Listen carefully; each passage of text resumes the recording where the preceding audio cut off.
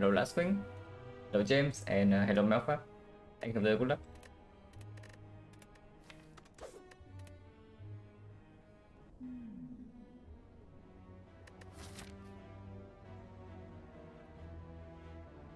Okay, Elite is very early and forced.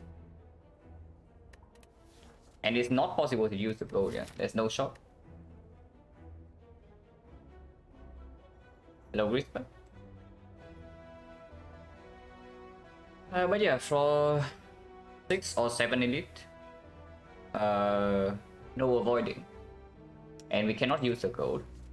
So definitely not this, definitely not this, and definitely not this. So there's only one choice. And I sure hope that the Catalyst card doesn't break, because if it breaks... Yeah. If the Catalyst card breaks, this one's going to be quite short.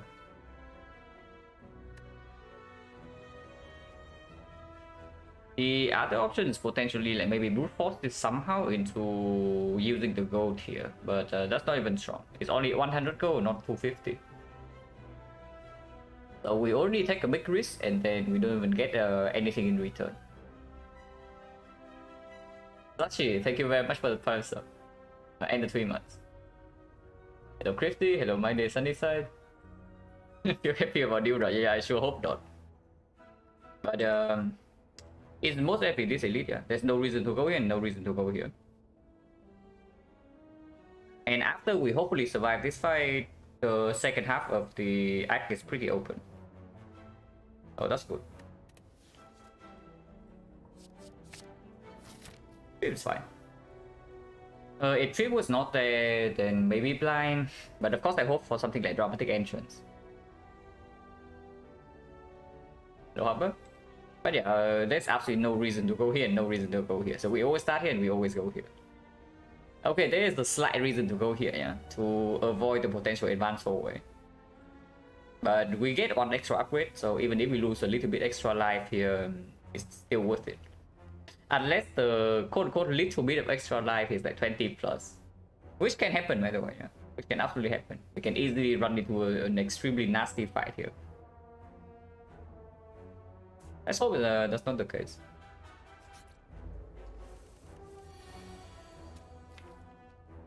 Taking 1 to 4 next turn, unless we can kill here. Which is not really a thing. If it was triple turn 1, we actually go for this guy. But we didn't, so it's still here.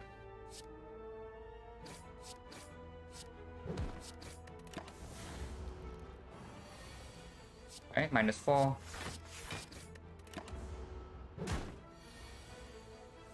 But yeah, we... -4 is a slight low roll, but expected. 19 go no potion, then better than slice. Please don't. Relic, please. Okay, gold doesn't help us right now, yeah, but at least we did not get curse. We did not get shift.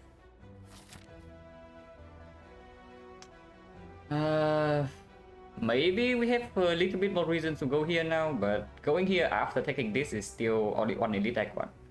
So if possible, we still want to take the 3 elite path. But yeah, basically an empty floor for now, but it has potential later.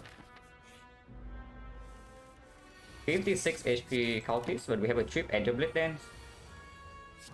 We also have a -4 apparently. So force -4 from the slants, and now another force -4 from the cultists here. And taking 4 in this fight after trip and blade dance is absolutely a pretty big low roll. But what can you do? It's just the way of early act 1. No potion, 60%.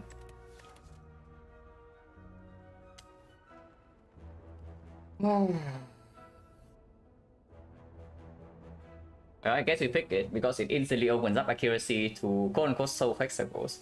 And Blade Dance is good against the North, yeah? I mean, I wouldn't say it's like good, but it's definitely one of the better attacks. But against Lagavulin we suffer because the Blade Dance gets triple debuff and it doesn't really scale. And yeah, Infinite Blade can absolutely is positive in the Lagavulin fight. It's positive in Texagos, it's positive in Sentries. It's not good in the Advanced 4-way fight, which is coming right here. It's positive enough in this fight on average that I could probably pick it. Not against the North though, and we don't really have a potion at the moment, so that's a little bit scary. But with the Blade Dance already in the deck, the value of Infinite Blades also go up. Because yeah, any shift synergy also has synergy with the Infinite Blades. Hello, Frankazi.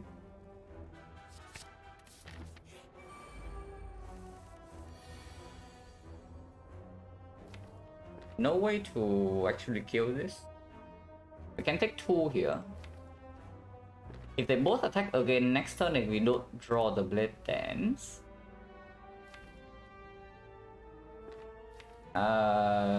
we take like 5 to 7. I probably just take 2 here, right?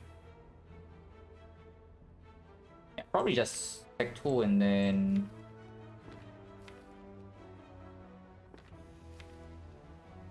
but taking 2 is not as simple as it seems, yeah. What is the line to actually take 2 here? Because I have a feeling it's something like strike one guy and then trip the other. What are the odds that both attack? 75 for each, so 56.25. Yeah, 56.25 for both of them to attack next turn. Hello, MJ? Yeah, it's colorless start because Elite is coming for 6 or 7 force, and the other options are 100 gold I cannot use, and go for max HP. So it's like a very obvious uncommon colorless. And we have not gotten a potion in 2 fights, which is also low roll a little bit with the draw order, yeah. We got 100 gold from question mark here, the wheel. Hopefully 100 gold that we can use in Act 2, because we are not going to this shop here. Stacking here 2 doesn't stop us stacking 2 more? No, it does. Like, because if we draw to Blade Dance and we trip the other guy, we can just straight up kill both of them. Which is why I'm saying that the line is probably striking once and then tripping the other. But if we fail to draw the Blade Dance, yeah, we cannot kill the one that we actually play trip on. So if that's the case, I think I want to strike here. Yeah, striking and tripping here, 23 versus 24, does that ever make a difference? It's 18, these are 9 each, and this is 4, so 22 only, so it doesn't make a difference. Yeah, it doesn't make a difference at all, right? So trip goes here and then strike goes here, yeah, and we take 2.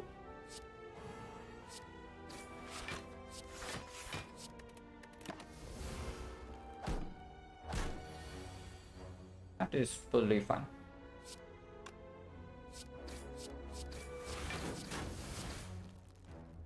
Oh yeah, if they both attack, then setting up the way that we did will allow us to save 5 this turn. And the chance is like 56%, so expected value is slightly better to take 2 turn 1. A Bombu? Thank you very much for the tier 1 sub. Also, 3 fights no potion, yeah? So 70% potion chance right now into force early elite. That is not what we want to see. At least we have a good cut.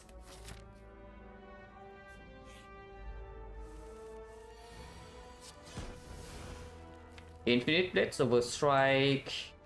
Yes, right, because we can never kill next turn. So Infinite Blades is at the very least 8 damage. With this is 10. Or 12. So it's strictly better than Strike here.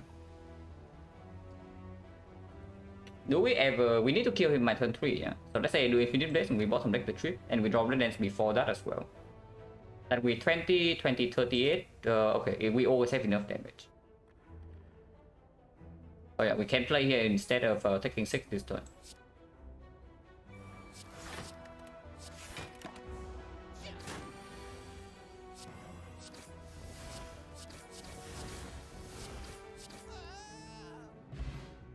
No potion.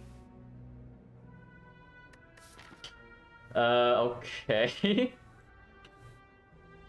Okay, I am suddenly slightly scared. Now, not particularly against Lagavulin, but mostly about the North. Lagavulin, we have Trip and the Infinite Blade, so maybe we take heavy damage there, but we don't die. Sentries, we have Backstab and Infinite Blade, so again, heavy damage, but we don't die. 3? No, it's not 3, it's 4. Like the fight just now was a pass forward, so potion chance right now is 80.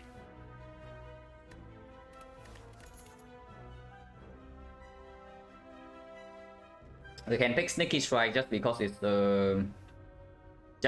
another attack to make sure that our trip value doesn't go to waste. Against the North, the problem with picking that is that our deck has 18 cards and suddenly we can just not draw the trip or the Blade Dance at all in the first 3 turns. But it's still positive, yeah. Because currently if we are facing the North right now, what is the upgrade? Upgrade Blade Dance +4, upgrade Sneaky is +4. We are never upgrading Infinite Blades, yeah, because it actually doesn't increase our damage output against the North and also not against Lagavulin. So most likely it's a +4 upgrade. If the +4 upgrade never kills the North, we are upgrading Neutralize to minimize the damage taken. So we can make we can do some math here. Let's say we do Sneaky and then with the Infinite Blades, I think I prefer upgrading Blade Dance. Because yeah, there are definitely some hands in the Lagavulin fight that we don't even play Sneaky. Even if Sneaky plus. Actually, no. If it's Sneaky plus, we are forced to play the Sneaky plus instead of a defense, even when our damage is like nearly enough. So yeah, assuming that we are upgrading Blade Dance and picking the Sneaky right here against the North, and let's say Trip is drawn on turn 2. So 1, 2, 3, 4, 5, 6, 7, 8, 9 energy. We can play everything. But let's assume that we miss 6 damage from here. Because we play Infinite Blades into a Trip that is still 6 damage. So let's just say we miss 6 damage. And this is... let's count this as 6 as well. We draw it on turn 2 and then we have Trip for 1 shift, so it's 6 damage. Then... Trip on turn 2, actually no, we count this as 4, so it counts like +2 for the trip. Like +2 for the trip here, and then we do Sneaky right here, Blade Dance is +8, Sneaky is +6, and these are +3 each. So we assume that we have like 5 energy together with the trip. Which would be 6 here. Plus another 9, 15. 15 is of course a slight low roll, yeah, but we also can count it 17. Okay, so maybe we count Trip as like 17 to 20 damage, but minimum 17. So this would be 28, 45, 45, 56, 59, 75, 87. Candy close to killing Nob in 3 turns, and that's already assuming the Trip doesn't hit our Blade Dance plus. It happens more often than not that the Trip hits the Blade Dance plus, because we need to draw them on the same turn or 1 turn after. And if we miss the Trip on the Blade Dance, it means that we draw. That would be bad. I was thinking that the bad case, quote unquote bad case, is that we draw Blade Dance turn 1 with no Trip, yeah, but the actual bad case is that we draw Blade Dance turn 2 and Trip turn 3. If that's the case, you also need to play 2 skills against the Nob, and then yeah, Nob gets angry. I mean, technically we don't have to play the Trip turn 3 if we say that we never kill, and we always kill turn 4. But the slight good news is that as long as we don't die here, we can immediately rest. That is the slight good news. So the only thing we need to care about is that we don't take 2 big hits from the Nob. And at the moment, if we already almost kill in 3 turns, then we never fail to kill in 4 turns, yeah. Yeah, I can pick this and upgrade bed dance.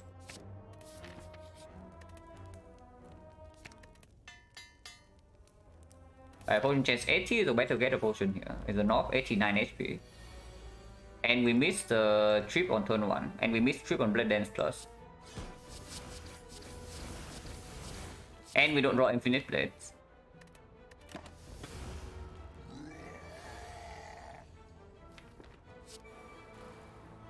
So, do I play trip here or not? If I play trip here, we have immediately 9 damage, 41. 41 absolute maximum damage next turn, 27. 31. 37. So we never kill next turn. But most of the time we have neutralized. If I do not play trip here, yeah, then we have 21 damage, 27. Now the chance that we draw all these three is like 50%. So let's count it's like 21. 21 plus 21 plus 6, 27, 27, 35. We need 15 damage in 4 cards. Which doesn't always happen, right? So we take a little bit extra. Okay, not a little bit. It's 3 this turn, and then next turn it starts from like normally it's like 24, it's 18, but it goes to 19, 21. So 3 this turn, 3 next turn is minus 6. We play 6 HP to play this trip to guarantee a kill on turn 4.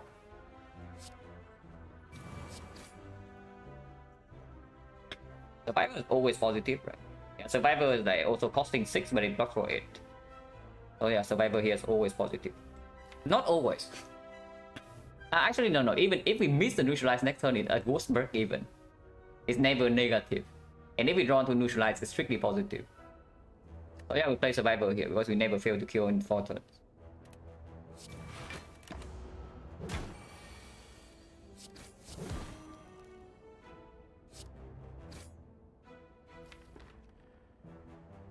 Yeah, if we sneaky strike here, it's guaranteed lethal. What is the chance of death if I do strike defense? It's present. Yeah, because if I do strike defense right here, it goes to 13. 13 next turn, trip runs out. Yeah, so we need 9 damage in 4 draws.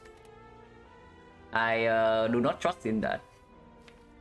Because it means it doesn't. We don't even have to draw 4 defense. We kill it. Even if we draw like 3 defense plus 1 strike, we are still dead.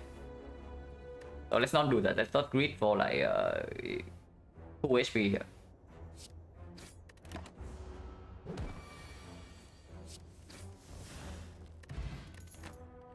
Okay, Crane is fine. Not super good at the moment, but will be good later. Regen potion, I have to admit, is not exactly the potion I'm looking for. If we are running here, but at least it's like some HP. And it does get full value in this fight. So effectively we are running into Lagavulin with 33 HP and no potion. And the same goes for sentries.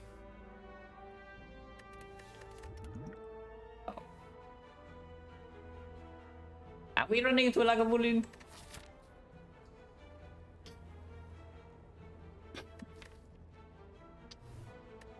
Huh.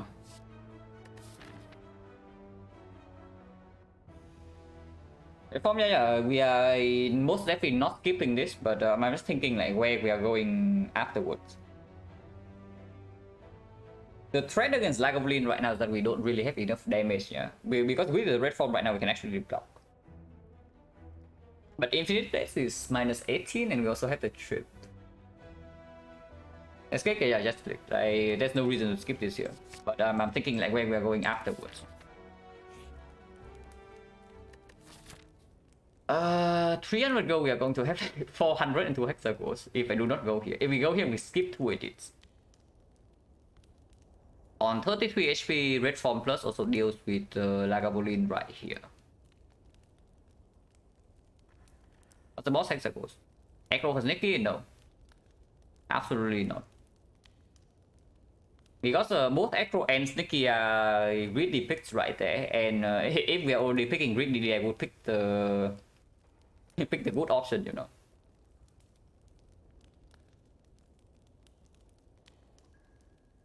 You either greed or you don't, and if you greed, you pick the better thing.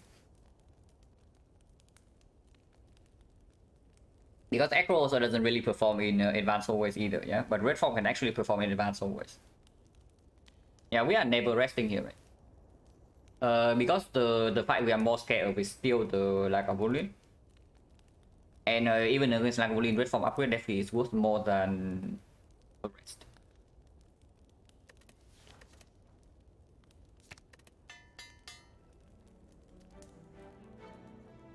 Hello anything next, and hello damn Panda.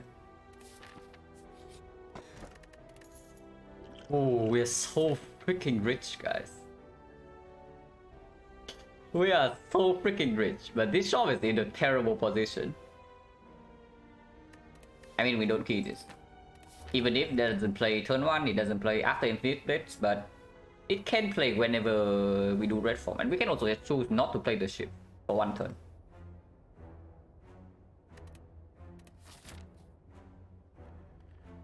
Elite right here, and then Advanced always after, yeah. So how much HP are we expecting to do against Lagavulin? Because if we are dying in these 2 nodes, of course we don't do it. Potion change 70%. So Lagavulin, we set up Infinite Blitz with Atopur. So the opening turn is going to have 4 energy, but 4 energy most likely doesn't convert into anything.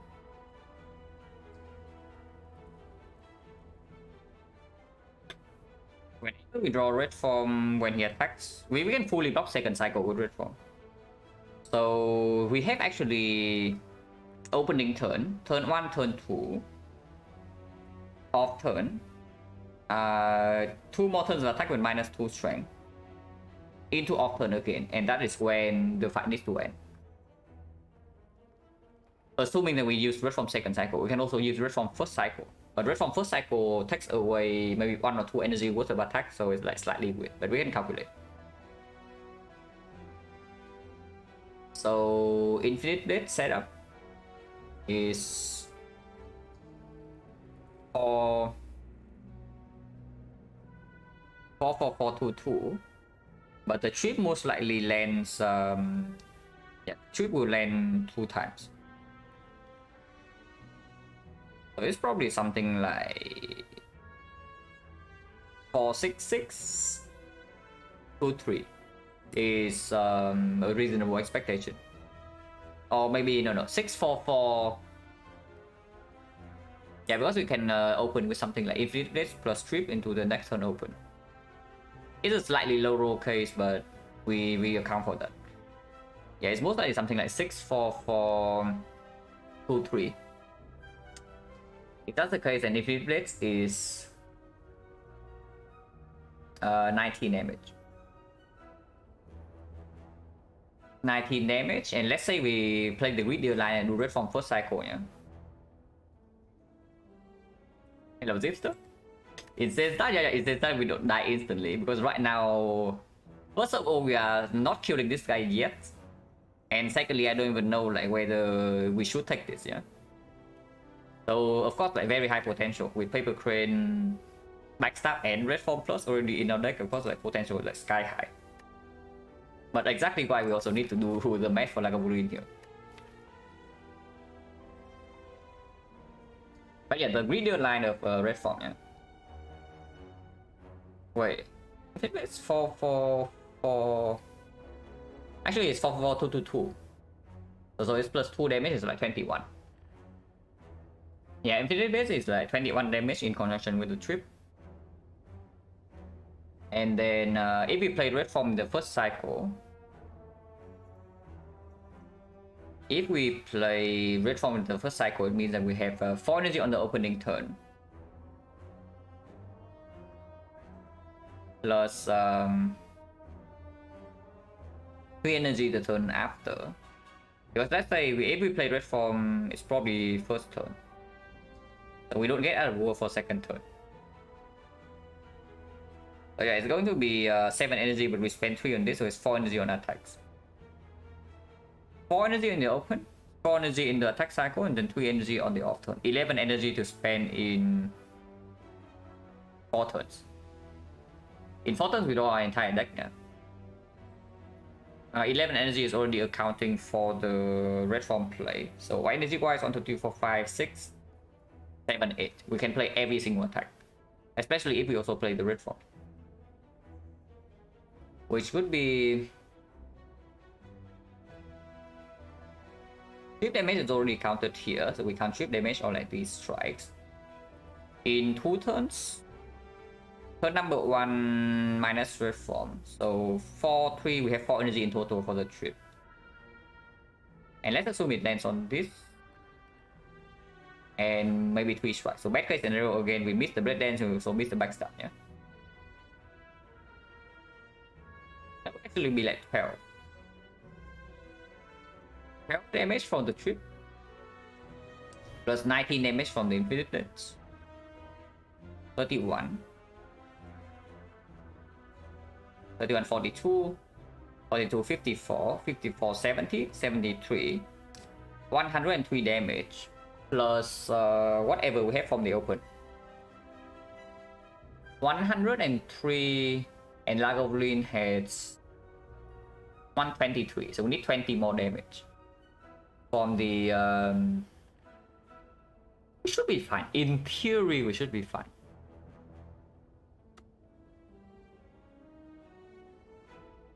Hello, Reku. In theory, we should be fine against Lagavulin. So what about sentries?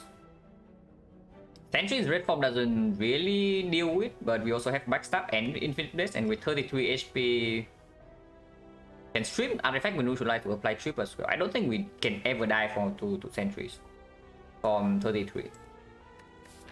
But ooh, if we take a lot of damage sentry, maybe 20 plus, then this gets pretty weird.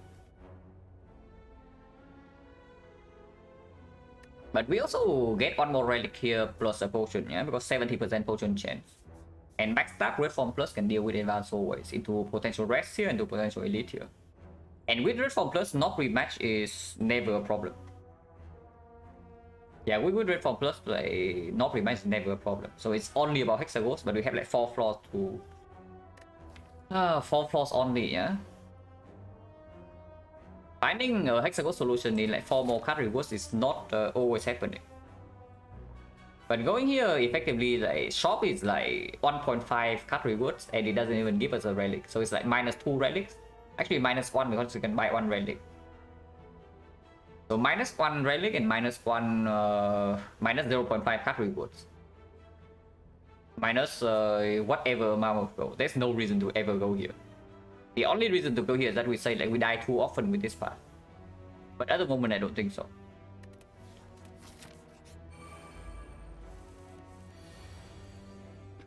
Yeah, it would be nice if this can actually apply vulnerable. But this is a lot of damage. 27, 39 and kill this immediately. So we do that. And take 10. Yeah, I don't want 3 days. So let's kill this immediately. Double check. 27, 27, exactly 39. And then chip and go somewhere else. Neutralize buff for 4. I definitely do want to block next turn. Before Infinite Blade is down, I don't play Red Form first cycle. Red Form second cycle. So chip probably goes here. Yeah, going here is also good. Because it allows me to... If it redrawn to the ship, into the trip, like this guy also has higher HP, so the trip value also gets slightly increased.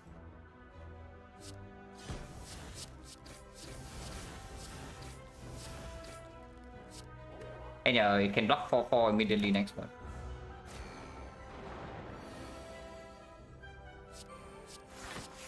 Do I want another war or not?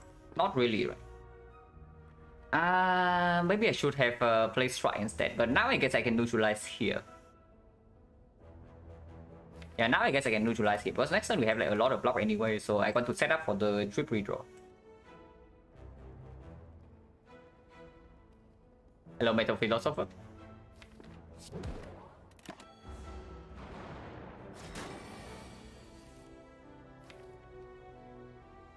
Way too early for red form, yeah. And we still have full block. Next turn we also like have full block again. So no reason to play this yet. 10 damage here. Next turn we know that we have full block, so it's another 10 damage, 20. We draw into trip, we draw into bread, then skill this over 3. Yeah.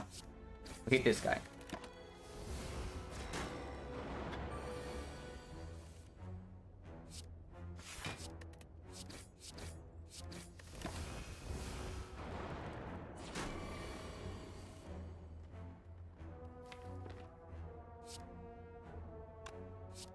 Vulnerable here or still vulnerable here? Vulnerable here doesn't make sense.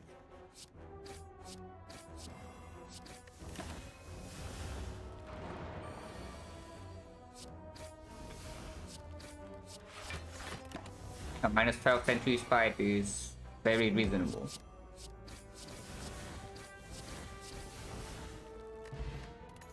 Okay, I didn't say that we had to get a potion because we don't.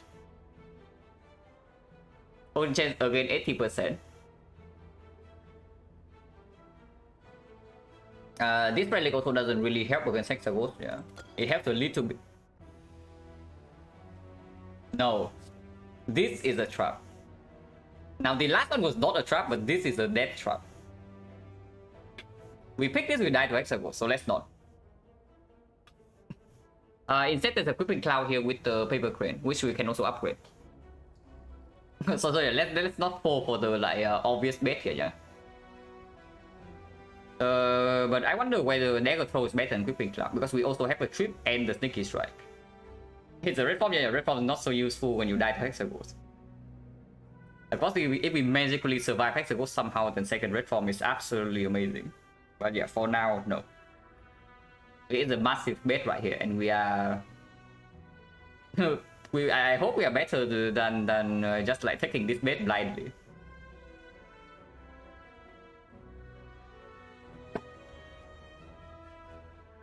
I think I will need to red from Act 1 early Q. No, that's not true. That's absolutely not true. I would... if you think that we don't need like 2 red forms in early Act 2, then I don't know like what kind of deck you have been playing. Because you need really fast damage for 1 red form to be sufficient in early Act 2. Second red form is absolutely insanely good, because it also allows you to play the first red form before you even get damage in play. Otherwise, yeah, you draw red form with a bunch of blocks on turn 1, you cannot justify playing the one red form. But if you have 2, you can just slam it, and then you don't care. Yeah, 2 red form into slime, no problem. Hexaghost is a slightly different story. So Creeping Cloud technically works against Hexaghost. It's a decent upgrade. And kind of works a little bit with Other War and the Paper Crane. Sneaky Strike is very sad we don't pick Dagger Throw, but at the moment if we pick up Dagger Throw, I guess the upgrade can go on like neutralize all the Sneaky itself. So it's not terrible, but it's not good either. It's a cloud, right? Because the thing about Creeping Cloud, yeah, is that it already performs in Act 2 way more than usual with the Paper Crane. And it opens up Catalyst as an out to kill Hexaghost. We can upgrade the clown to upgrade Catalyst, and suddenly Hexaghost is dead. And we carry the Catalyst curse around a little bit in early Act 2. Eventually can convert into something like very strong. Orichalcum would be good here, yeah, kind of. Orichalcum is always good into Hexaghost anyway. But yeah, it's Creeping Cloud over Dagger Throw, yeah.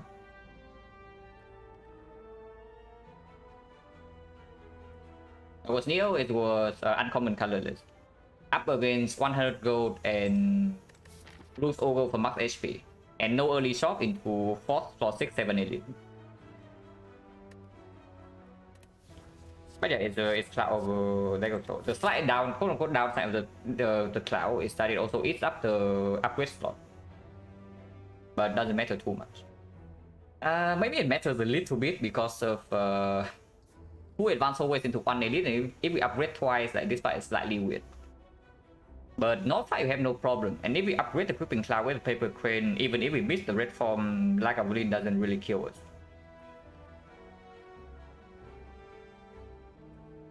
Hello Sam? Oh, I'm pretty fine. Weather slightly hot, so I sleep longer than usual, but everything's good. Into Hexaghost, I don't really want to rest, right? Unless the advanced hold is like really bad. But we already have red form, we already have backstab, we have blade and trust, and we have weakness.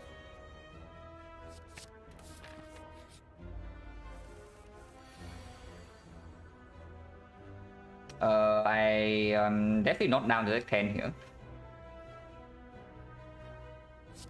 Do we split if I play Survivor, Sneaky Strike, Infinite Blackstab? 16, 18, 34, 34, 43. Actually split.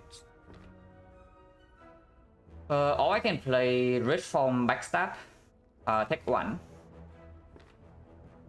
But then if this is not in play, I lose Dexterity. And Trip also runs out and we are drawing into all blocks. Yeah, we split here, yeah? Over playing Red Form. Double check. Do this. This is 0, so we can play everything else. And this is 18, 34, 34, 43. Splits on 24 with Invisibility in play. And that's good enough.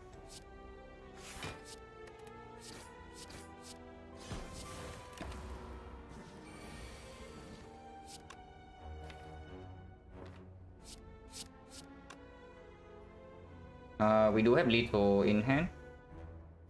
But let's optimize damage a little bit. Yeah. We cannot avoid this trail no matter what. And one shift next turn is guaranteed, so we can always kill this from 20. So let's do this instead. Deal 20 damage here. So that if we run to Creeping Cloud next turn, we don't even need to waste a shift on this. And we can do like Creeping Cloud defense instead. And then shift goes here to 4+4 damage.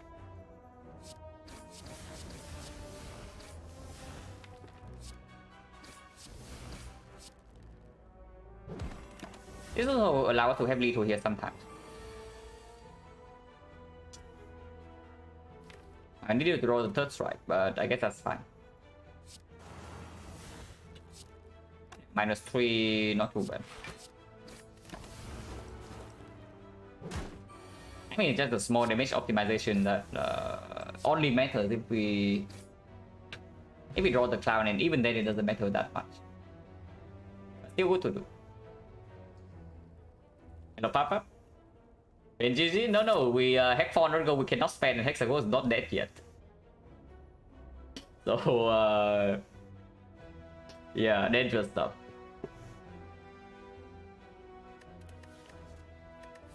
Potion chain is how high? Like 1, 2, 3, 4, 5, 6, 7, and we have 2 potions. So, 5 to 17.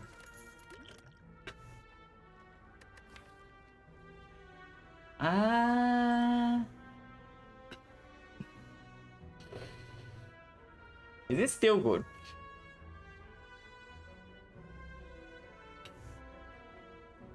Is it still good? It's good, right? Yeah, it's definitely still good. So we pick it. Honestly, with the terror right now, I'm even down to rest. Instead of upgrading the cloud here. Yeah, I'm actually down to rest because now I want to take the elite.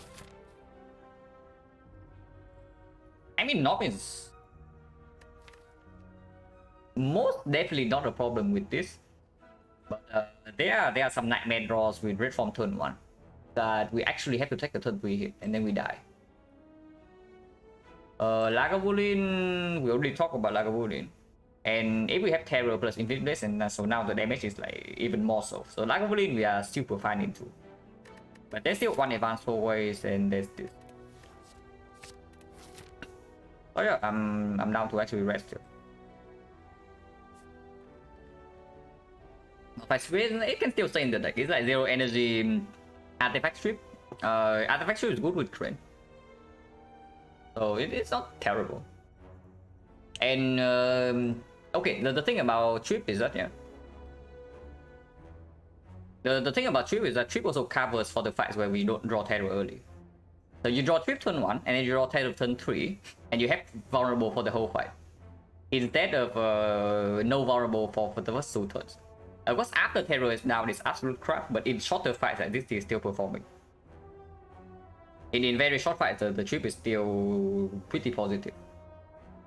HP Hexa, Hexa, every 12 HP you have, he gains 6 damage. Yeah, in AoE fight as well, like Slavers, with Terror on White Trip, the other play some AoE attack. Just an example. But yeah, I'm definitely down to go here and rest. Potion chain 70.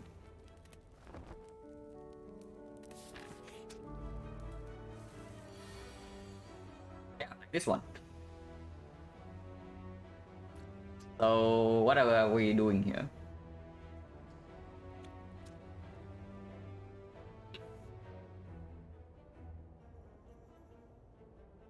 How do we not waste damage? Sticky Strike on the left is perfect kill, but then Trip Backstab on the right is perfect kill, and then we can do Terror Strike in for the middle. Energy wise, 1, 2, 3, 4, 5, and then cannot play defense, so that makes no sense. If I don't play Infinite Blades, it's completely fine to not play Infinite Blades here. Yeah. So we just do the thing, yeah. Skip this. Max out. Sticky here. We can also just not terror, but then this deals 3 and one strike deals 4. Oh yeah, this deals 4, this deals 6, and strike deals... No, yeah, it doesn't make sense to not play terror here. So we just don't play the Infinite Blades.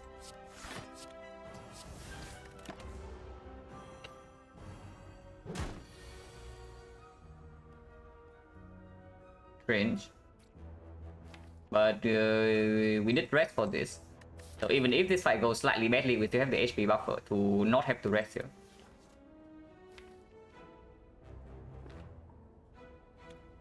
-3, taking -3 over -4 right here is a little bit too greedy, especially if it's not in play. But with the Creeping Cloud, fine, right?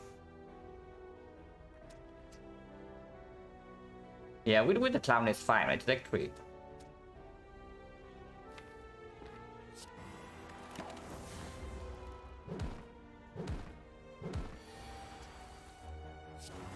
Yeah, it's fine.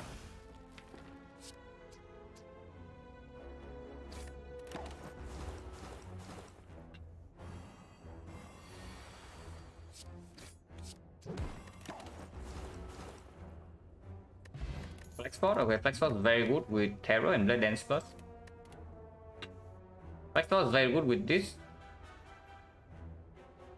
So, but yeah, of course we don't pick this. I'm just thinking whether we can pick the whale or not. With Terror and Flexport and Red Form Plus against the Knob, whale is fine. Whale is not even bad into the slime boss. It's slightly bad with the slightly worse than usual with the Crane, especially when we have a weakness already with the Creeping Cloud. But still perfectly acceptable. Into Lagavulin, we can exhaust it. Into the Knob, it's not even a negative block. Assuming we even need to block the Knob, because we have Red Form Plus. It's fine. Yeah, okay, Knob knows his thing, so he's hiding. And before I use the Flex Spot right here, I just use my HP. So if you did this trip, I don't open, right? With Terror still in here, with Creeping Cloud still in here. Maybe I open right now. Maybe I actually do open right now. We can use Perfect Energy. We have vulnerable on our strongest attacks. And if we draw Red Form next turn, it's good. If we draw Weakness next turn, we don't even take that much. A lot of block cards in here still. And Terror not being down is no problem because Trip is down. Actually, should open right now. Because our concern in this fight is not that we cannot block, it's that our damage is not enough. Okay, our damage is not enough is like not happening with Terror, but we can also just bottom back Terror, like Terror turn 4 in this fight, for example. Because of our current deck size.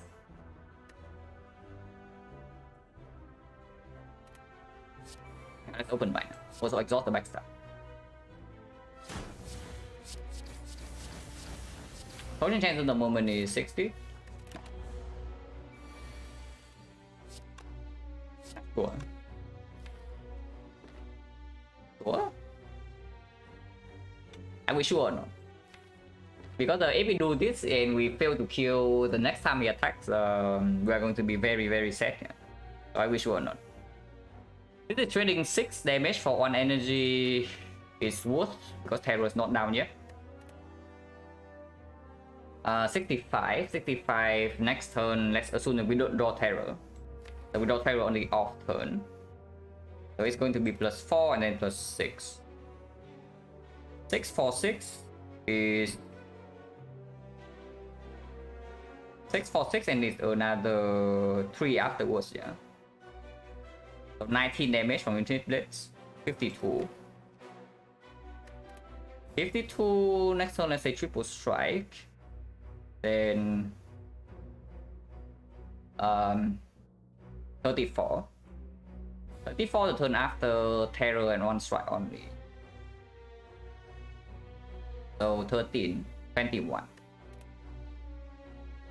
21 with terror down. So in other words, it's just trading 1 energy for 6 damage. So only matters, it's only positive if we draw into the terror next turn. But if we draw into terror next turn, it already doesn't matter. And I don't want to redraw into a ship. It's exactly the same value in the bad case. And in the good case, we already win. And I do not want to redraw into this crowd. So yeah, we don't use other war here.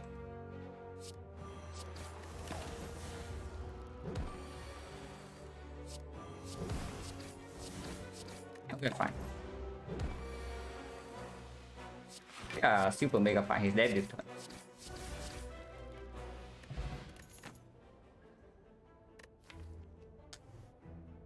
Okay, so you are asking, you are saying that trip is like the bonfire spirits fodder, yeah? But it's not true. This is our bonfire spirits fodder right now. And it's not even close. It interferes with the other world, it interferes with the pocket watch. Ambo? Are we only killing hexagons? If we are only killing hexagons, we pick the battle card. So worst case, it's always going to be vulnerable, and we are always using flex spot with at least 5 instants. With the pocket watch, probably 8 instances. So with 8 instances, this is 40 damage, 60. 60 damage, we need like 200 for the hexagons, yeah. 205. 205 with the terror down is actually 130. 135. Let's count it's like 140 because some damage are wasted in the block turn. 140 and we upgrade the Crippling Cloud. Or we upgrade Neutralize because of Crane. It's probably upgrading Crippling Cloud still. Because I do want to play this in Act 2. Because of Paper Crane, but playing this only for weakness is like... And then the poison being irrelevant is pretty sad.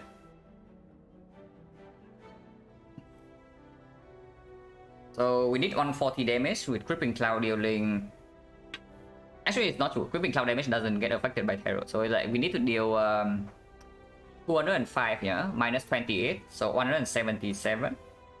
177 with terror is like minus 60 is like 120. Let's count as 125 because of the 12 block.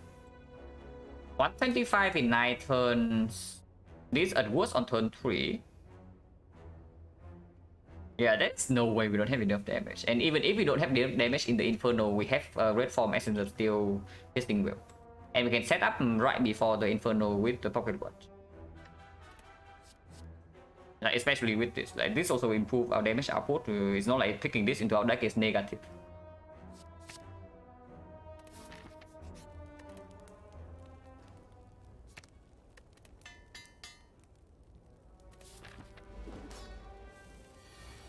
Yeah, the trip. Yeah, you also see right here like why having a trip with the terror is like not exactly that bad. Immediately it's like a 0 cost dealing 18 damage, and that's quite good. Unless you tell me you want to take Pocket Watch next turn to not get dragged. And with last time proper Poison Monkey. Proper Poison Monkey... I don't know, because I don't feel like I ever pick more than like 3 poison cards. No matter how important the poison is, I don't really pick more than like 3 poison cards. So depends on what your definition of Poison Monkey actually is. But I do rely on poison in like late act 3 whenever I can. Because yeah, I believe that Catalyst Pivot is like the most comfortable way to actually play. If you can do it. And like 3 poison cards, yeah, absolutely. Which is why I'm wondering like what your definition of like actual Poison Monkey is. Because you don't really need more than 3. But committing to poison from early game, then very rarely.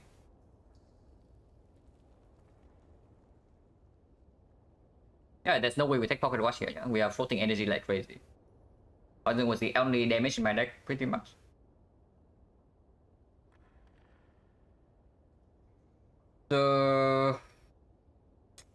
It's not even true. Like the run with Discovery, we were like physical front load for like the first 3 acts. And even in Spear and Shield, we were still physical front load. Actually, yeah, this one I need to actually look on my run history to know. Because I never really start with poison until... it has, first of all, it has to be like Guardian or Hexaghost, and then I need to see a Catalyst fairly early. And I also need good defense. So that's a lot of conditions. Peter, thank you very much for the rate.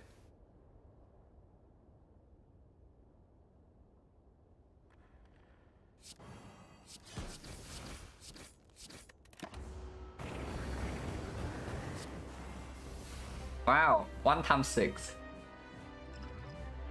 Man, this thing is like... This thing is kind of strong. It's doing like 3 times 6, yeah, but with Weaken it goes to like 1 times 6. Okay, so do I even play the Infinite Blades here, or do I play defense? Not playing Infinite Blades here is probably nonsense, right? Like, our damage is like slightly ahead, but not ahead enough for me to actually not play this. Not playing this also gives me Pocket Watch sometimes, but next turn we already break it guaranteed. And we have other war energy already to play terror plus attack, so yeah, no reason not to play this. And no reason to potion either, yeah. Potion change is like 70. We can even count gamble into terror sneaky right here.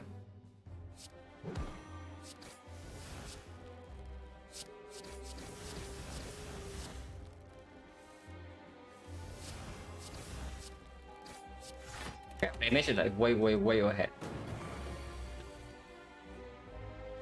Get more vulnerable. And we are breaking Pocket Watch either way, so we can keep applying vulnerable here. For what I don't know.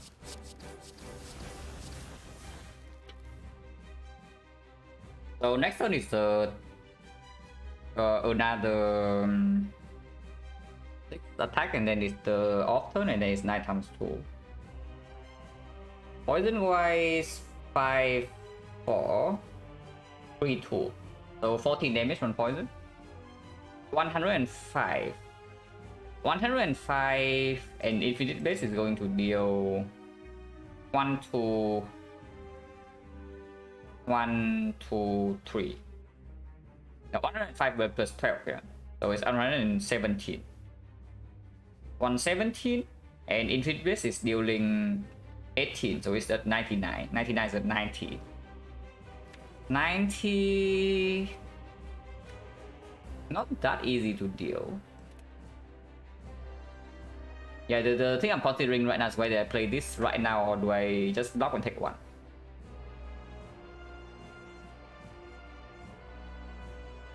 Because if we can always kill by the 9 times 2, then no reason to not piercing well here. Is this real HP? If it is not real HP, I also keep the piercing will. So we are currently missing 41. Missing 41 means that we're healing by... okay, missing 40 is whatever, yeah? So effectively the same as missing 1 HP. Missing 1 HP, we're healing 0.75. Missing 2 HP, we are healing 1.5. So 1.5 is actually 2. Okay, so this is real HP. Actually, wait, no. Yeah, missing 2 HP is 1.5, so it heals for 2. So we are effectively missing 0. And missing 1 is healing 0.75, so we are also missing 0. So this is not real HP. The 1 HP here is not real. Okay, if it's not real, then I just defend then. Because if this fight lasts until like 9 times 2, we can full block with this.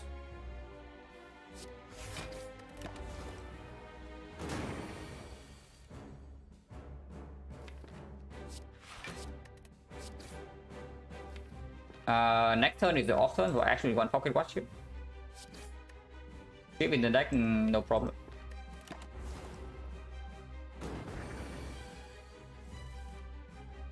42 is like 40, so it's like 0. Wait, 40 is like 30. Yeah, no HP loss, no HP loss. Yeah, 40 is like 30, so the 40 effectively you can just ignore the 40 because the 40 portion is like irrelevant. So it's only comparing like 1 versus 2, and 1 versus 2 is exactly the same, so it's like no HP loss.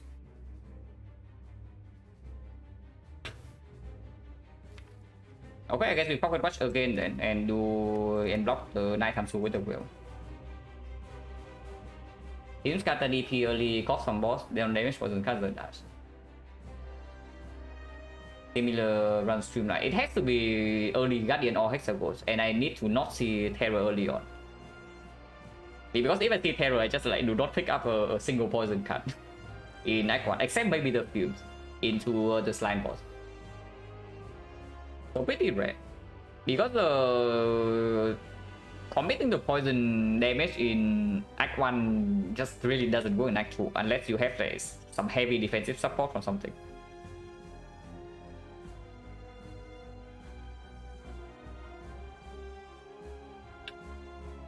So Survivor Strike Ship.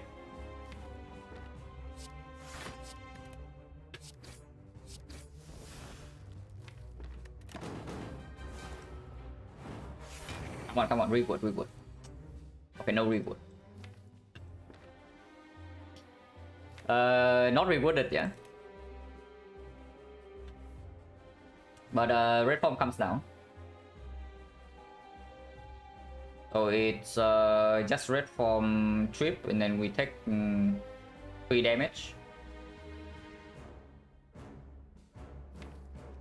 Yeah, I want my Underworld for next turn. Underworld next turn is converting into... This is not dealing any damage. I want my Underworld.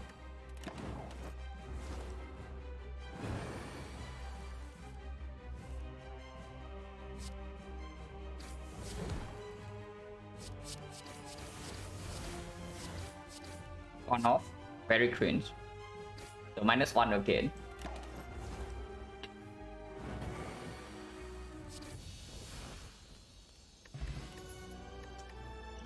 Okay, and now we throw this potion away because this is clearly stronger than this. There's 1 card, there's 2 cards.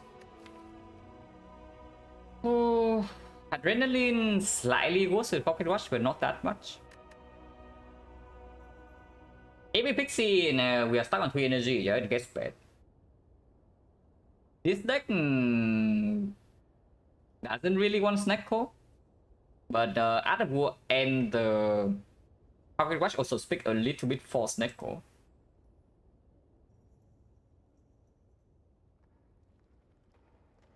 And really will summon Snack Core? I don't even think we want Snack Core. Picking CE here right here is just it works better with Snack Core, but we don't even want Snack Core over Wood Relic. A Wood Relic this right here would probably be... Okay, let's ignore Pyramid because it's always Pyramid, but probably Fusion Hammer. Yeah, probably Fusion Hammer is the energy you want to see the most here. But yeah, if we are not having energy, then the CE gets extremely weird. Not that weird, but it's very good if we draw it together with the red form. If we draw them on different turns, like we draw red form first into CE and we kill slavers and everything is fine. But if we draw them on the same turn, we are crying. We draw CE before red form, we are also crying. And with Infinite in play, we don't take Pocket Watch that often anyway. Yeah, let's take Adrenaline in case we break on energy.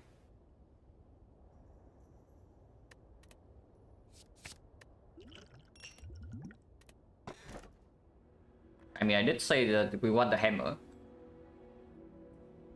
Do we want hammer more than lead? Do we want hammer more than lead? Because it's only between these two, yeah? It's never Black Star. Now we already have a red form, so red form plus in fact, so like Nightmare doesn't need to be upgraded for this to be strong. Second red form doesn't need to be upgraded for this to be strong. Scaling defense non-existent. But we already have some weakness with paper crane, so we don't even need that much compared to usual. Like footwork unupgraded can do it. Any duplication potion into the heart can do it. Damage wise already have some terror, blade dance plus. Not getting to upgrade this, not getting to upgrade this is slightly annoying, but only like very slightly. Picking Astrolabe right here means that we are hoping to upgrade Adrenaline at some point. And potentially upgrade Terror.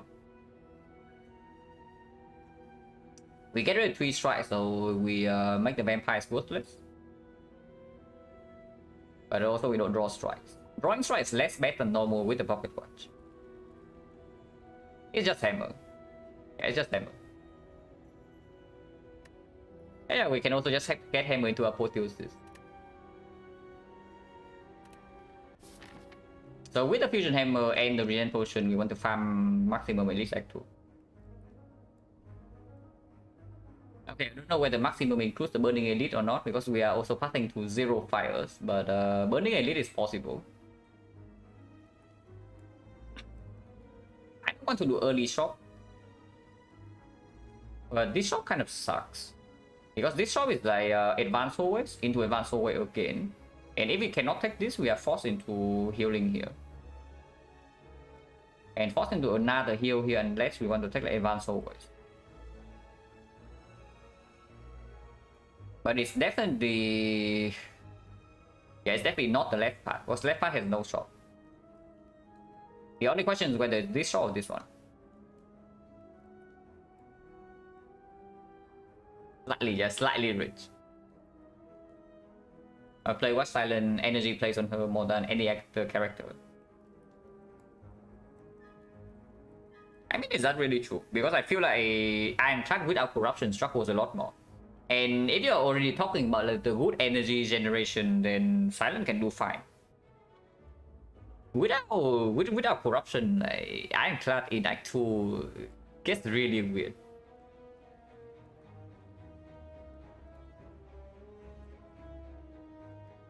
Yeah, like if Silent had something like bullet time plus, and then one tactician, and suddenly energy problem is also solved.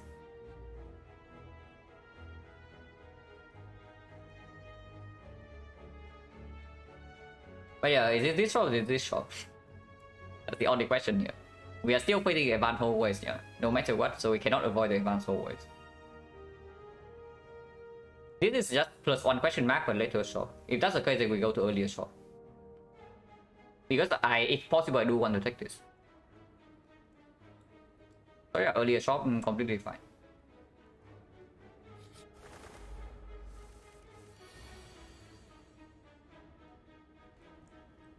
Then can't play on the energy, use energy so well. Yeah, because card draw is common. It's true. I mean, at the very least, like, having energy allows you to actually pick the good cards. And that's a pretty big deal. Because the silent card pool is already like pretty garbage. Yeah, the silent card pool is like pretty garbage, so if you cannot even pick the good cards when you see them, then it's a very sad story.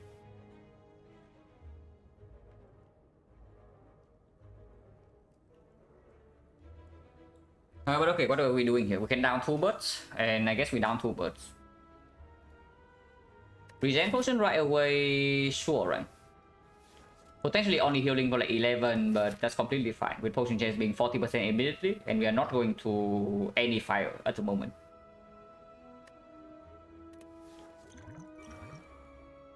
So yeah, let's down 2 birds. Down low HP one with the creeping cloud. Maybe we down this one because the cloud potentially can kill this passively.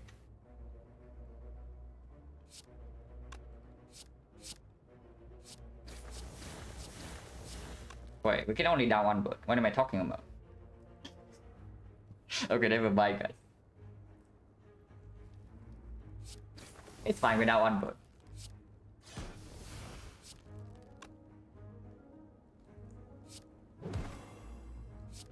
I mean, I can also gamble here for 2. Can still play Creeping Cloud, can still play Sneaky Strike. At most we take 1, but Regen Potion also like already going off. Let's do that.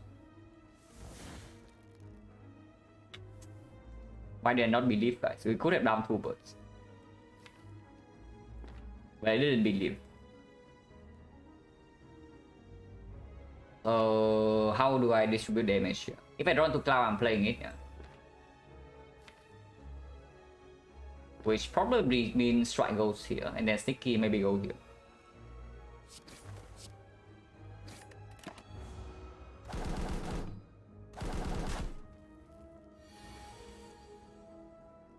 Ah, interesting. -1.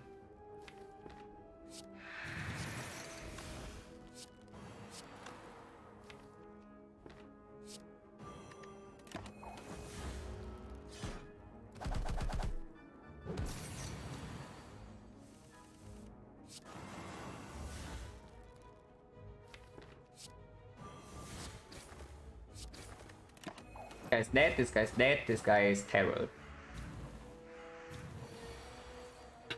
And we got like 13 HP out of the regen potion, so not that bad.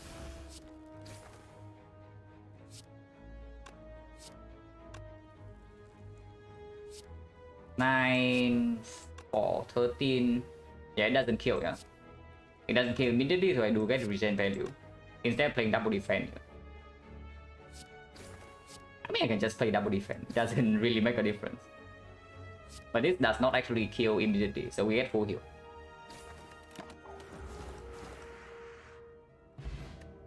No potion, 50, but we have 4 HP.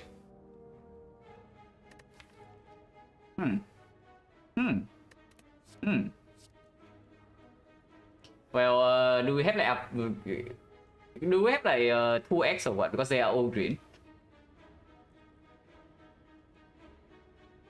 That was Dagger Spray Plus is like kind of interesting because we don't really have AoE besides maybe this, but our AoE is killing single targets 1 by 1 at the moment. And Accuracy Plus definitely works better against Collector. And okay, Accuracy Plus actually make this thing maybe... It may be okay in our deck still, even if it breaks this rally and this rally. Because it suddenly becomes like 15 damage every turn, and that is quite strong.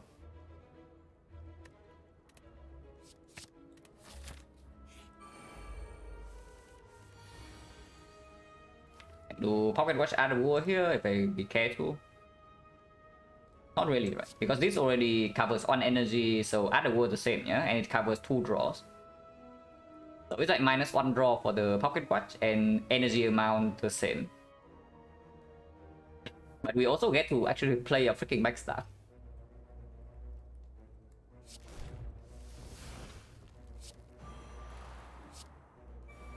You can still actually take other war and the thing here, but we're gonna just defend backstaff instead. That's better. This guy is harder to kill, so I go for him first.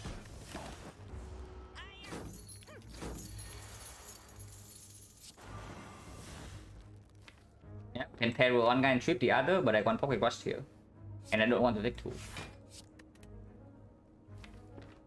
Maybe we can terror here.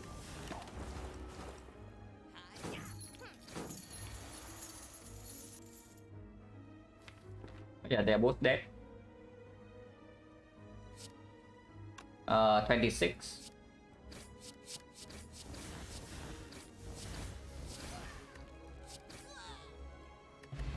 No potion, 60%.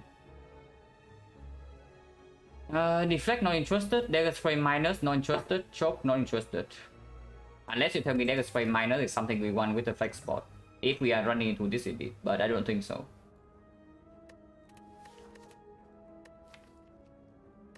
Yeah, deflect minus is not good enough. Yeah, deflect plus, maybe. Wow.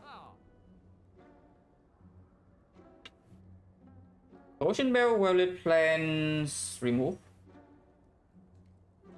And yeah, we are in a good enough position to buy Potion Belt here now. Spoon, yeah, spoon. Spoon for our infinite death, our accuracy. For our blade death.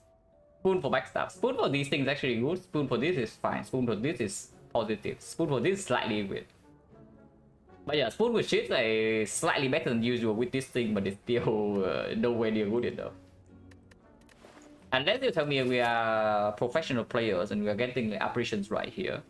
But apparitions are pretty weird, right? When we have Fusion Hammer, and we are also going to... We are currently at full HP. So yeah, it's definitely slightly weird. Let's remove. And I don't care about bites right now with Fusion Hammer, Quote Unquote Sustain. And we are also losing real HP, so let's remove a strike.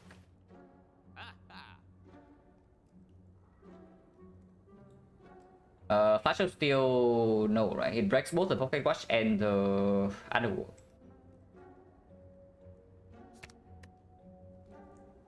Unless you tell me upgrade all cards, and then we should remove this, but with accuracy plus, no way, right? And I do think I want to buy a potion, even with 60% potion chance, because we are potentially running into Burning Elite. I can even buy 2 potions. Buying 2 potions right here is the very safe play. But I don't mind. Because yeah, we get like 1 more fight before Elite, and then we can use 1 potion here. Potentially use a potion again in the advanced hallways, yeah. And then Burning Elite we use maybe 2 potions, and we still have potion for these fights. Yeah, I'm super down. Buy Omamori over skip? I don't think so. I think before I buy Omamori, I buy 2 potions. I mean, I know. I know I say that, and then we run into like Mausoleum like, right here. And I still click it. But yeah, probably buy 2 potions. Mash and keep next question mark give pain and normality. Okay, interesting. Now, I have never unmodded anyone in this channel, yeah, but just saying, like, just stating a small fact here. Gladiator, Mausoleum, and Cleric dodging? Yeah, but they also cost me 1 potion. That actually cost me 2 potions. Okay, it doesn't. If we buy this, we go to like 1 gold. Hello, 7. And I mean, honestly, buying Omamori is not the worst thing possible. It does spec events in Act 2 better, and it if we hit the jackpot, it actually refunds itself in Act 3. So it is not bad. And full HP with the red form plus with Pocket Rush, how much do we need? 2 potions. It's true. Especially like this potion. I think we take skill potion, yeah. But explosive is definitely less necessary than usual. With our very high single target damage. Speculative, yeah, but this is exactly the same, right? It's also like equally speculative, and this actually improves actual events by quite a lot. Which we are going for 1. Like 1 here and 2 here, and then potential 1000 go Act 3. But yeah, Tyric not showing up is... I don't even know, is that a super good thing? Because I don't really mind Cleric that much at the moment. If we see Vagrant, we get refunded 85 gold immediately, but we're still paying 80 gold for 1 charge. Which is like, acceptable. It is acceptable. On Boom, I don't think we care too much about book. We already have Piercing Whale 3 weakness, Hero and Trip, and of course we also have Red Form. Single target damage is very high. And we do have time to set it up with the Red Form. Hello, Savvy? Insurance, yeah, it's kind of insurance, and it improves the quality immediately by not showing us the Cleric. Yeah, I guess I don't hate it. And yeah, skill ball is better than explosive, yeah. Even if it breaks the Pocket Rush sometimes. Because most likely we're not taking Pocket Rush that often in the Elite fights anyway. Unless our turn is like really bad, like base cut. Then we can take Pocket Rush. But even then, I would just do maybe double defense into the skill potion, you know. Yeah, Omamori is fine.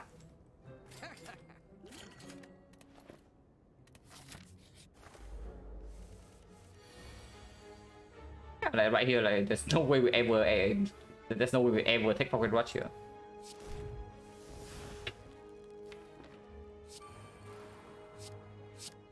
I think I killed this Red Dance before accuracy is slightly set, but that's okay.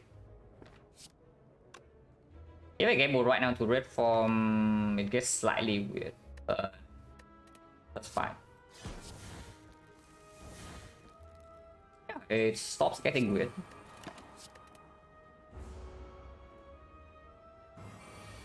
Yeah, no longer weird.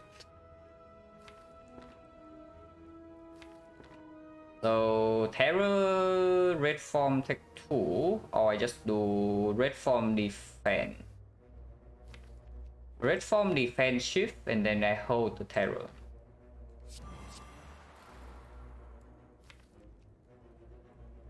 That's probably fine. We hold another defense next turn.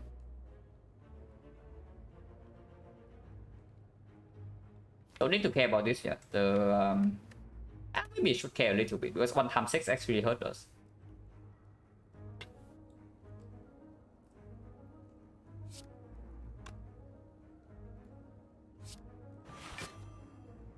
But on ship here is fine. We don't need the another one. Because Sweeping Cloud 2 turns will kill this.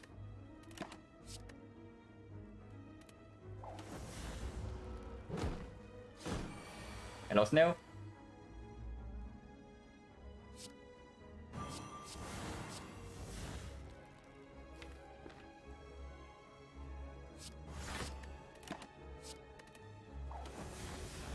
You say that Pocket Rush doesn't play. Because apparently Pocket Rush is playing quite a bit. And yeah, again here, yeah, we're taking Pocket Rush again.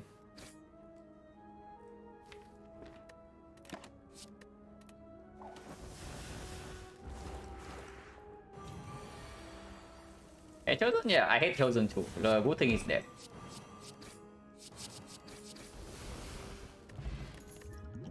Wow, skill potion for free, guys. Sure. Second Legends attack. With accuracy plus, with terror, absolutely fine.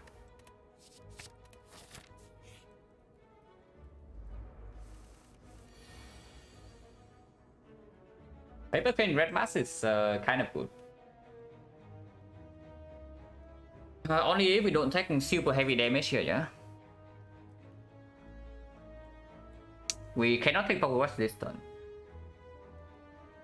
I am slightly down for a skill pot. Potion chance at the moment is 50. And we have a second one.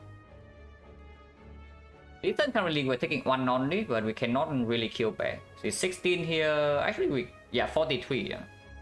We can only kill bear if we also take the 7 damage from Pointy. Let's say potion for potentially 6 HP. 6 only. 50% though, and then if we draw well into, let's say, leader fight here, we never need the potion. And then we throw away potion.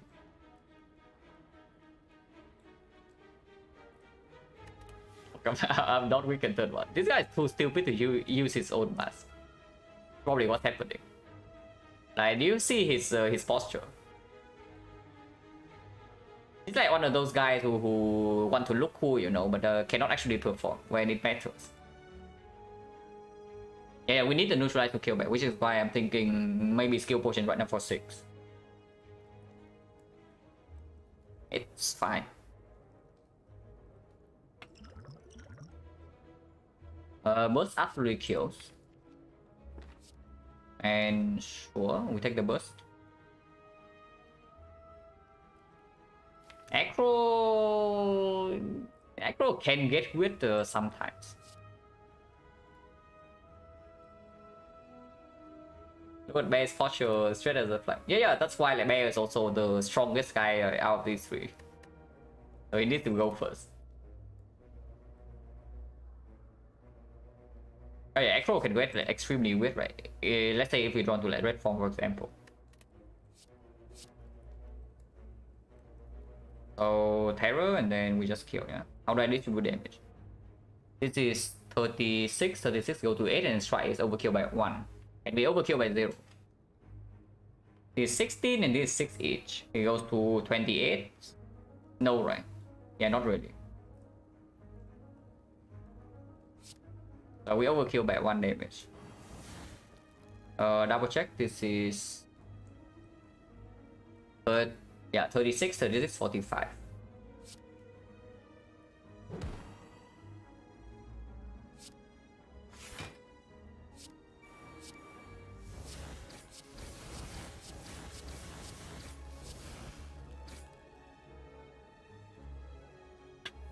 Backstab goes here or go here? Probably go here because we still have Piercing Will to block this. And this guy gets affected more by Weaken. It's 50%.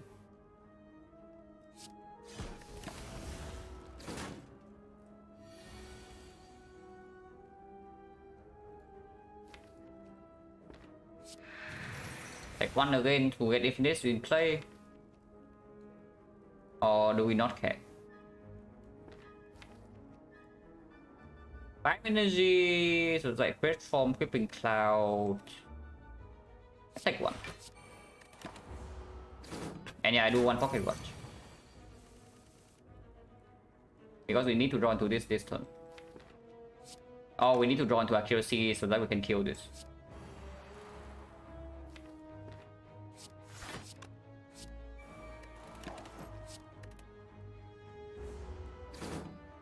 And I will again Pocket Watch again.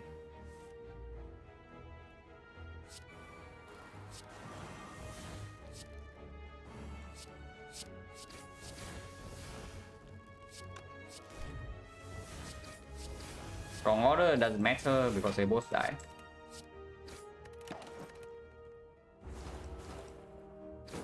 Full HP and 1 potion use, not terrible.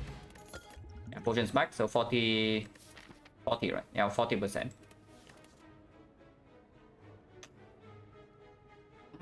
3 is too many, right? Yeah, 3 is too many, especially when we don't have a relic that actually works with it yet. And we only have an HP death, which is kind of like a Blade Dance. 2 Death Band? No, I'm not like strictly 2 Death Band like Bunny, but I don't think that we don't need the third one here. Accuracy is kind of a relic, but only have this. If we don't have this, I would pick a third copy. With this already, and we also have like something the thing we want to draw into first. And whenever we draw into this, we cannot use it without breaking Pocket Watch. It's another important thing. Yeah, I don't want it. If it's green, sure. But yeah, no green, no deal.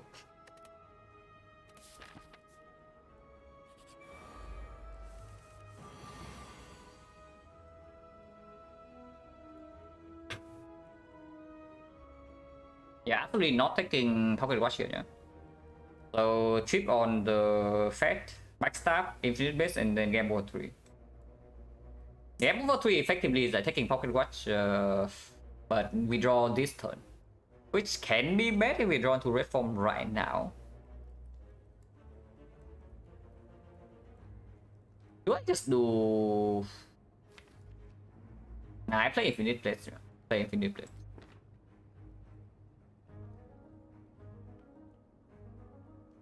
Unless you tell me the lines actually trip, backstab, count gamble, and then we see whether we still want to take Pocket Watch or not.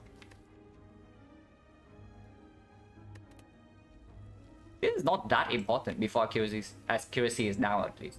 And if we have Relic Plans plus Red Form and Terror down leader, then we don't care too much either way, right? I mean, this is clear, yeah? Now it's actually fairly difficult. Because if I do, yeah, Infinite Base into Count Gamble right now, we no longer have Pocket Watch potential. Voting 4 energy for the Pocket Watch is extremely strange.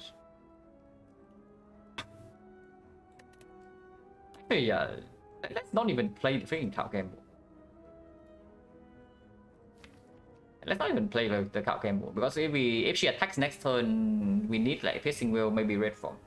If she doesn't attack, then we also have more information to react. And keeping this in the deck is not negative either. Oh yeah, why am I so eager to play Count Gamble right now? Just to not vote energy.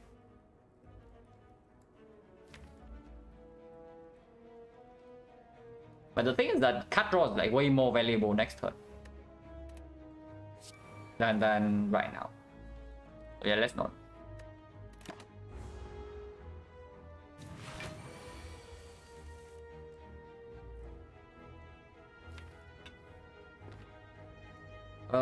This is slightly weird, but I guess we can do Well, let's plan red form end turn. Oh, the red dancer, if she summons a fat gremlin, it gets extremely weird. Probably not. We probably just go in with damage this turn and hold the red form.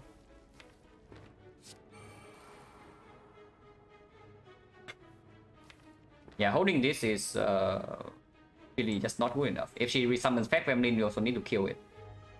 And accuracy is not down yet, so... And we are not even guaranteed to draw accuracy next turn, so playing this right now is like absolute nonsense. I don't want to play this.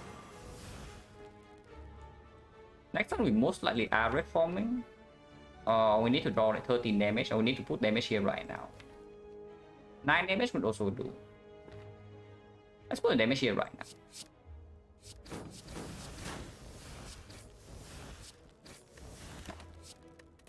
If possible, I still want to delay the red form play. And she does with summon. She does summon a Fat Gremlin.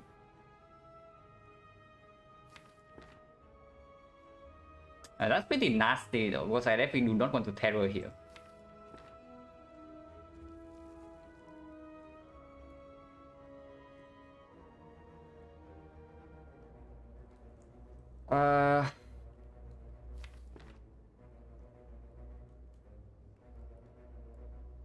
I guess we accept the debuff.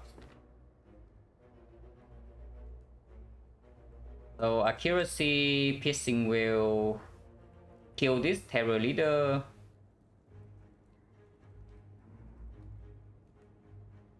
We cannot even play sneaky strike, and this guy gains block. And actually the attack, so we have to red form, leaving this guy alive. This is very annoying. Do we have to like potion here or what?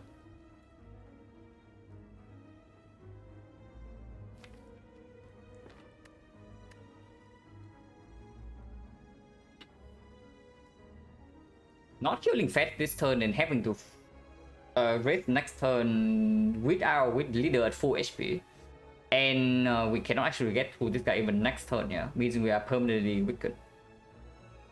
We are weakened and we have like 3 turns, which is pretty ugly.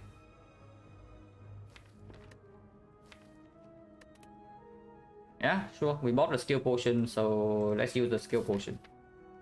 Potion gen's 40% still, and flex potion can still deal with this.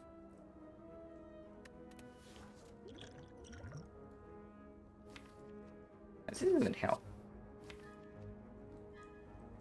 I mean, it means we can full block this turn with without using piercing wheels. I can do sticky strike on the Fat Gremlin, for example. But maybe adrenaline is just better.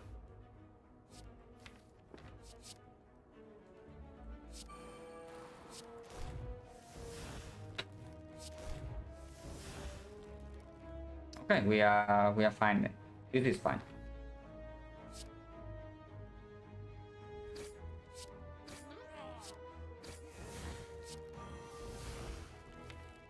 And now I can wait next turn if she attacks.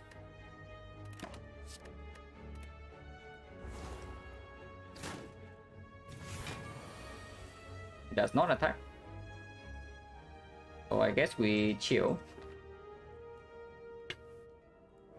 And then we wait next turn then.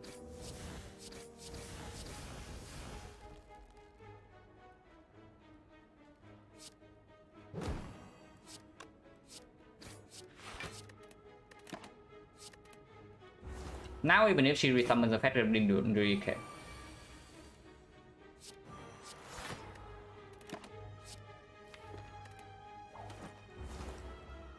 One.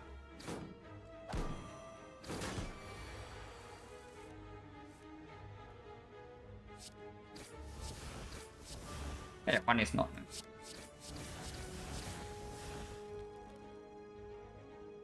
Pretty annoying that we did have to use the potion, but it's fine. Second tap ammo, sure. Weapon, not exactly super good, but I guess it's fine. If it upgrades defense, sure. So the only quote-unquote bad hit is like this. This upgrade is fine, this upgrade is fine, this upgrade is fine, this is okay. This is slightly worse than usual, but it's okay too. And I don't think I pick up the cloud gamble before the world play.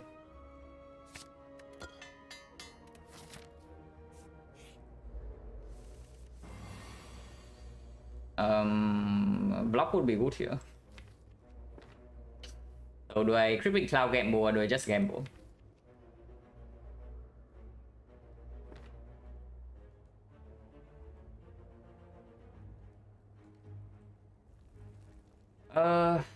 Just gamble. We still need to deal 21 damage, so I don't want her to buff. Stop gamble.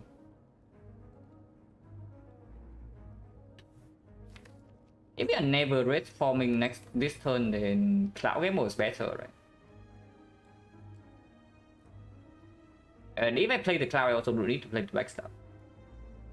Actually, that's not true, because I need to spend 2 energy on blocking, and if I don't play the backstab, then it's not healing. And we have this, so even if we have to take the full 13 here, it doesn't matter as much.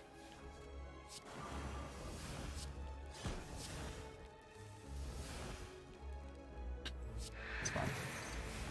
Like 5, yeah, 5 is okay.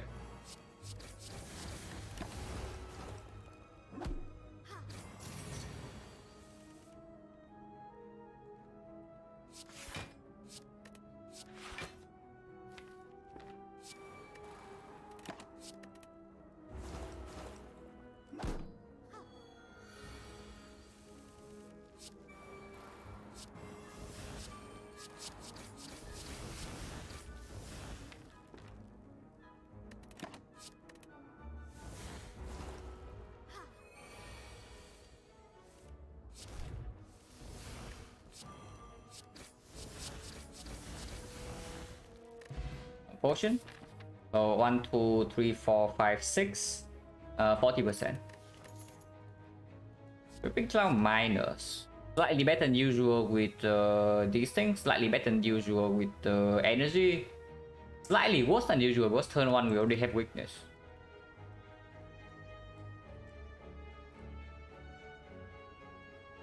It's still pretty okay though because we cannot upgrade this neutralize ever, yeah. So at the moment we have like 4 weakness in the first deck cycle, and afterwards we have like 1 weakness per deck cycle. So any fight that goes longer than 5 turns, we don't have a weakness chain. It's okay. Yeah, it just guarantees weakness first hot cycle as well. It's true. It's fine. It still pick up Catalyst from here, but Catalyst needs to come upgraded. Otherwise, no reason to. Quick is good. And yeah, we run into Burning Elite, yeah. Going here is the overhealing, and we have 3 potions.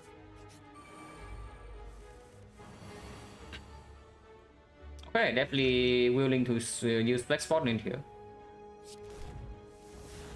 Yeah, definitely willing to Flex Spot.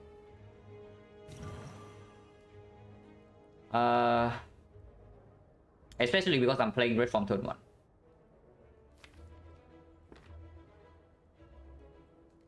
So yeah, drawing red and cost of turn 1. But we also can flex spot into Blade Dance.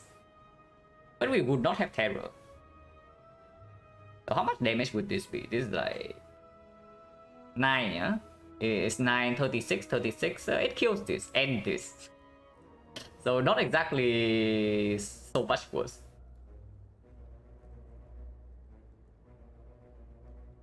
But yeah, we terror here. This dealing 9 each, so it's 13 each. We're overkilling by 1. Can we do better than that? Because if also was want to put neutralize elsewhere. Technically we don't need to red form, but I want to maybe red form defend. Red form defend, but then I cannot play strike. If I do double defense instead, I can play the strike for 11 damage. Maybe it's better to not play red form then.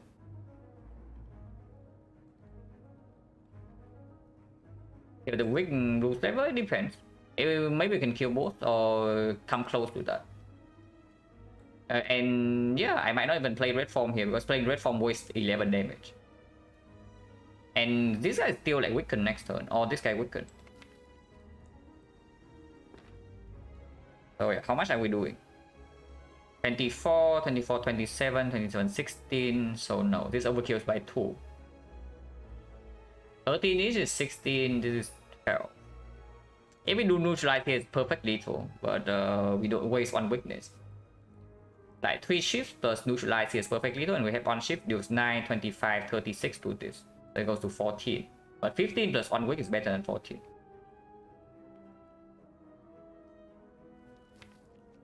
The thing about playing red form right hand killing this guy is that this guy can entangle next turn. And if that actually happens, yeah, it's really, really bad. If he's a good boy and he's doing the vulnerable, then red form into killing this is better.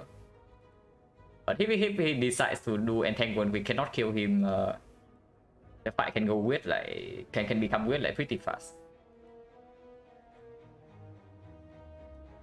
Yeah, I guess we overkill by 1, like no problem.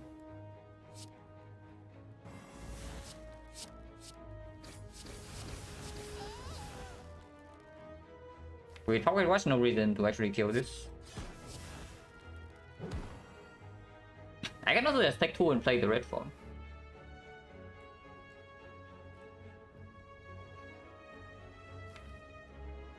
Because if we break Pocket Watch and next turn, if we cannot deal 15 here, 2 weaken, it's actually 20. Then it gets weird. It's probably better to play red form. I wonder about taking 2 damage here though.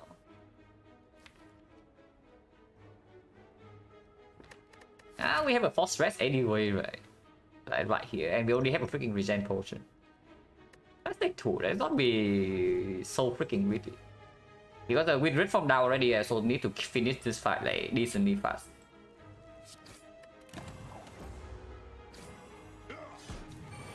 And we might need to take Pocket Watch this turn if the draw is like super cringe.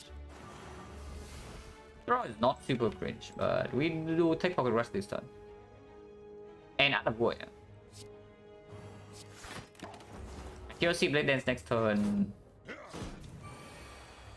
Not really, yeah, not really force stress. Accuracy next turn? Question mark? And we are not weakened next turn now.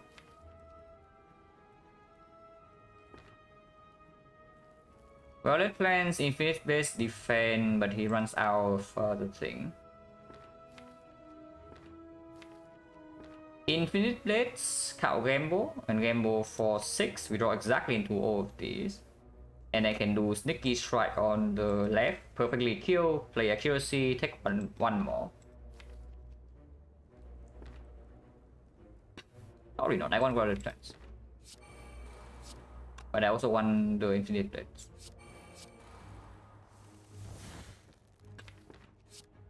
Actually, it doesn't perfectly kill, it doesn't matter.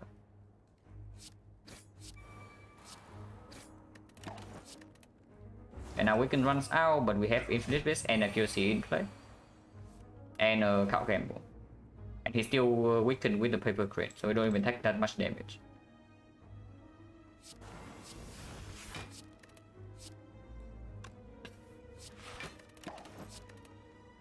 It's better, yeah.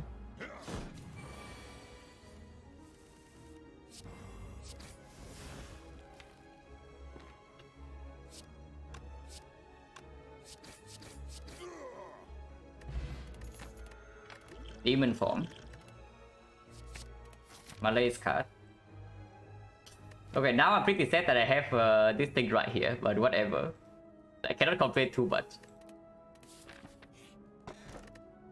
Well, that is good. That's quite a decent relic, I have to say.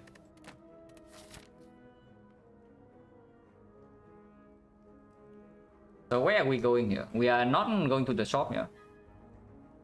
If we are not going to the shop, then this elite is probably clear, and then it's just this then. Yeah, double question mark into shop doesn't make a lot of sense.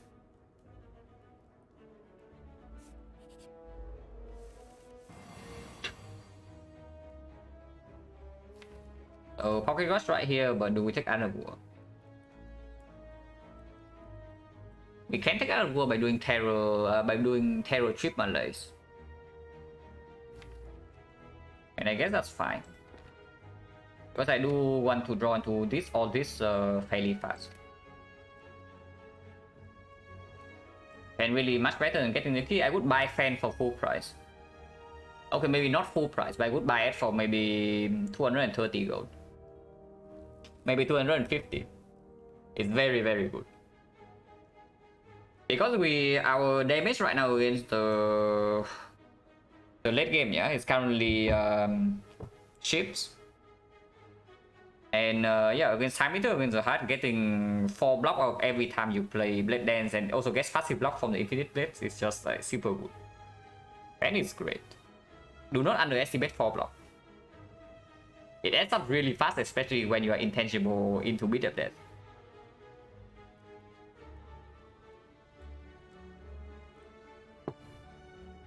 Oh yeah, I can see Terror Trip Malays. Terror the highest HP one, Trip the lowest HP one, and then Malays the middle. But Trip probably doesn't matter. So maybe I should actually do Terror backstab Malays then. I know a Terror here, yeah. And I know a Malay is the middle guy. So now the question is whether I play 16 damage or I do 3 here just for 1 energy. But vulnerable here does not actually matter. I mean it matters, but if we draw Nito on this, we kill this next turn. And we still have this on Terror. We only need 5 energy if we draw exactly into these two. Even then we can still draw into this.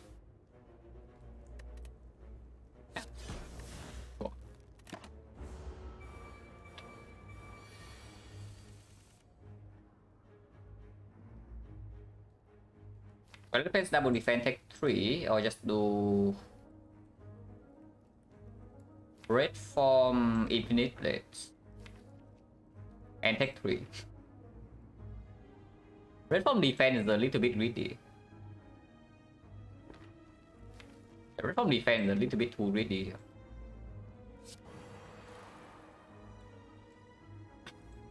Probably like 1 infinite blades over red plans.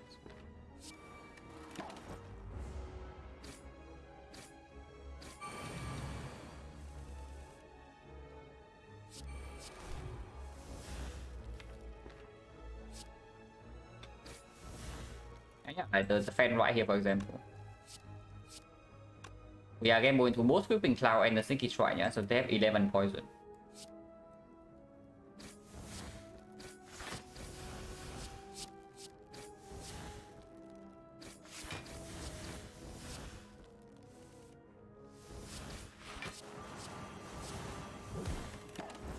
Okay, maybe the fan did not matter that much, but you also see that we gain 12 block.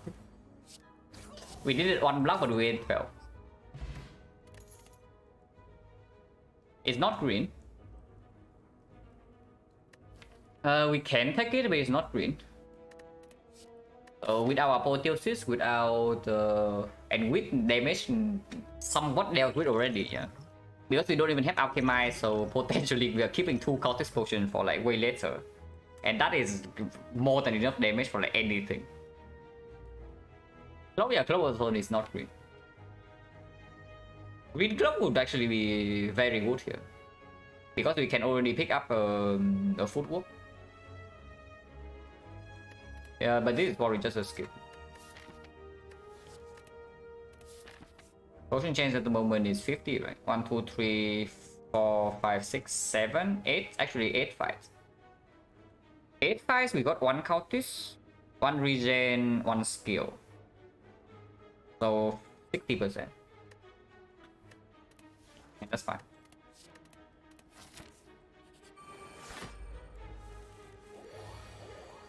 I guess we are not taking Pocket Watch this turn. If I have to guess, we are probably not taking Pocket Watch this turn.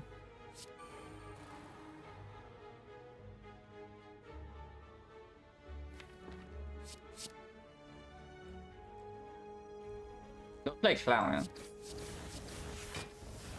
yeah? Should have killed Baseball, but whatever. Okay, hopefully no punish.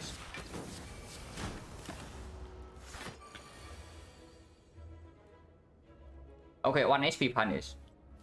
It's actually -1 because of that. Hopefully it's not more than -1 because it can be.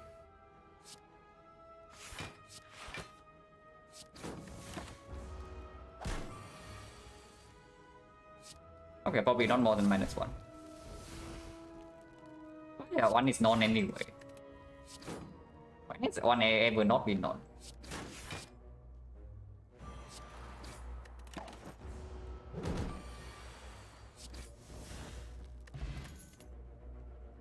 Green, but no. It's not bad, yeah. It's actually not bad. We draw a lot, and we also have like ornamental fan, and we have access vulnerable, so like 18 damage, 0 energy, block for how much is it? Like 2.7. Yeah, it's not bad. Oh. Do we want to literally lose the run right now by kicking this?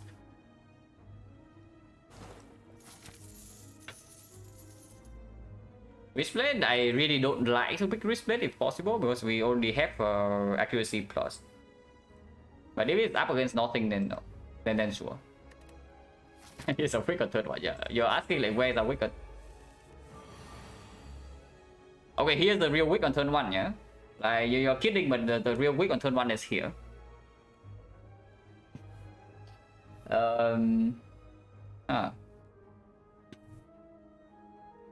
The speed is scary. So what's the line? Black Dance gamble? Or do we kill one fat guarantee into gamble? Black Dance gamble. No, the backstab gamble, yeah. Drawing into red form right now is extremely weird.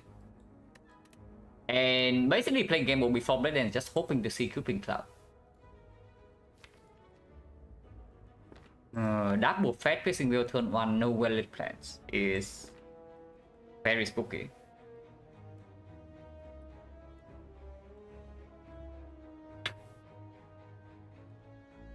Oh yeah, we still need to kill one fat.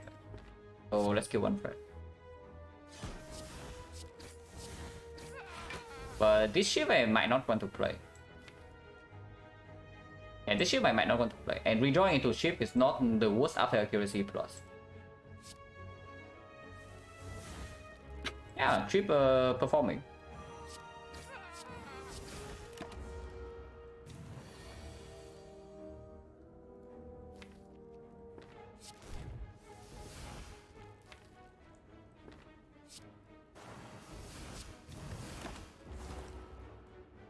Annual and pocket watch.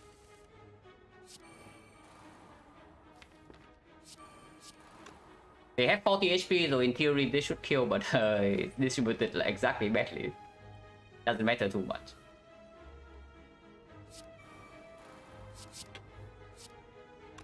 You can red form next one.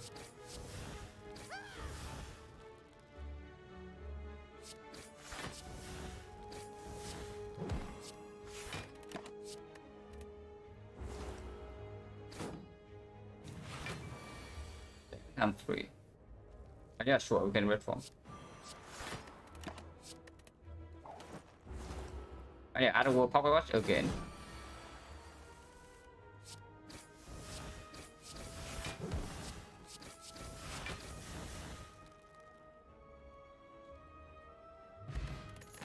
Smiling mask? It's like whatever. Dash? Not really. I mean, it's a decent block card in one card, so it preserves pocket watch and that's good ornamental fan. And we already have weakness. Yeah, we already have access to weakness, so the backfield is not even that strong. But that minus doesn't really cut it, right? Honestly, with the fan right now, before I pick the dash, I just pick up a third Blade Dance. And now I would like a third Blade Dance. We'll actually have a relic that works with it. Outmaneuver, we don't need energy. Dagger spray, we don't need.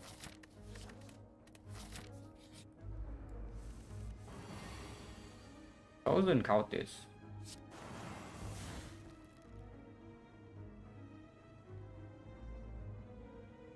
Probably worth spending energy here.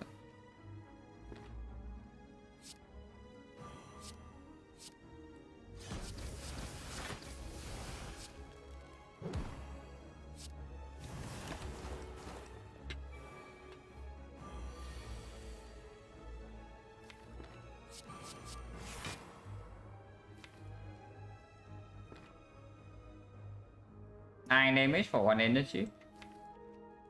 Not really good, right? Because we might red form next turn.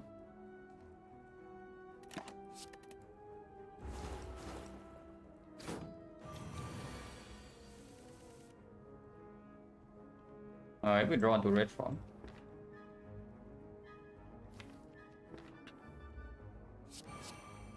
I've been taking that much damage even with the piercing will defend line.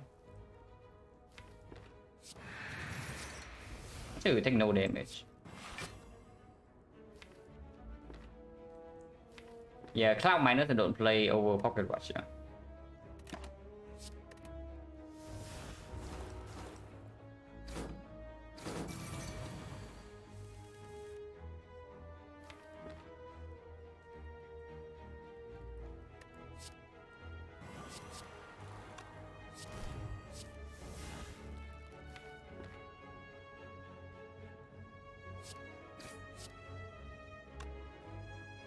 On shift and redraw doesn't matter too much.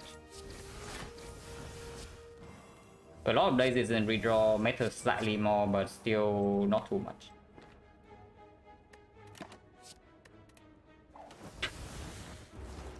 Careful defend because otherwise I'm probably losing 1 HP here. If not more, but never punish.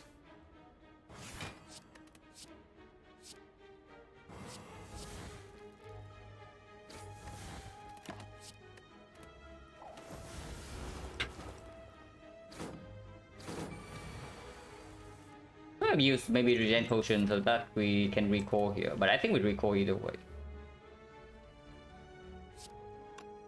Person's already dead, so we can just ignore. Or we can just kill.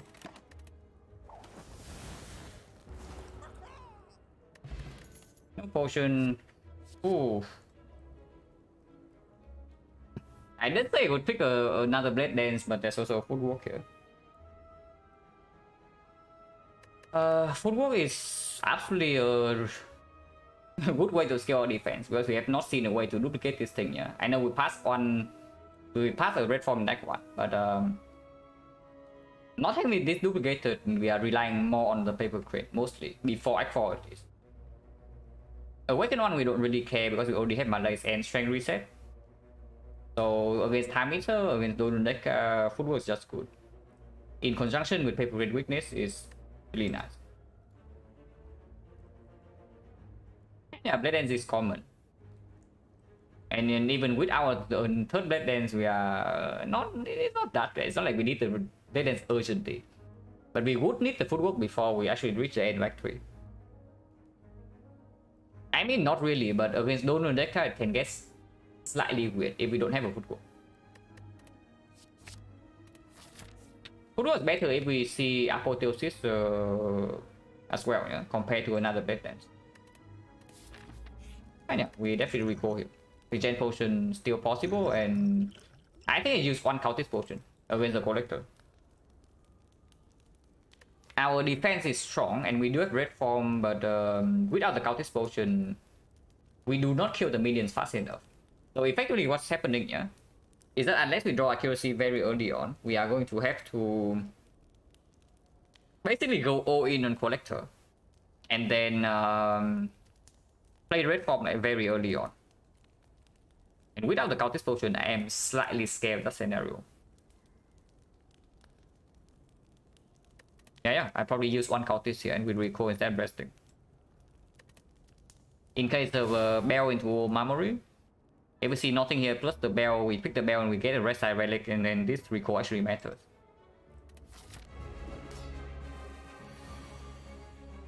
Yeah, floating energy like crazy here, but what can we do?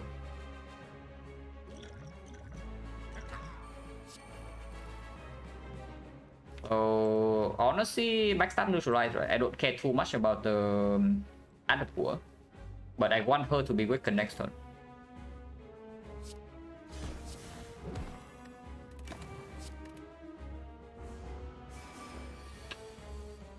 She doesn't even attack.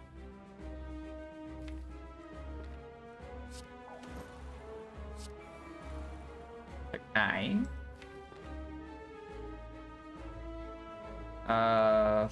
And get Pocket Watch again, or just do like Piercing Will, Blade Dance, hold Cow Gamble instead. What Piercing Will for next turn? Honestly, I don't even hold Gamble, right? It's just defend Blade Dance.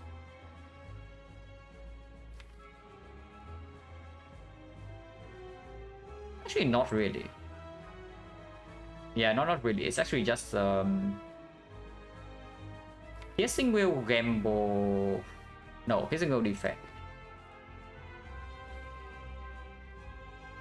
Yeah, it's actually just Piercing Will defend here.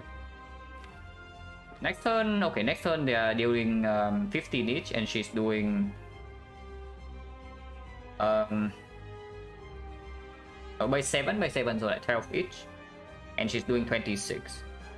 12 goes to 7, 26 goes to 16.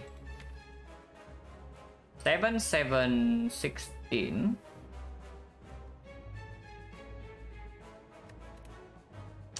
Piercing goes way better next turn.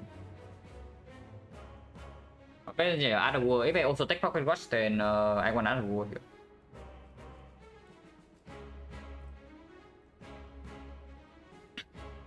But yeah, I'm not.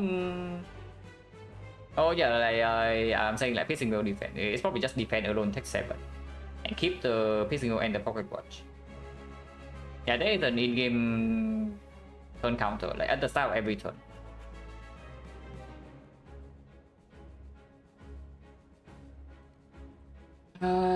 Maybe it's just defend Blade Dance. Blade Dance right here is also like 15 damage. And if we can kill one of this guy next turn, is better than blocking, because we are never playing this next turn. The only thing we want to actually really draw into next turn is this, or maybe this. Yeah, maybe defend Blade Dance, because our defense are also blocking more than usual.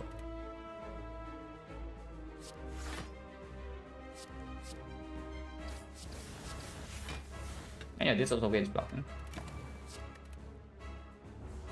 But then plus would be very appreciated at some point.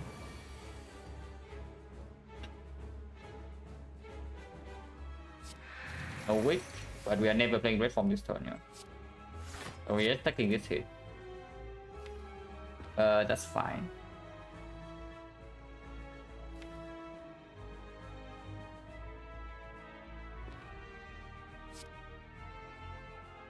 This is also why we popped the cultist spot. I don't think we actually need this.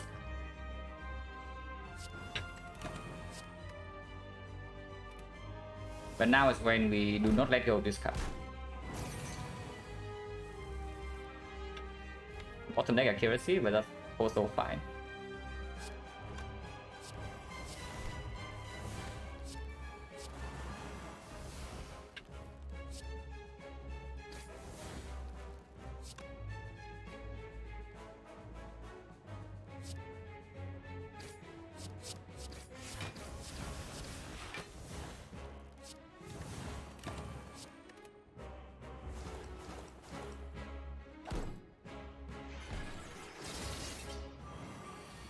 Yeah, the next time she attacks and we cannot clean out the minions, we red form. So probably next turn. With the cultist spot popping, with the accuracy infinite base in play, with the vulnerable down, like we just red form next turn.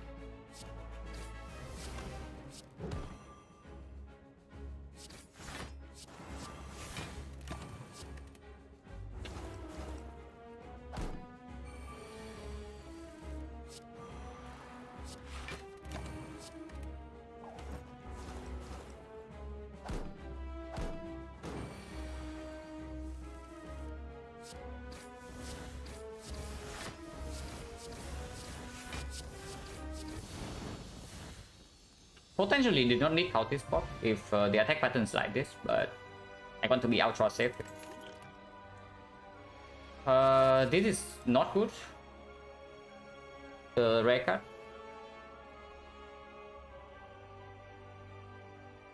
We have more than enough artifact strip already, yeah. So don't actually need Envenom. The die is maybe acceptable, but also slightly weird, because Recommencer is the last time we actually need an AoE check. But even into Recommencer, we just do red form, Terror main Recommencer and go in. 3 turns we kill. It's exhausting, but why pick a card that doesn't even do anything over skipping here? If we don't need the die in any fight, then we just skip. And yeah, I don't think we need it in any fight. 1000 cuts plus I would actually be somewhat interested in, but 1000 cuts minus not really, especially when we have the hammer. So skip. Free energy. There's free energy and there's absolute garbage, so we pick the free energy. Also, by the way, yeah, we don't have actual card draw on this deck yet. So we are fairly heavily reliant on Pocket Watch at the moment. Okay, not free. We paid 165 gold for this. But it is called free energy.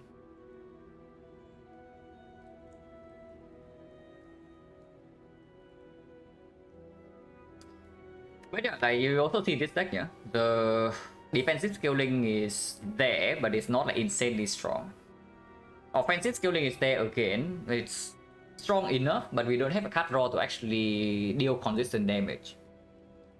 So 5 energy at the moment, sometimes slightly good, but of course we still pick the free energy over nothing.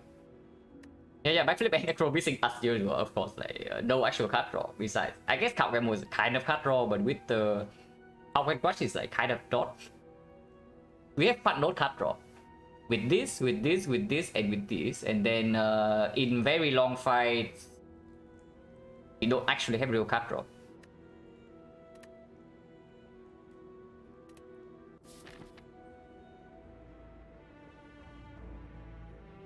So free passing. We have red mask for the gold, and we still want to do 999 gold, yeah. If we see 999 gold in these nodes, then we just pass for this way and remove the curse from curse key here. And then we take 2 elites. Or we can go for super early shop, giving up some question marks. I want the shop in this act regardless, right? Maybe it's actually just this shop, and then 1 question mark in several fights. Because taking too many question marks, question mark is like sensory stone into apotheosis, but we have enough gold to spend in the shop right now. What was the boss card reward? It was Die and Venom and 1000 cuts. I see Mount of the Bloom late question mark? Why late question mark? You don't think we take Mount of the Bloom? I mean, yeah, Mount of the Bloom super early, probably take the gold over it. But only if we actually get to several shops. 1 shop only is slightly good. Map is not as strong as usual, yeah? Because we have 5 energy but no consistent card draw. We have consistent card draw from turn 2, but not turn 1, which is slightly spooky. Question mark also kind of get a little bit stronger with the fact that we recall already. So now every rest side we want to have like a rest side relic instead of having to actually rest. But not spending gold, probably absolute nonsense, right? Because going into shop, like any shop is another chance to see something like mirror, something like pellets. We go with our potion bell to scale our thing later, and of course pellets with red form. Another chance to see apotheosis. Honestly, right now I could even, and yeah, Orrery for into card draw, actual card draw in the shop. And then honestly, right now I might even hold an upgrade potion just for Wallet plans later on. Question mark value is quite high, but I think I want to go to this shop. Yeah, question mark value is quite high. And even after this shop, we still have a question mark here, yeah. And if we see 999 go, we can pivot here to double shop.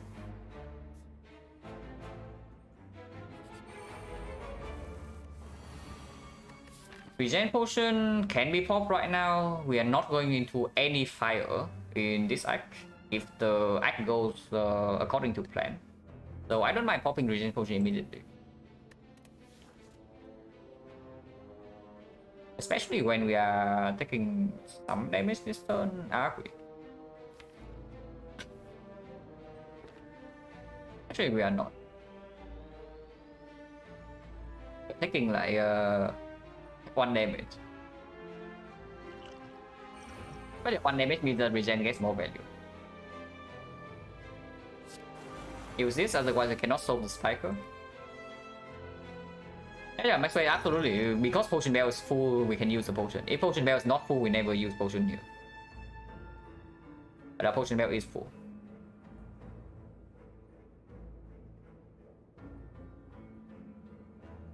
Oh yeah, we need 28 and this 16, 6 each.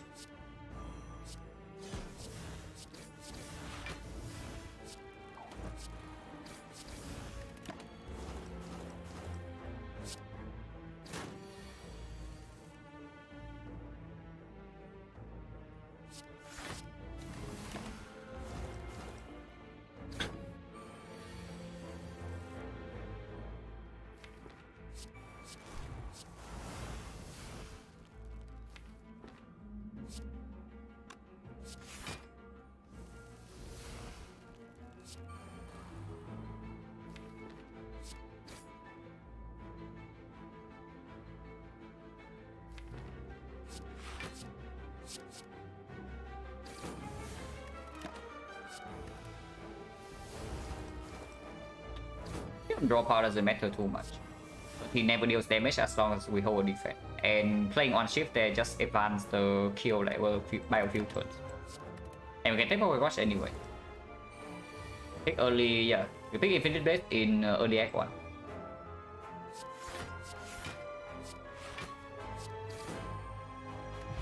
Potion 50. Deadly Poison Plus, not too interested.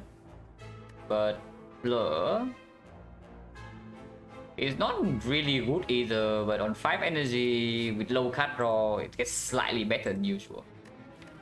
And it does retain block from the Blade Dance as well, yeah. And it does immediately open up a deck spot in a potion belt. I mean, deck spot is already open, but the Blur makes it slightly better.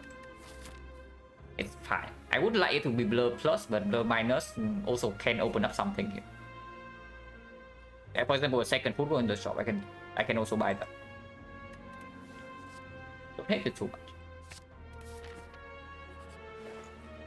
Yeah, Orrery. Red side relics. These are not exactly the red side relics I'm looking for, but they are red side relics.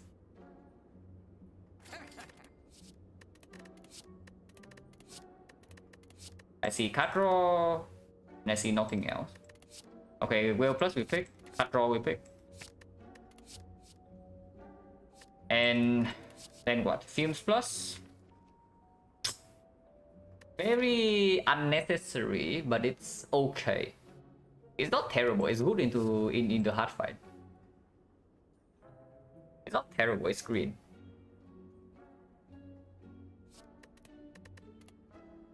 This absolutely not. Yeah, unless you tell me it's like concentrate expertise time. But no. Yeah, Fumes Plus is also good in this fight as well, especially if we have to pop Red Form early. It strips artifacts so that Crane can actually work. And even if we have to pop Red Form early, it's actual damage. To make sure we kill in time.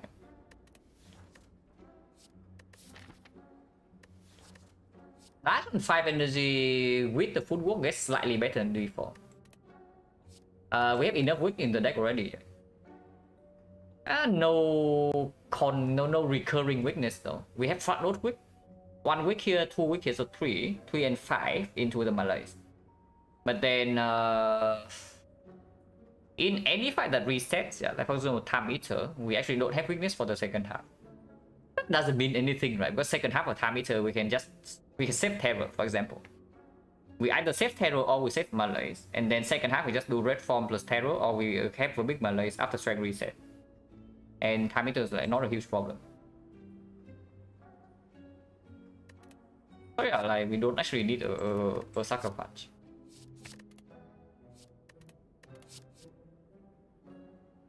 But yeah, dash I don't mind. Big block card, 5 energy, no actual card draw yet. Footwork, blur, ornamental fan. Now I would pick a dash because of 5 energy. And yeah, strike rush, definitely take a card remove. And strike.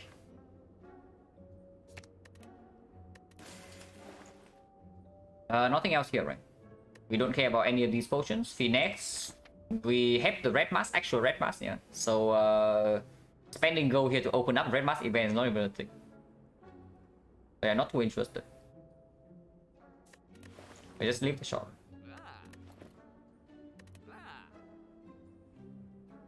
Mother told me always have spare for shopping extra plastic bag. It's better back then, yeah. Yeah, question mark still better with Omamori. Okay, with Omamori. On the other hand, we can upgrade the. On the other hand, we can upgrade the wallet plans. Pinpointed. No way that's better than Tongs, right? There's actually just no way that's actually better than Tongs. I mean, Tongs get a little bit weird with the infinite blades, but just a little. Okay, just a little bit.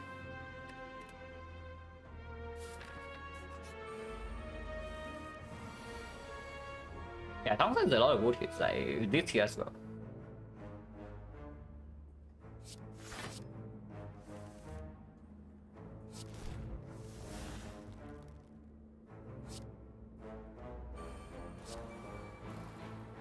That's a lot of powers on turn 1.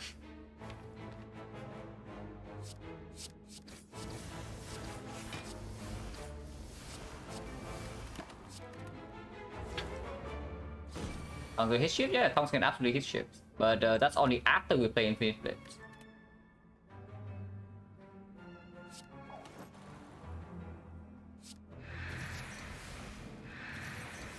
Okay, that actually doesn't work. Yeah, Paper Crane is way too strong. So that he actually was dealing more damage than I thought he was, but that doesn't matter.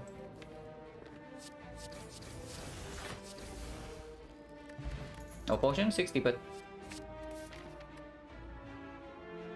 I mean it's green. So yeah. Okay, we are having like way too many powers into our deck now, yeah. So better fix that soon by yeah, seeing cut draw, but we stop picking powers. Unless it's this thing. If we see this thing, we can still pick it because eventually it gets upgraded with the tops. But we stop adding powers, yeah. No more footwork, no more accuracy, no more whatever nonsense.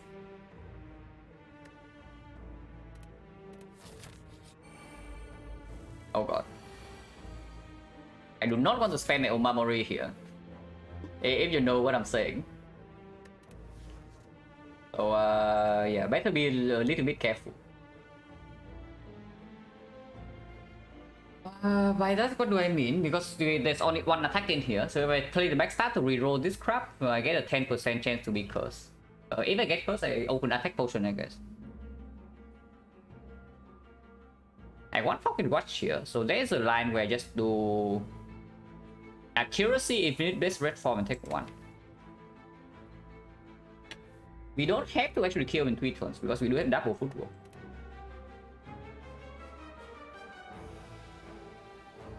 But the other line is just doing backstab, Gripping Cloud, accuracy, defense, maybe piercing will, maybe infinite blades.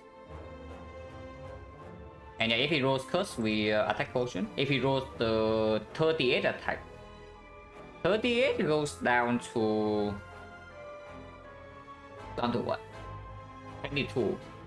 22 is a little bit too big. 22 is a little bit too big. Maybe it's just red form. Honestly, yeah, it's probably just red form.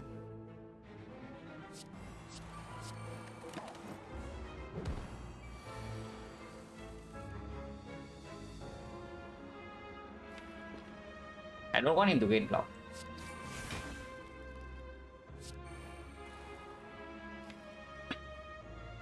-3. But that's fine. If we don't see rest side relic, this is a post rest.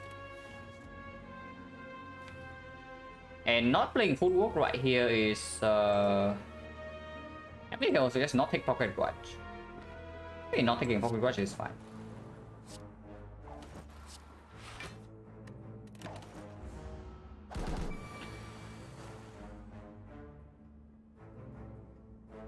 We are losing dexterity, but not that quickly.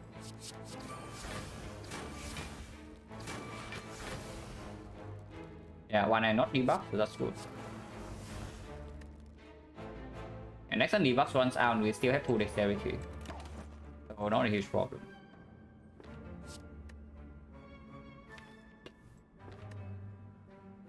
We keep this.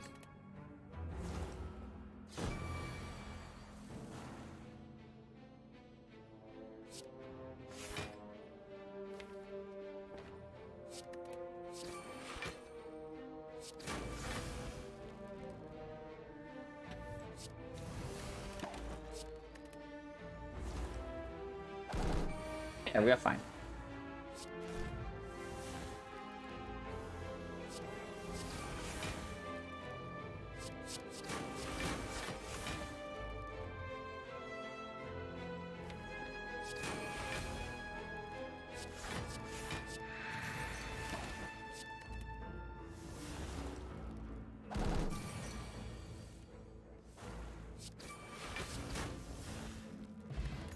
Drop pod.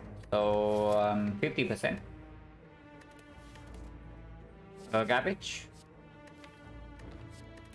Yeah, backflip, acro, whatever. Cut draw waiting room.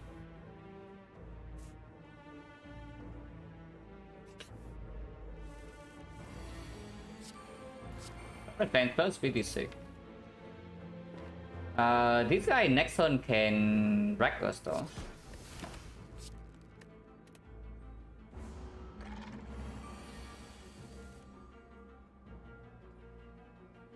Take a relic from a chest? No, we cannot. We have to blue kill.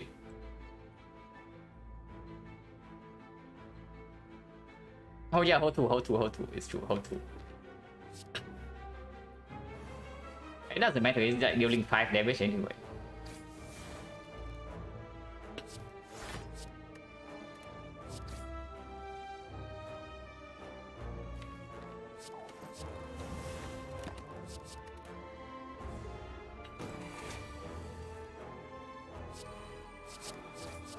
Like how bad is Swift really? Like even now I still play.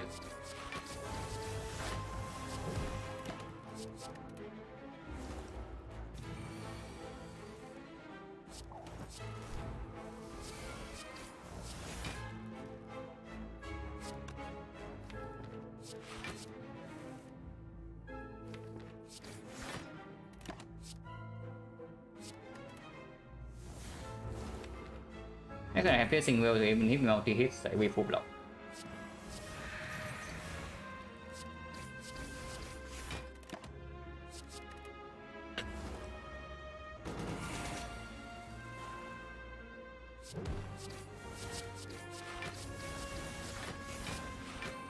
This thing would be pretty strong with card draw. It's what I'm seeing here.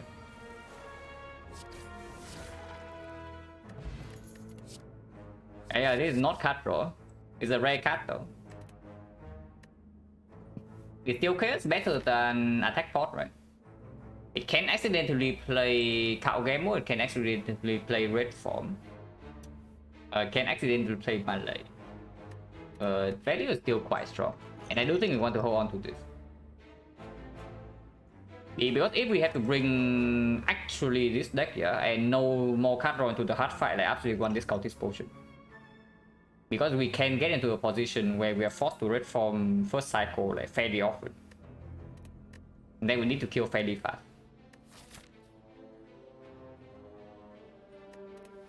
But yeah, this still over attack. Probably.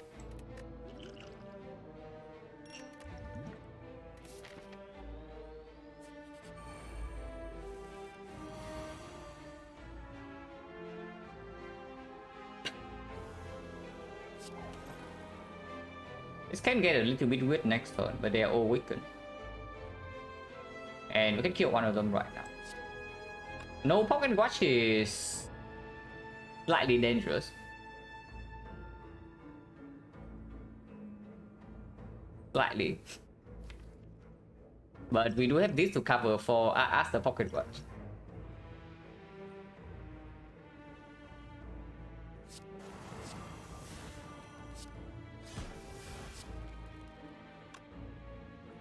Even if we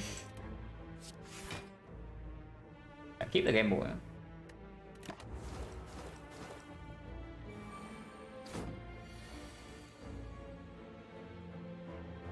How bad is this turn really? We can use block potion instead. We are facing 33, but we can block for 31.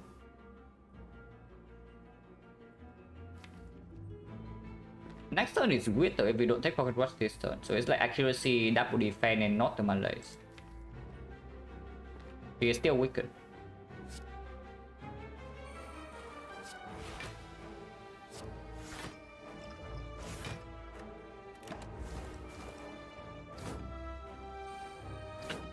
Actually, only summon like one new deck.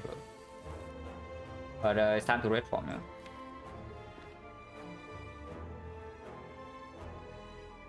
We are weakened, so it gets slightly weird, but it should be fine.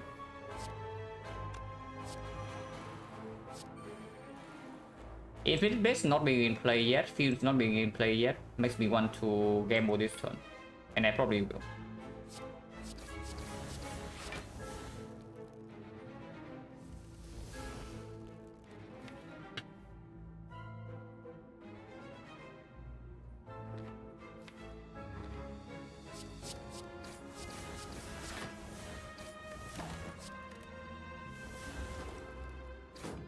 We don't lose dexterity that fast.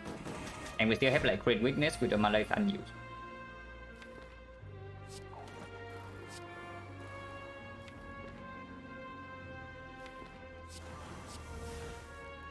For our this crap.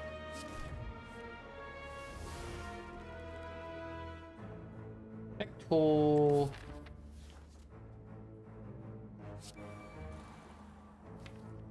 no reason to take 2.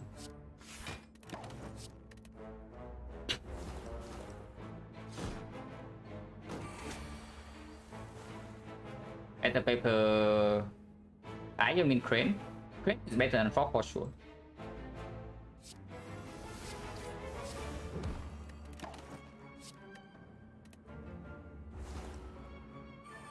We still have like 3 dexterity, so even this turn we can still easily block. But we just have lethal.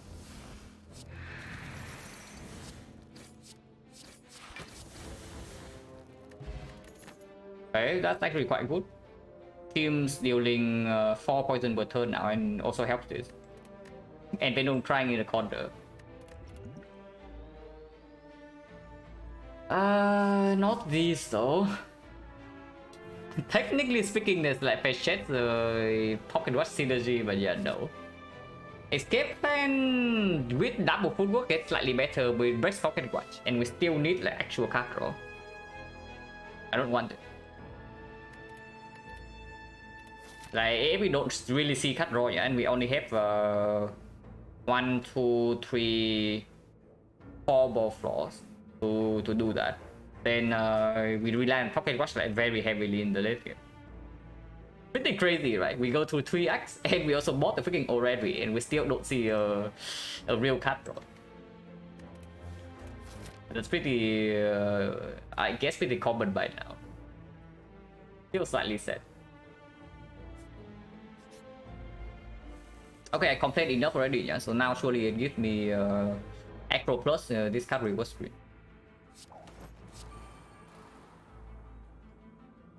So I want the thing. 10 damage for 1 energy. I want energy because we might actually need to play a lot of cards into expertise or like a lot of powers into red form.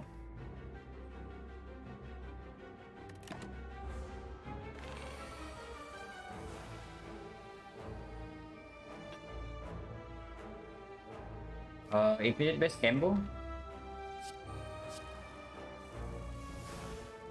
Red form it is then.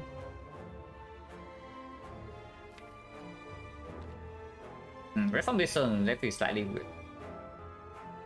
We missed a Blade Dance plus, but I guess it's fine.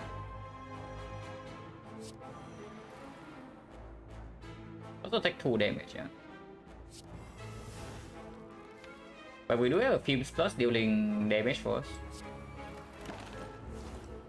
Could have used this, but no rest side relic, so still a force rest.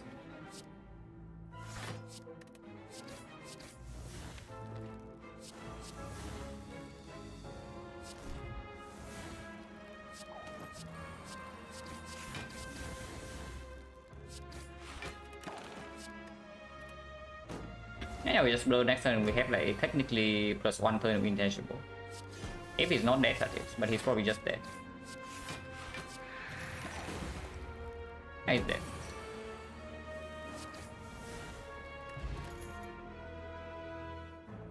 I do not think this bet. It's trying pretty hard, but I do not take the bet. I think I only pick 2 powers right now. Maybe after image I can consider, but it's weird still. But I only want to take 2 powers from here, either red form or violet plant. And yes, I would pick a second violet plant. But yeah, the bait also comes up with it, but no thanks. Doesn't matter which part we go into, right? Even if I see a red side relic, I'm not giving up on elite for the fire. Oh, what am I talking about? We don't even get a relic. Okay, never mind, guys. No, our infinite. Not our infinite. Elite bad because backflip and X common. Probably not, because if we get a second... If we get a nightmare or something, yeah, then we don't even care too much. If we get a second Malays, then cut draw also slightly less important. We can just use Pocket Watch. The slight concern I have right now is that with the Pocket Watch, like we don't get our setup fast enough, and then if we only rely on Pocket Watch as cut draw, then at some point we set up like slightly too slowly. And if that's the case, we lack output. But if you see enough output, then it doesn't really matter.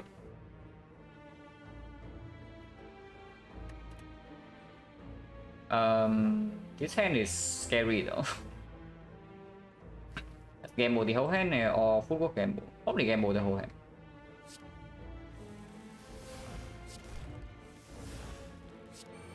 That's scary now.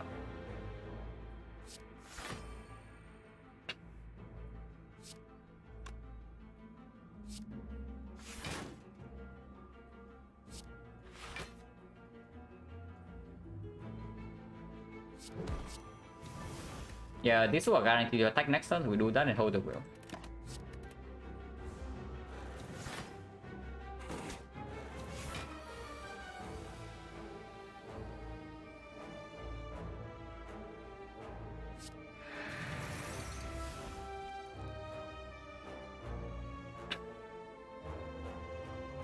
$13, $23, that's enough block. We discard expertise. But I guess that's fine.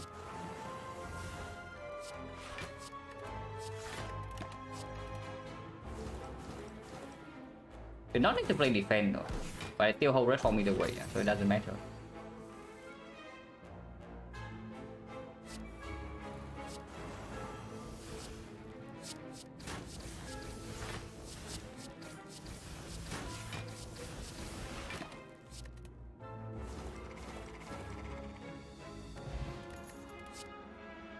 Yeah, it's back.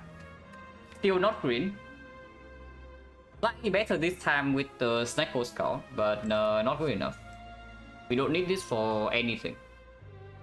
And yeah, these two also do not look like cut draw to me. Potions we definitely take. Over what though? Skill Potion can be Nightmare, Skill Potion can be Catalyst, Skill Potion can be Echo or Backflip 1-5, Skill Potion can be upgraded with the Tox. This is Bailout Potion. This is just mediocre output, yeah? So we drop Essence of Steel. Yeah, it can be green. It can be green. Eventually it's green. Definitely double it.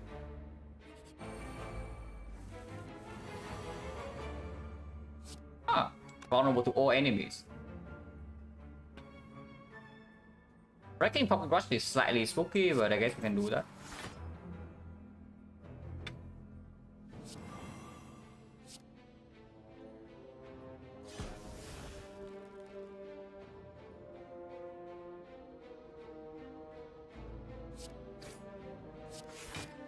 Just in case you don't draw lethal on this guy next turn.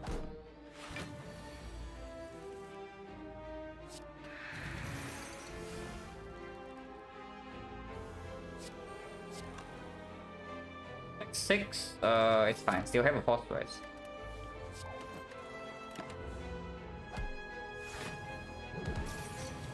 This deck take a skip? Absolutely take. Yeah, that was like completely insane. It's one of the best fighting we can see right now, yeah, so of course we take it.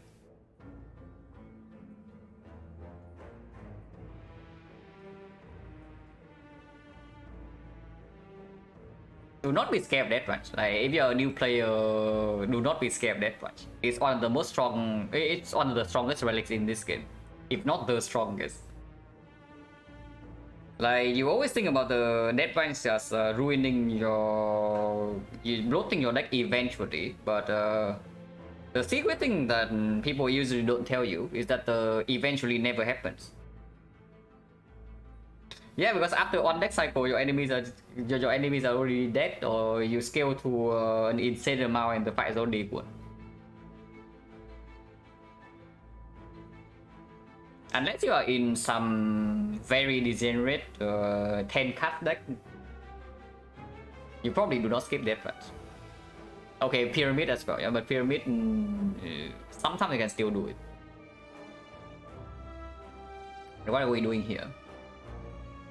With Team Source in play already, you can probably play Red Form. I probably play Red Form.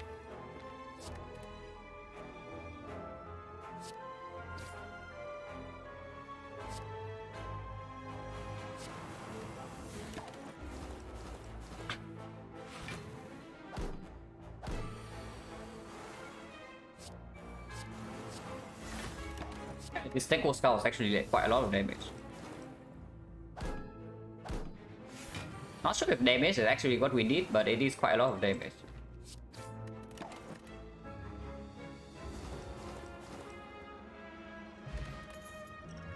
Okay, Apotheosis is right here.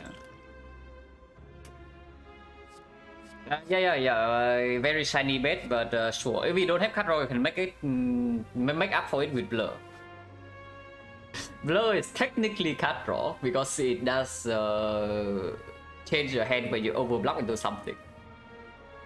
And we have the paper crane double full one, so we do overblock. This is a lot of damage, or like an insane amount against any single target fight. But we don't need that. We already have terror accuracy plus.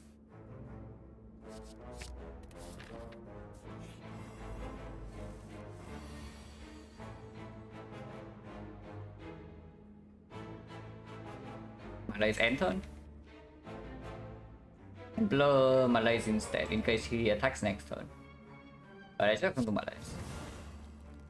This can stay. Yeah, this can stay because we have a lot of setup, so can use 6 energy. Worst potion in this build right now is probably the skill potion, but even then that's still pretty good.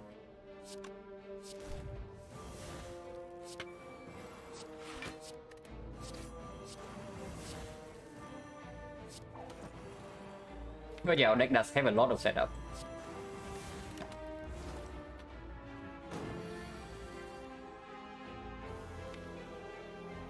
Blocking next turn is slightly weak, yeah. But we do have permanent weak with 3 decks, so should be okay. What's probably skill? Yeah, it's not bad.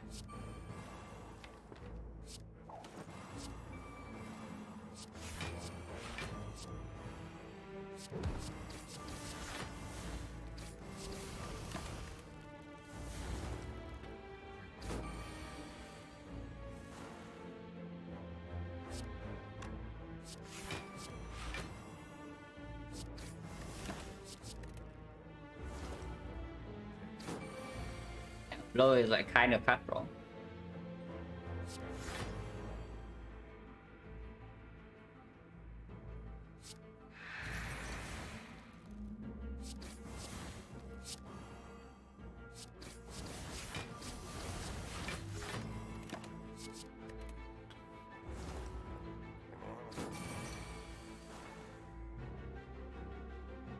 Still block this, but can also just wait it.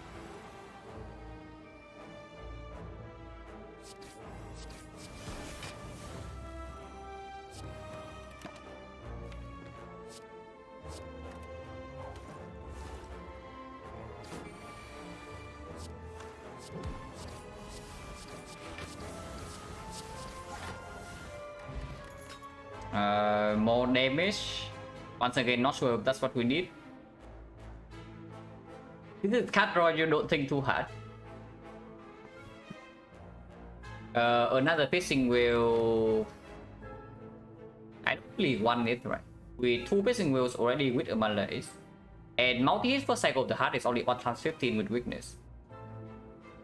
Yeah, we actually do not need another fishing wheel.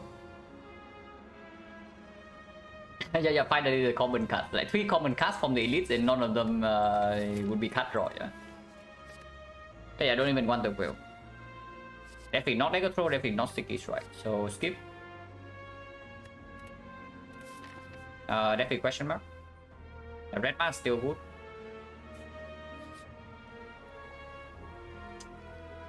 At least give me some decent potions. It doesn't even give me a decent potion, you know. It gives me freaking regen when we have full HP, and it gives me a freaking smoke bomb. So could have been better, yeah, this floor. Let me not see a single real event actually. I mean, by real event we only see shrines. We saw tongs here, into a fight here, into another shrine. Yeah, so no real event. But yeah, we don't take this, and we keep the potion acid.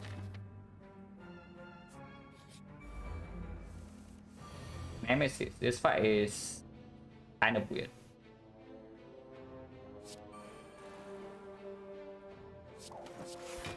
Not weakened, but yeah, pocket rise is more important.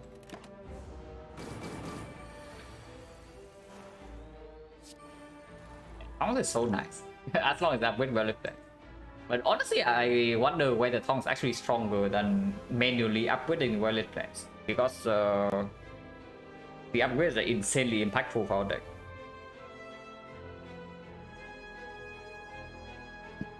Not gonna skip Fire Elite, but why would you want to give up on Relic? But why minus on Relic? And minus on card reward for like effectively nothing? Because you can only smoke bomb after killing one of them, yeah? If you're thinking that we can smoke bomb right at the start, then it doesn't happen. You need to kill one of them first. And if we can kill one of them with Violet Plans in play, then second one is free.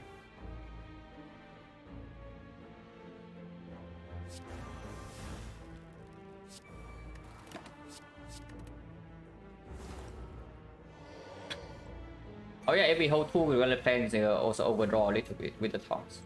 We with the Infinite Base, but it doesn't matter too much.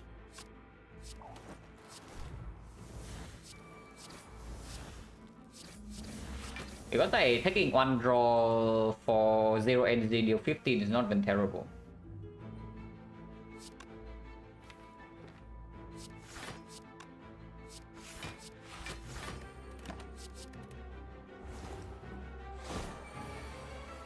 But yeah, these blurs are quite nice, yeah.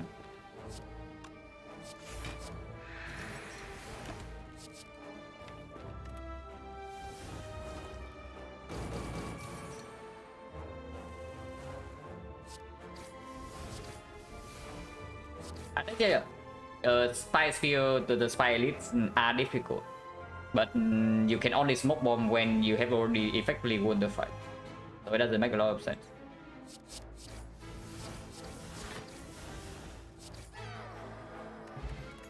Echo, not exactly. Oh god, it exists. Took 48 floors, but finally back on copy. Took 48 floors, yeah, 48. But it's finally here in the elite fight. Anh nhờ Fortress.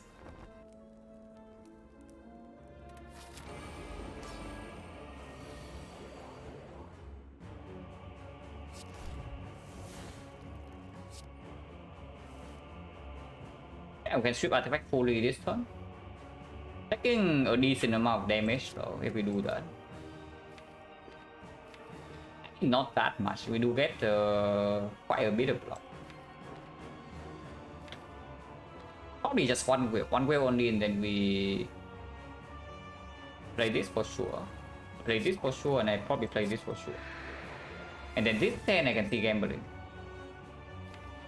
I can see gambling away this full hand.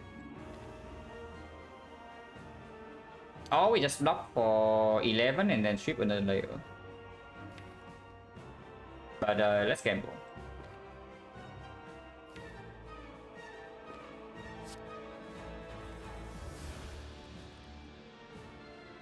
Yeah, it's like not that much better, but at least it advances us into the setup. I couldn't refuse to play aggro. Yeah, pretty good. The slightly annoying thing, if it's even an annoying thing, is that if we draw into the Violet Fence with aggro, it can never be upgraded with toss. But yeah, whatever. It's like super minimal.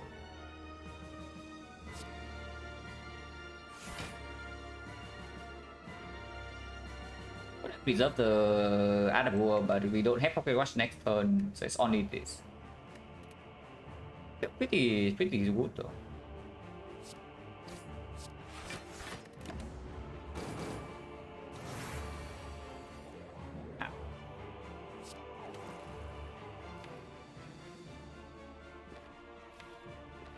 Missing Terror, pretty bad, right? Honestly, this is probably a Blade Dance gamble moment. Like Terror, Blade Dance into card gamble, and leave shift into the deck.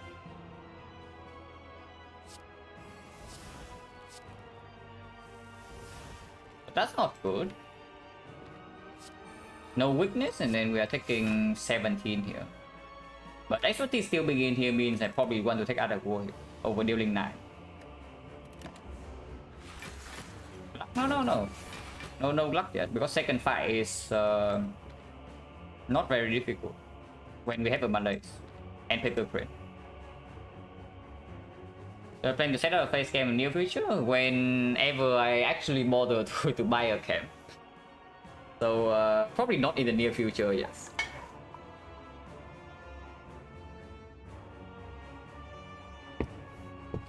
But yeah, Violet Fence double blur into neutralize here seems fine.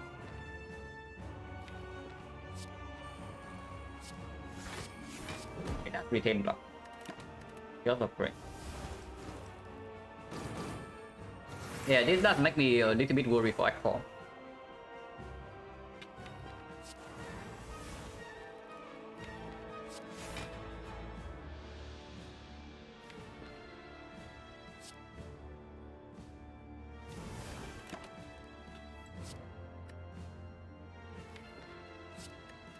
I can draw 9 cards, but this being in hand is still good.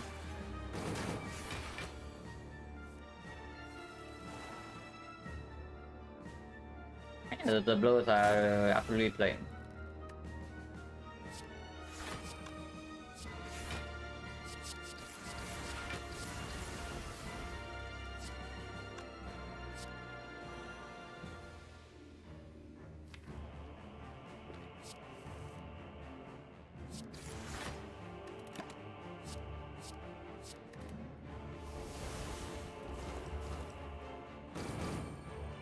From here, the fight should be under control, and we have a full heal in the next act.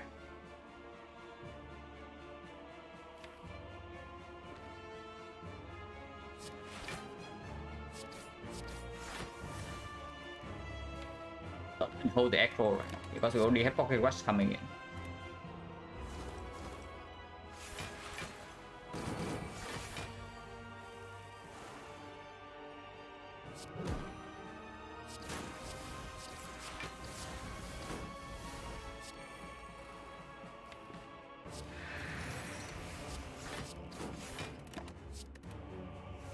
Oh yeah, now we don't lose a single point of HP.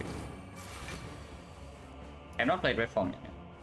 But you can also see, like a draw order like this in the hard fight, and we are probably forced to Red Form like, turn 1 or turn 2. Which is pretty scary.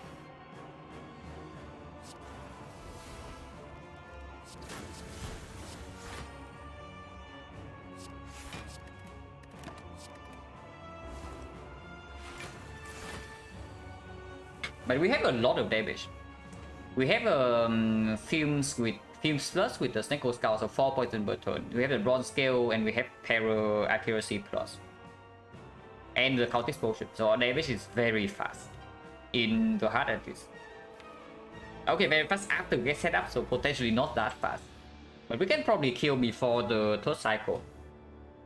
And honestly, even if we slam Red Form turn 2, I think we're still okay. Because we can Piercing Will Malaise full block multi-hits. And big hit is just like maybe 30 damage with the crane. And we still have dexterity from 2 full. We honestly we are probably okay, regardless. And play red form here can also do nothing.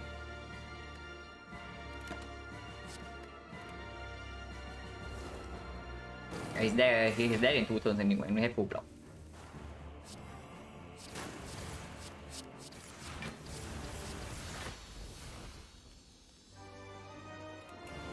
Meter slightly more annoying, I would say. Yeah, that'd be slightly more annoying than the weapon one. Even if we have like this many powers, because you don't need to play all of them. But we have a full heal, so as long as we don't die here, it's fine. As long as we don't die here.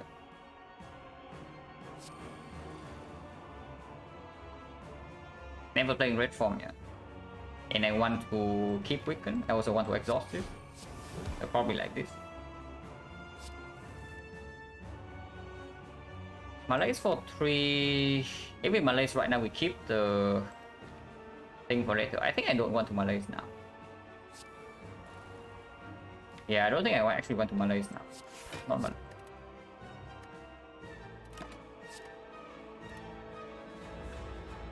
On the second half. Because we only need to win this fight. We don't need to win this fight on high HP.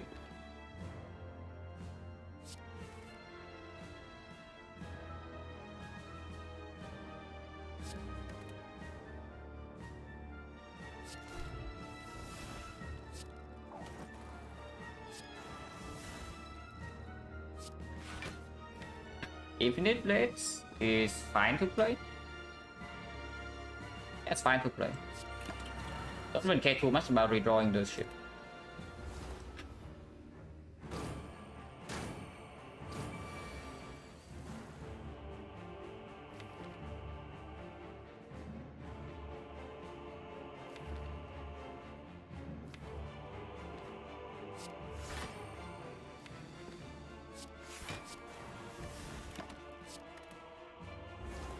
Yeah, other war drawing 9 cards.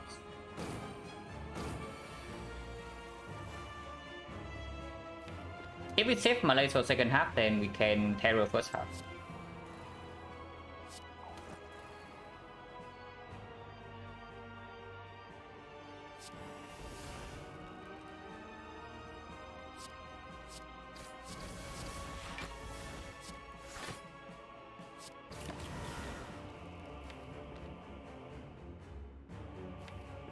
Four blocks coming in next turn, so just hold this.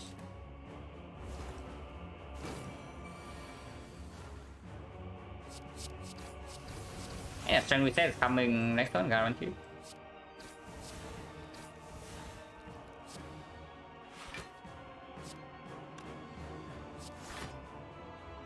And I want to be able to play 3 cards next turn, so I do Sneaky right now.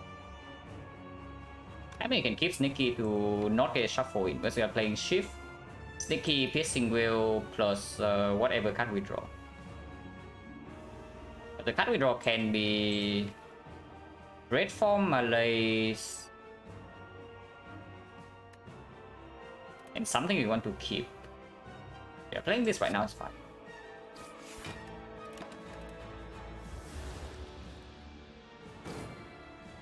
Strength reset into trip second half vulnerable. The strength reset.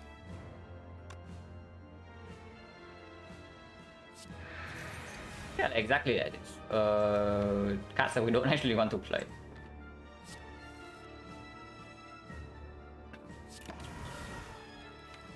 Don't need to actually hold red form. So let's not.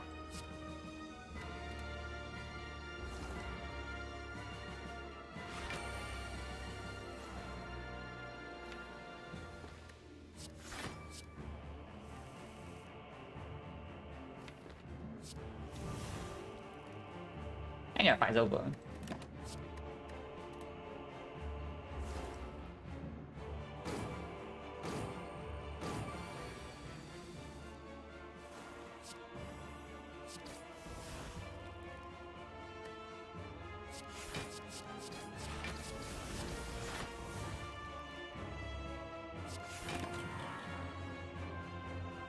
Even if we debuff next turn, we can just pocket watch into card game or to red form. Oh, no problem.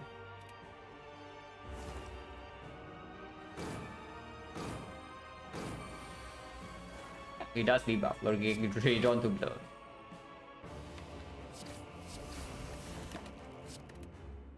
And now we can just red form. But we still full block this turn, easily.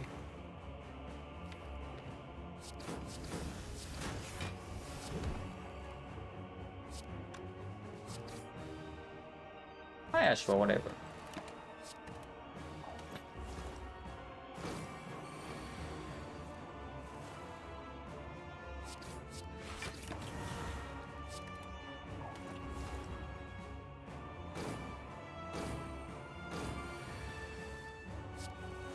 After we play all the powers, we are actually quite consistent, but the problem is the first few turns, unfortunately. So yeah, this is the kind of deck that Act 3 cannot kill, but Act 4 can kill us instantly. So hopefully that doesn't actually happen. With a big shot coming up. It's definitely not what we need. But this is definitely what we need, yeah? I wonder what potion we drop for it though.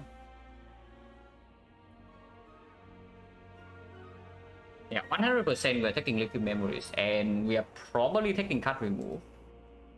130, so I can buy either medkit or the Vasra. I don't care too much about medkit. We actually do not need to take the cow shots.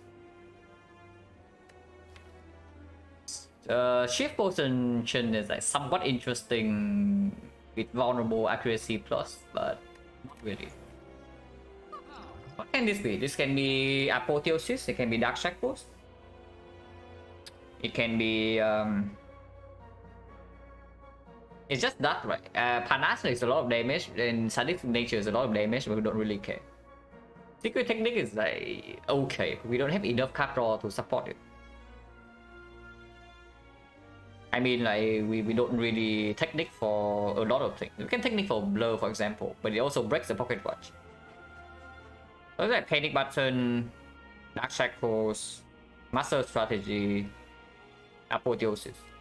4 copies. Skill Potion, Backflip, Afro, Nightmare. Reflex is okay too, with 2 count gamble in the Wallet Plans. So it's a 4 copies as well. Flip definitely not nearly as strong. Malaise 5, Adrenaline 6. Blur 7. Blur I would actually take. Catalyst potentially 8. I can deal like 20 poison to the heart fairly quickly.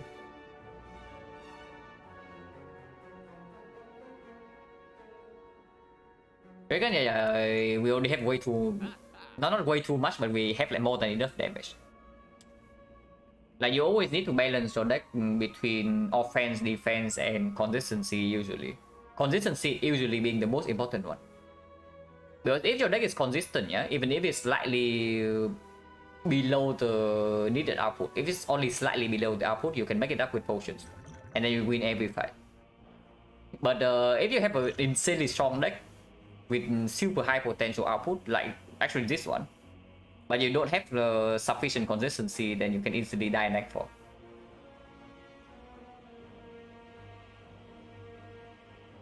Skill Potion is probably slightly stronger than this, and this can be skipped. Honestly, even Apotheosis is not that strong. It's like good for the Wallet Plans, and it does give us some more block, but block is not what we actually need. Yeah, Skill Potion has to be better. Yeah. Skill Potion has to be better. So we drop the Catalyst because we still need the Steel Chaos against the freaking Act 4 elites.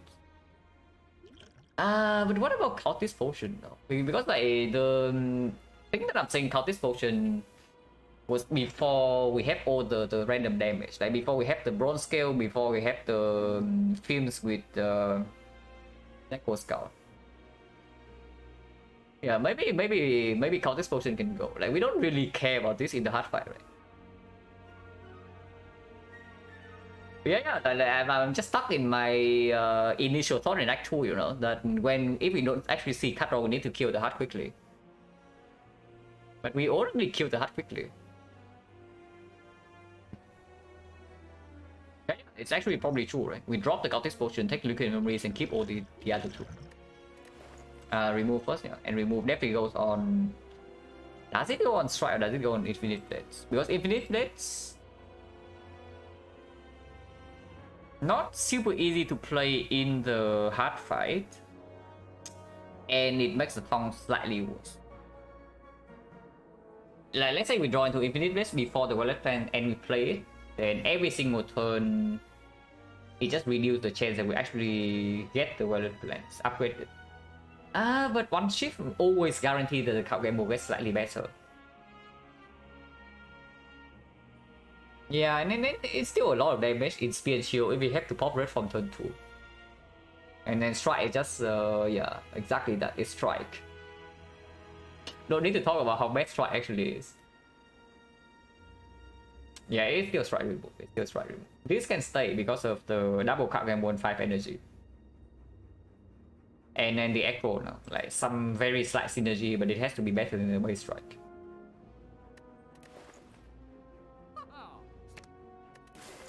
Yeah, toss the Cultist, take the memories, and then buy one of these two. Matty doesn't really do anything though. It's a thing. Yeah, Matty value comes from in the second deck cycle, but second deck cycle we are also already fine. We play all the powers, we have relevance in play, and we can take Pocket Watch. Yeah, because we already played the powers, we can actually take Pocket Watch. So what does Matty actually do? Effectively nothing, right? Instead, just take the Vajra.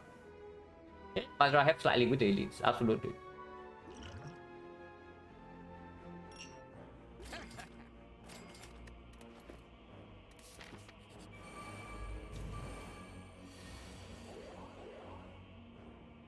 Okay, blow on turn 1 this.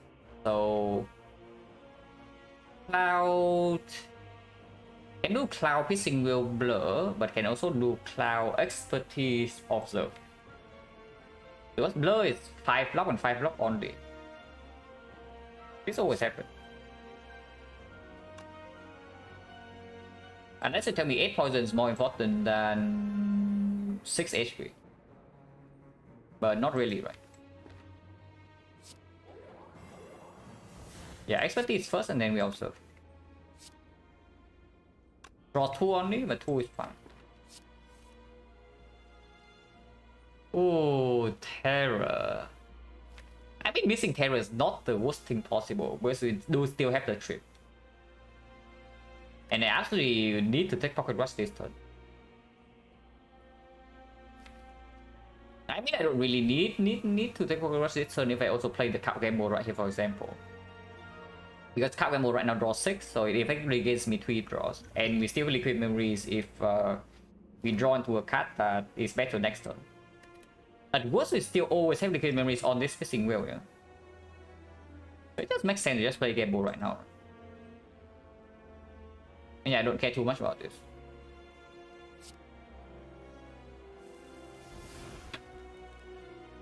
Gamble again or what? Teams defend gamble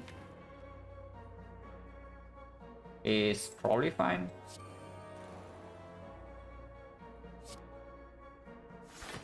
Even if we draw to red form right now, it doesn't really matter. Yeah? We still always have this, and we still have potential Piercing Wheel draw next turn. Okay, I guess we no longer have potential Piercing Wheel draw next turn.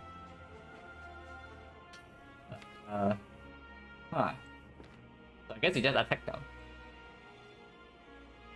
No reason to keep the Akabeko for anything, and we are floating energy. Next turn we only draw 3 cards, so other one doesn't even play. And we only played the expertise. So the only use case for energy, I mean not the only use case, but this guy also attacks. But I'm still willing to distill chaos next turn. Like this is basically what we have been keeping this thing for. Because this in the hard fight is not good. Yeah, this thing in the hard fight can ruin the fight completely, but in here, no matter what it hits, it's okay.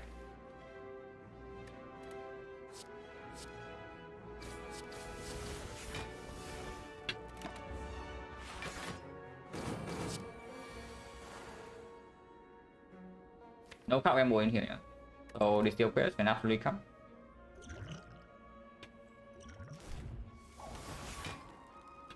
Yeah, that's totally fine. And I think we have full block this turn. Or at least like very close.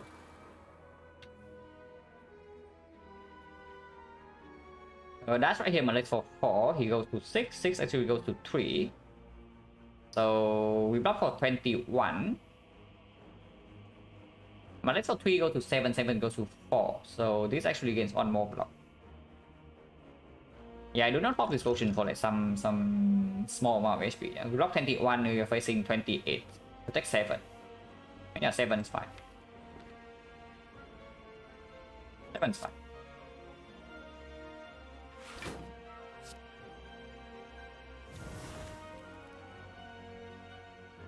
Seven is not, yeah. Not really, but before I lose my one of the other potions, I take 7. Now I can just play red form. Playing red form is completely acceptable.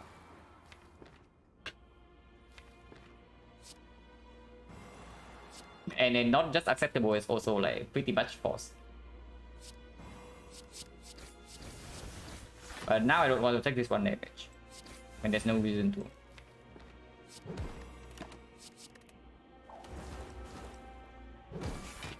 You definitely have enough damage from here. Right, there's no problem.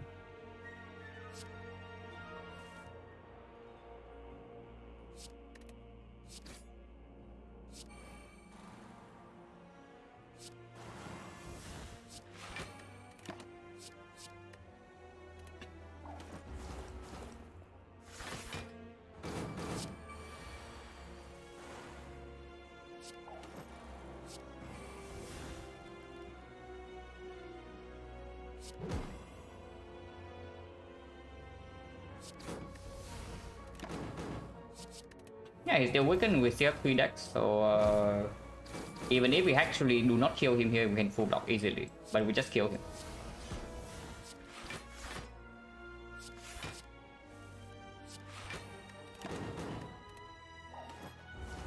Yeah, 7 damage, 1 potion use, not terrible. Puzzle is okay, no potion drop. Yeah, funny. We have no cut, or you want me to add a freaking bullet time? So yeah, skip right. Yeah, bullet time upgrade from the sounds also very bad for us, yeah. So there's like 0 reason to add this to our deck.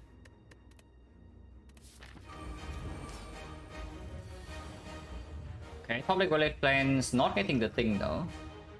But I can definitely see potion right now for apotheosis. Has synergy with no draw. Let's spot right now, and I can do like defend, wallet plans, footwork, gripping cloud. Or if this dark shackles, I'm just thinking about the one case, but maybe that's stupid. That this is apotheosis and can upgrade my freaking wallet plans. But if I just do like defend, footwork, wallet plans, for example, then we can take pocket watch and still hold the thing for next turn.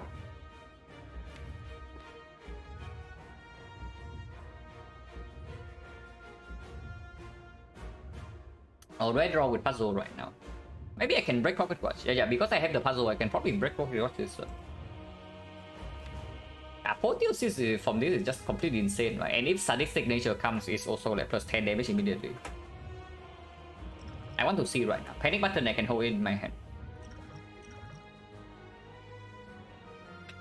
Nashi is okay, I guess. It's not the best, it's not the worst. It's like more damage. Unless they tell me this is apotheosis. Yeah, Jack is reroll, it's true. Jack is reroll. Also, reroll cost me 2 HP. And might add a freaking Mind Blast to my deck or something. Violence actually quite good. The thing about violence is that it means it draws faster into the powers because we don't draw into the attacks. And I don't care about any of these attacks. Like maybe the dash, but that's it. Neutralize can be played right now for weakness. Violence is better, right? We don't need the damage from this at all. But we just need to set up first cycle faster.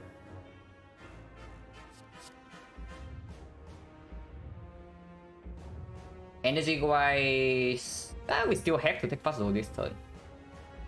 We actually still have to take puzzle this turn. But I mean, whatever, we have liquid memories. And he's weakened, so multi-hit is 1 times 15.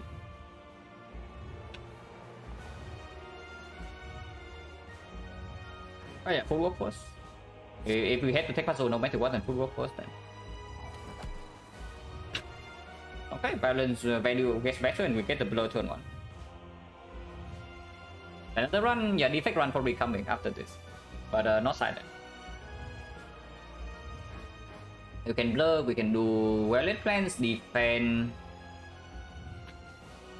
It doesn't matter the order, yeah. But we can do like defend, blur, well-laid plans, defend again, and play the violence. And hold the creeping cloud. Let's do that.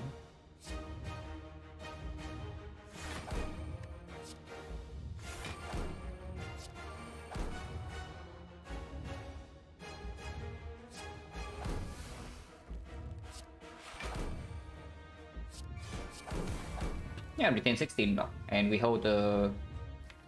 Honestly, with the neutralized drawn already, I think I hold card game over the cloud. Maybe that's stupid. That's probably stupid. That's probably stupid. We just take Pocket Watch this turn instead.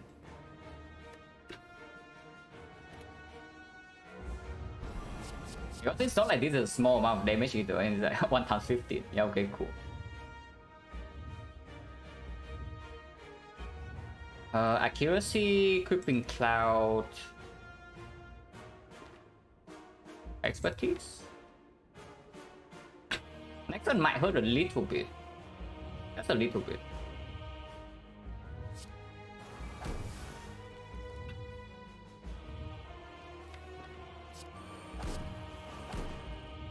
Break the Pocket Watch. We keep the Malaise in the deck. Or I keep the Pocket Watch and keep the Footwork here. Or Liquid Memory is the Footwork next turn. Liquid Memory is the blur right now, but doesn't make a lot of sense. Or some way 2 cards crazy? You're probably crazy. But yeah, it only upgraded 1 card.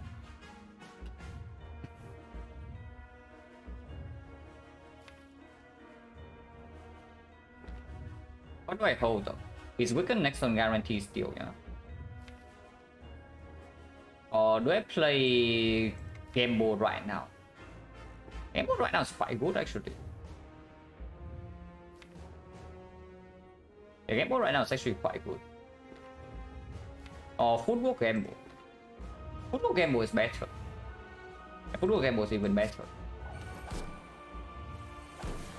Okay, did not draw into the void.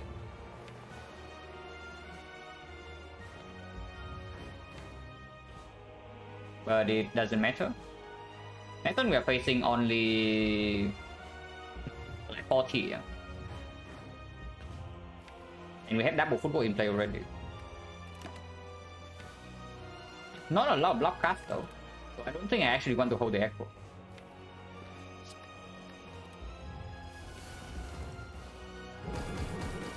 We'll momentarily red pawn in my hand and open skill potion. Hopefully this turn. Maybe you open skill potion anyway. If it's nightmare, I can even nightmare the blow.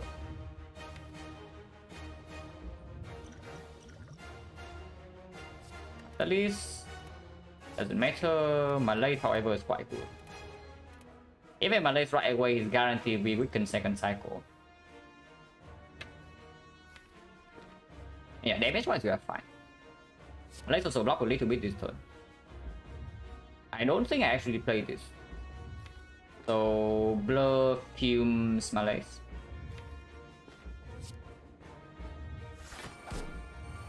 And yeah, take 40, but that's completely acceptable, like no problem. We have red form still, we have this potion, everything is set up. I take like 36. There's no problem here.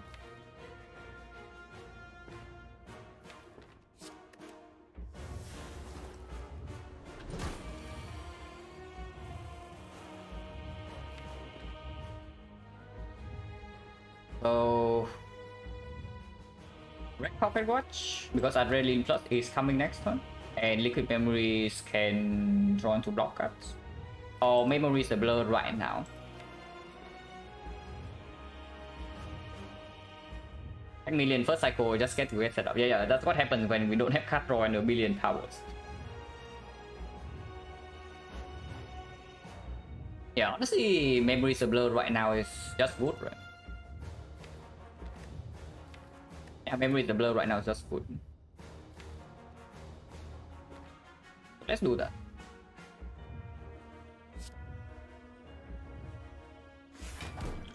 Because I also want to attack. Like this is 60 plus damage here. Maybe attack first.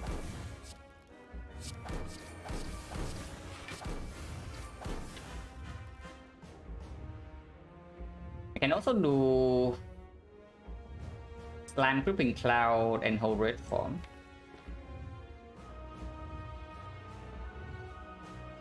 Before that, I just do Creeping Cloud, defend, Memories the Blur.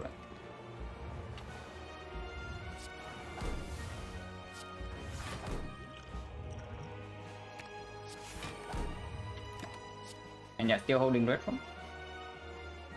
Multi hit next cycle is 30, big hit is like 20 something, we don't care too much.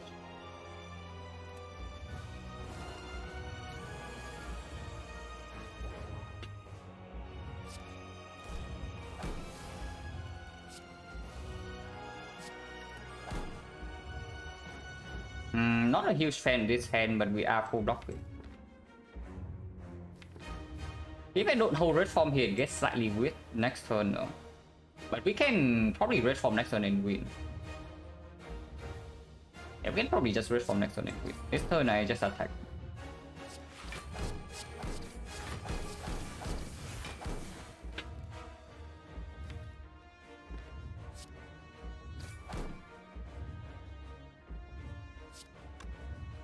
Yeah, getting the multi-hit right now is losing 50-50.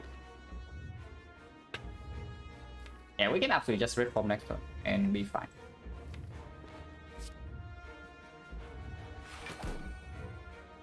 Then I need to keep this facing well. How big is the hit next turn anyway? It's like 47.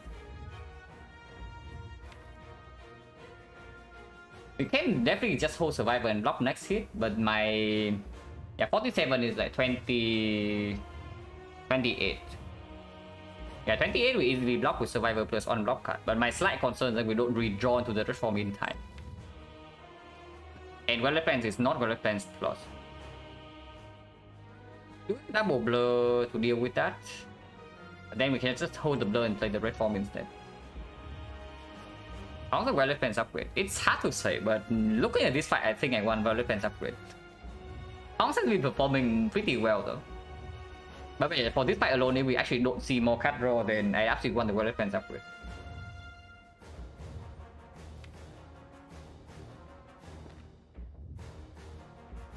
Actually no, I can... If I red form next turn, we already have Malaise and one Piercing Will to keep, and we can blur the turns beforehand. So playing well Piercing Will right now also applies 4 more poison. And we still actually block normally if we draw decently. Without playing red form. I think this is good.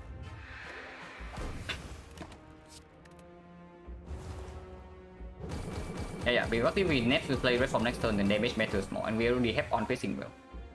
But apparently we don't even need to red form, so that's good. If we don't have to red form here, it means that we have one. So yeah. Just take 9.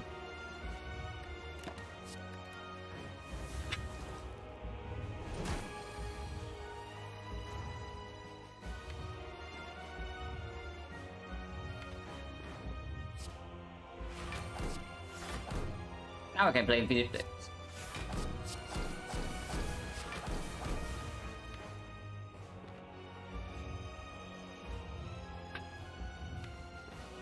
We will still full blocking next turn, so don't need to Malaise for a lot.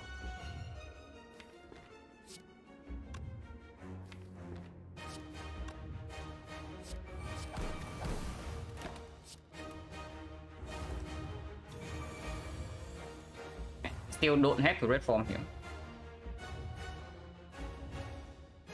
But then we need to hold the wheel and it gets weird. So just red form here and then attack.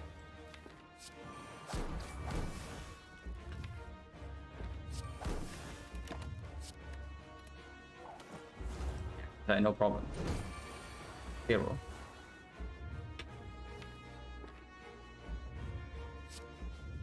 You don't even need to wheel yet. I think pocket watch is fine.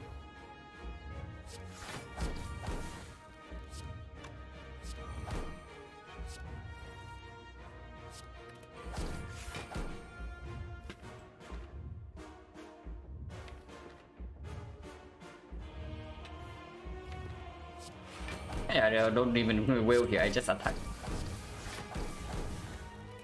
Now we hold the other bell and just wins.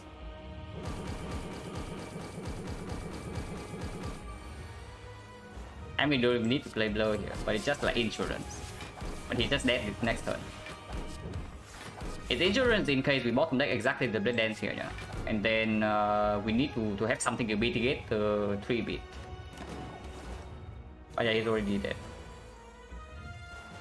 And we can still block this shit easily.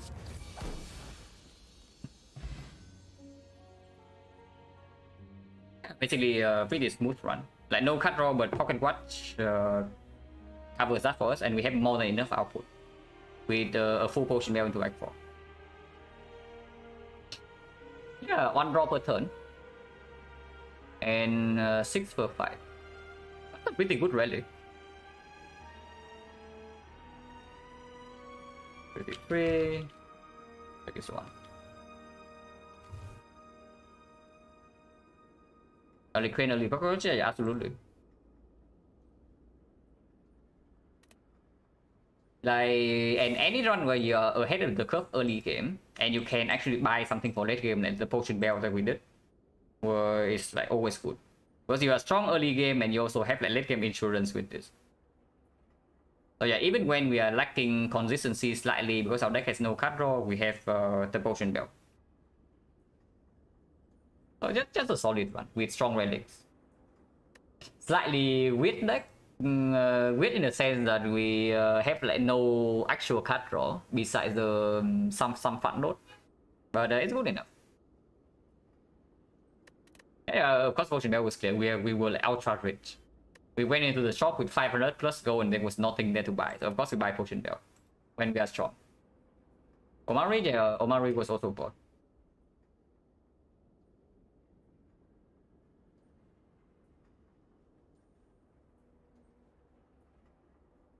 Early red form didn't help us much. Yeah, 1 copy is like the red form is at its strongest, yeah. With the moment you enter Act 2, and then the moment you enter Act 4. It is kind of like the reverse defect, you know. The effect is strong in Act 1, strong in Act 3, but kind of bad in Act 2 and 4. Red form is the exact opposite. Red form very strong in Act 2, very strong in Act 4, but early Act 1 it doesn't perform that much. Unless it's against the elite. Against the elite it performs, against the boss it doesn't perform, unless it's slime boss, and even then it's still fishy. Into Act 3, if your deck only has red form and you have been neglecting defense, because you have the red form in your deck, it affected your drafting, then Act 3 bosses can also kill you. Because you effectively draft a worse deck than usual, and you also waste 1 floor to upgrade the red form, which cannot even save you here. But yeah, Act 4 very good, Act 2 very good. Yeah, I did a lot when it was needed, absolutely. Perhaps the effect would be better had red form this too. Debatable. I wonder, would Echo Form Red Form be a good combo or not? Maybe it would be, but who can say? No, but yeah, Fusion Hammer is super strong relic. Effectively free energy, yeah, we path to 0 fire. Okay, not that free. We had to rest once here when we did not need to, and we had to rest twice. But we also have we also could path for these other floors. And it was just like free energy going into Act 2. So very strong. In a short break and then defect. We'll be right back.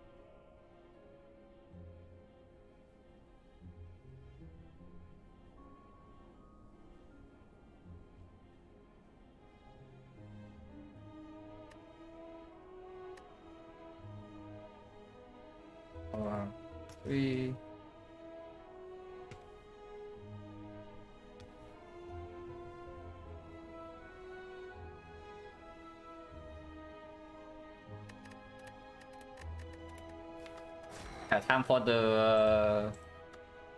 I don't know whether it's the good or the bad character, but time for the defect.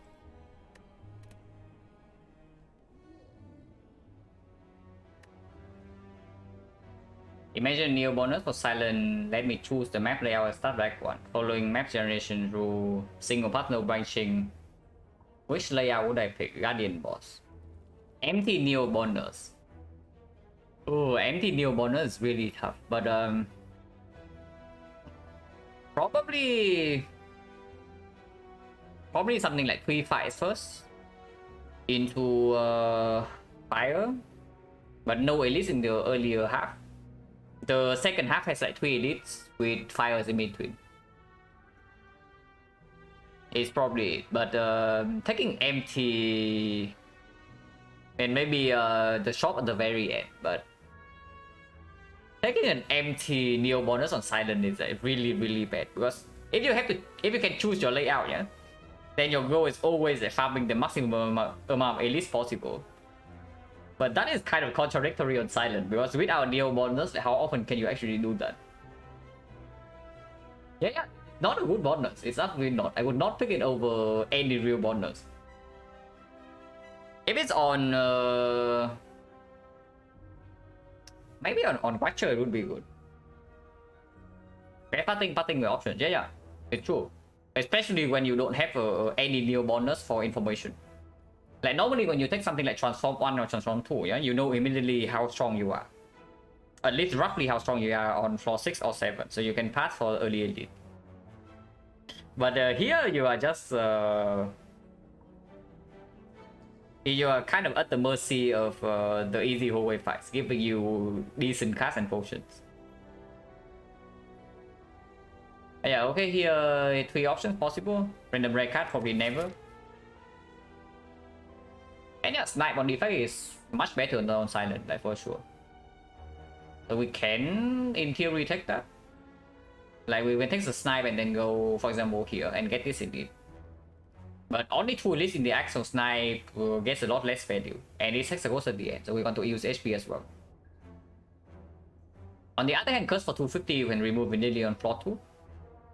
And then 6 for elite, like floor 6 or 7, but also optional. Ideal path here, yeah, is probably curse 250 into the shop, into this floor 6 elite, into here, into burning elite, into this elite. 3 elite path, burning elite out of the way, decent neo bonus is probably what we are aiming for here. But or at least last few nodes will be strong. Yeah, it would be strong, but on Silent, if you think that on Silent you can consistently do your elites at the end, then you have not played Silent with bad card rewards, is what I would say. Bad card rewards and no good potion, yeah, and you can never do the elites, like no matter how late they are.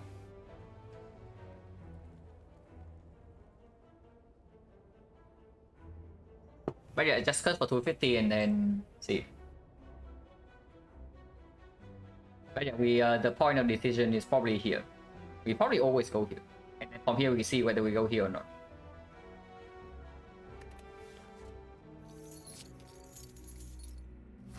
Is that the worst curse? Because I have a feeling this might be the worst curse to get on the faculties. On Silent, it's probably the doubt first, and then it's the pain, and then it's the regret. But on defect, pain has to be worse, right? So yeah, we actually cannot play with this curse in our deck. So we start with go anyway, so it's like no brainer. Then we go to shop. Ouch! Immediately costing 3 HP.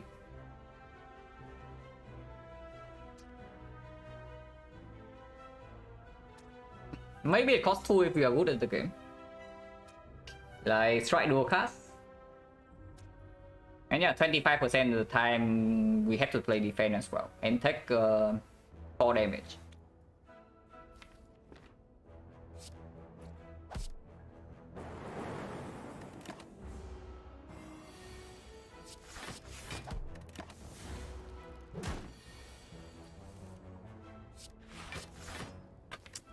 Oh god, it's coming back. Oh my god, we are so good at the game, guys. For once, we are good enough at the game to avoid this crap. But here would be -2. Indigo no potion. Scheme versus Compound Driver. First card pick into 4-6 indeed. Now Scheme is actually stronger later on, yeah, but for now it doesn't really play. It's probably Compound versus Scheme. Yeah, without boss power, at least it draws one. Can probably make it draw 2 fairly fast.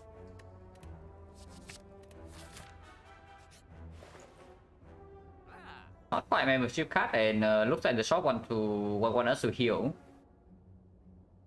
I have a feeling the shop wants us to heal a little bit. What do you think?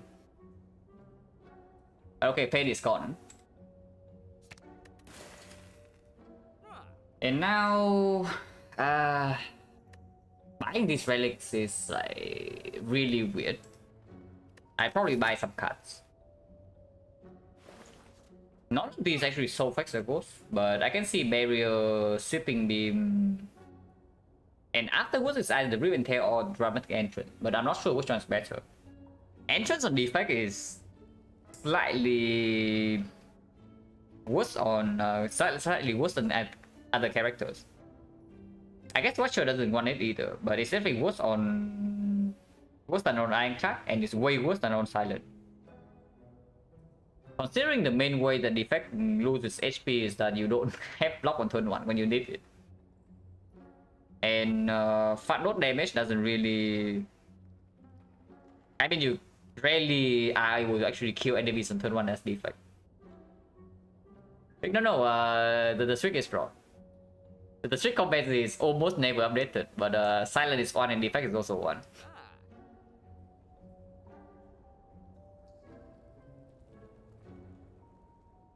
Oh yeah, it's just barrier, sweeping beam. I don't buy potion. Potion chain is 50, but we have 2 more fights. And these are not even super insanely good potions. Is it ever barrier, sweeping beam, waffle? Waffle heals 20 HP. Into Hexagons is slightly weird, but if you are taking Burning Elite, then you can perform. And it's not that Riven Tail is super good in this fight either, and it's absolute trash into Act 2. It's good in this fight though.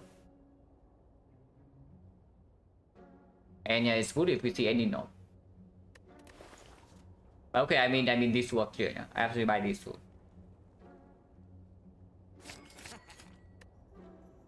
And now it's either Riven Tail or the Waffle. One of the two. Waffle makes potential Shining Light here, hurts a little bit more, but it's more takeable as well, because it also have full HP. And Max HP plays slightly more on defect, because it mitigates the super ultra low roll in Act 4. It's not bad, like plus 20. Plus 20 HP for Act 1 is like pretty sick. And if we spend the gold here on the Waffle, we also turns down the Cleric. Cleric cannot show up here.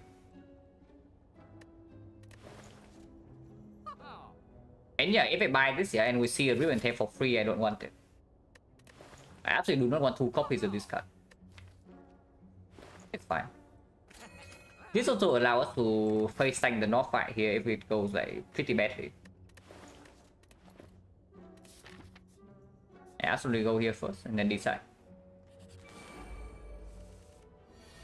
Yeah, barrier already played.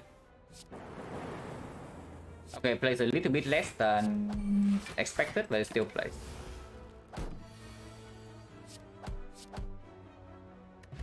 Airport. Oh snap, yes, with the Compound Driver.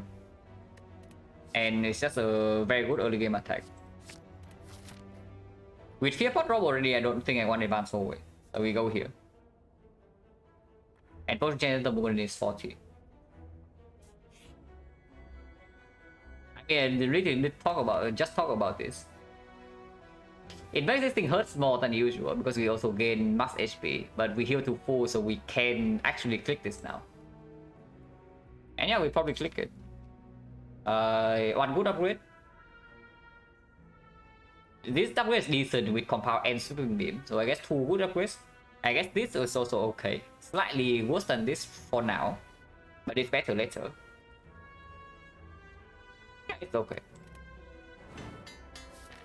That defense. Defense is slightly sad, but it does play better than strike upgrade in Act 2. Strike upgrade plays better for now though, especially with the fear point. And yeah, we take elite before fire, right? Our pinpointed upgrade at the moment is just sweeping beam. I want one more card reward from here. And yeah, taking this elite also doesn't allow us to even go for this path. So let's not. Yeah, barrier plays again.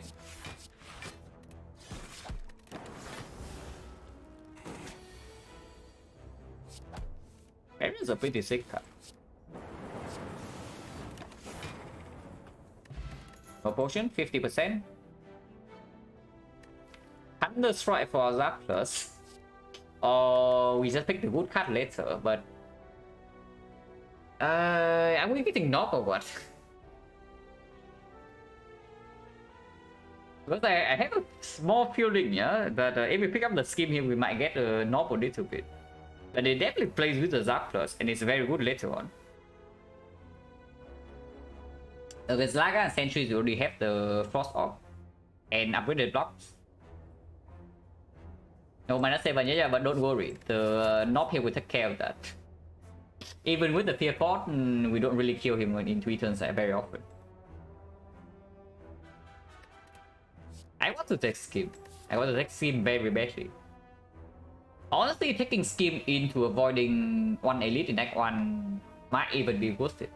Like overall. Just with the... Yeah, just because you have a Skim in your deck. In the later part of this run. And yeah, if it's Sentries, then the scheme is probably positive.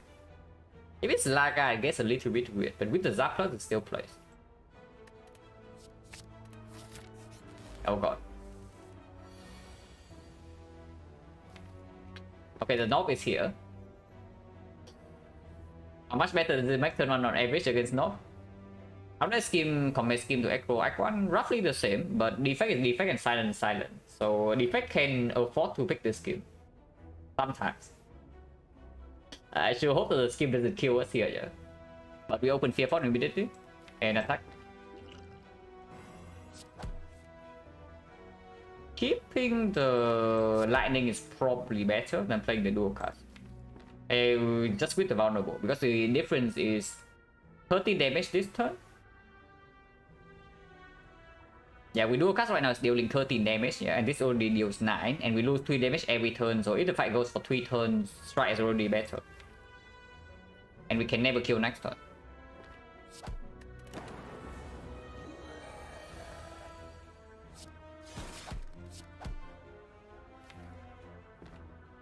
And we kill next turn?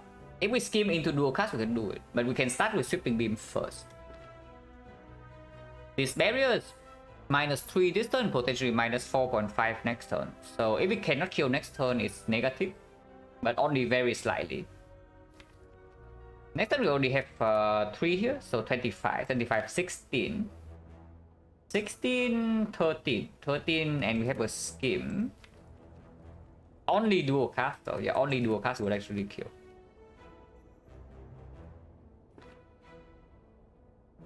And we draw 4 cards. So now technically if I play the Zap first and then reshuffle, we open another out, because redrawing to Zap would be lethal. So let's say I go all in with the line. Let's say I go all in for lethal. We draw 4 cards, and our discard card is going to have 11, 12 cards. 12 cards and 4 hits. Wait, Cold Snap is also a hit, right? If I play Zap first. Yeah, it's actually 3 hits then. Yeah, it's actually 3 hits. Then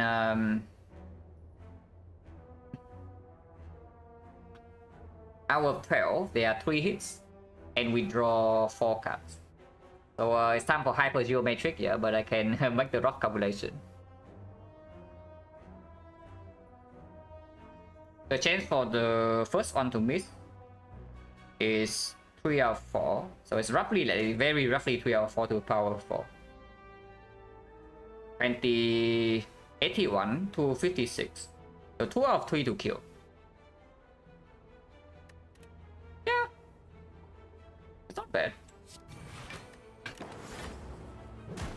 But if it fails, we are taking like an insane amount of damage this turn. Yeah, we're just taking 26 and live.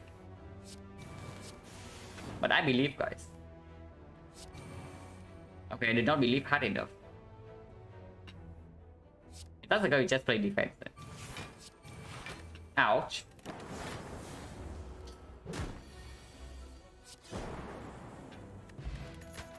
Knob drops the horn.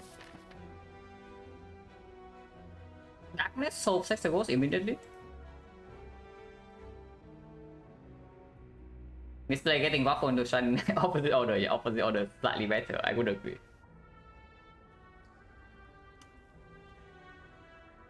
So yeah, we missed the roughly the 75%.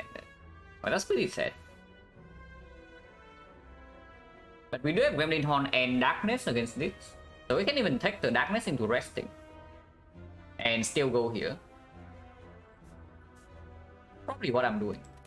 I solve Hexaghost and then I still try for the Burning Elite part. We go here and we can decide again. Yeah, from this point we can still decide again whether we want to take this or not.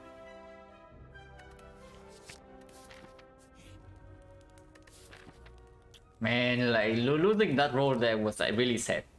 Because if we had killed the knob in 3 turns now, I can just upgrade Darkness and we are like so freaking strong into here. I guess it's still fine. We have the Horn against Sentries. No potion by the way, yeah.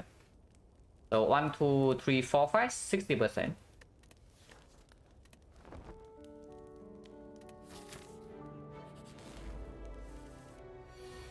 Oh, good thing he did not attack. If he attacked, it would have been quite bad.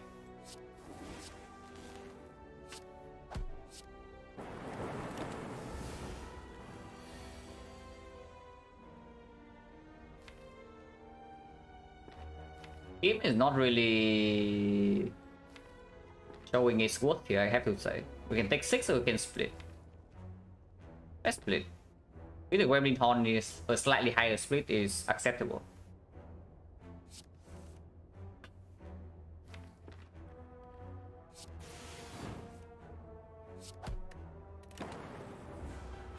And yeah, if we return to dual cast, it's just a kill. We don't even need to return to dual cast.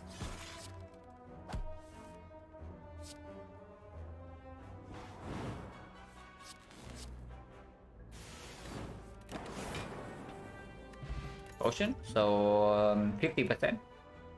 Gloom and Gloom, yes. Especially with the Darkness already in our deck.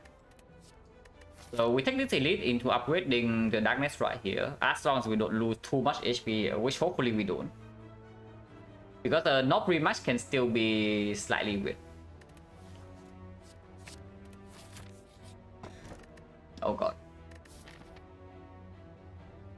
I got to upgrade my Darkness, guys. I really want to upgrade my Darkness, yeah?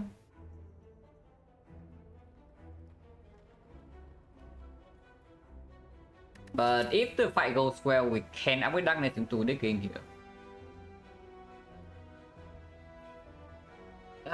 If we are on Silent, I would key this. No kidding, if we are on Silent, I would actually key this, yeah. But we are on defect. So maybe we don't need to rest here. Like in Fusion Hammer, I mean Fusion Hammer is already fine. Like if Fusion Hammer kills you on defect, it's not because you don't have anything to do with fire. But yeah, like how bad is this really? And yeah, we commit to Burning Elite.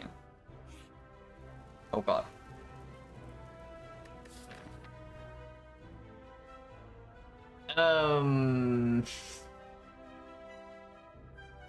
It might be a slight problem. If we take the gold. Why does 63 go? Like, come on. And this is literally all because of the slight low roll in the North fight. If we kill the North, we would be like so freaking chill right now. We take the gold right here, we have Darkness Plus, and then we take like maximum elite. Instead, we are probably having minus 63. Actually, it's minus 138.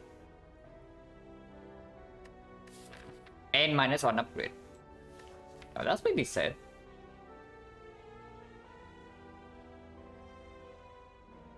But yeah, like running into Burning Elite right now, I don't feel safe. Even if we have enough damage against Lagavulin always, and we have the Gremlin Horn against Sentry somewhat, killing the first Sentry is still very difficult because this potion doesn't give us damage. If the Sentry strike go long enough, we are fine. We have Frost Orb, we have Dark Orb, we have Gremlin Horn AoE damage. But we might take too much front load damage in the first few turns. Let's not. Not even Sentries. I'm definitely willing to Gambler's Pool. Potentially even this turn to set up a Dark Orb.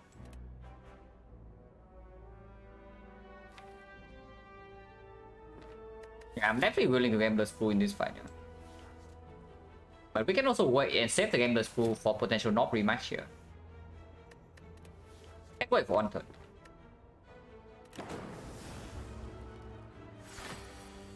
Okay, we don't do Darkness, so no problem. No block cast coming, so I don't really think I want to open this turn. Instead, we just do Darkness and let the one Dark Orb cook up in over playing 2 Dark Orbs. I take the Scheme, but I want to play Cold Snap next turn. I want to play Compound Rival next turn to wake up. Probably not. Yeah, probably not scheming here, because if I scheme here into Cold Snap, I cannot even play it. If I scheme into Compound, I also cannot play it. If we can scheme into Zap, I can play it, but then... yeah, no. Yeah, we just Cold Snap him.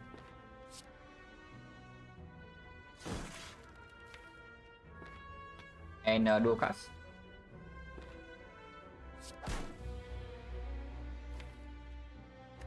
Plus right here, so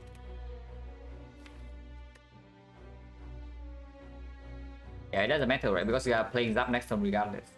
So this is just positive.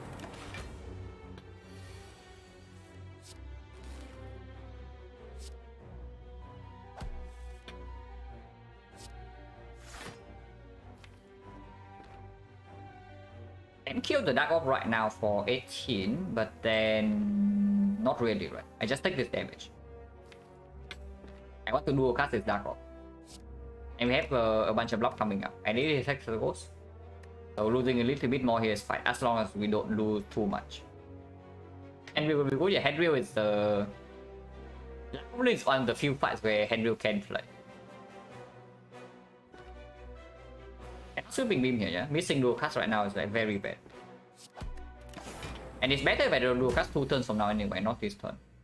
We would have drawn into dual cast. It's fine. Maybe it's fine to play triple block here. Is that way too greedy or what? It's way too greedy. But what about scheme into Steam Barrier instead? Like 30 damage plus 4, so plus 6. 3 here, and another 3, yeah? So it's 9. 9 plus 30, 39. 39, we need 38. And always Gambler's Pool back.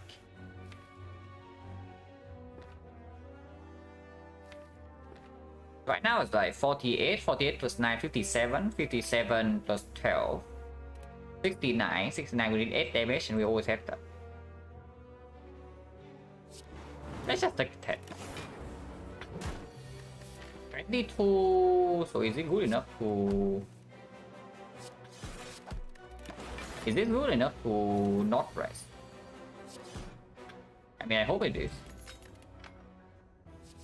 Turbo with the amount of card draw seems decent. It makes the North fight slightly worse, but we have this to mitigate the North a little bit. And yeah, if we are entering Act 2 without energy with a deck like this, I absolutely want a Turbo in my deck. This already can draw 3. At least it's draw 2 with these orbs. I want to upgrade darkness. I want to upgrade darkness pretty badly. Potion change right now is back to 60. If we never die in these 2 fights from 22, then upgrade darkness is always correct into resting here, because this can also give us sustain. Next fight is either Sentries or Lagavulin. Sentries or the North. It's fishy. Emotion chip makes the Sentries fight slightly better. And this normal Sentry is not burning, yeah. Resting for Hexa? Yeah. If you die, of course you rest. If you die, of course you rest. Or you don't want to die or what?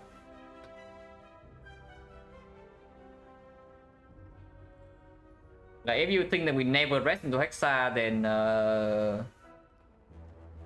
that's just wrong.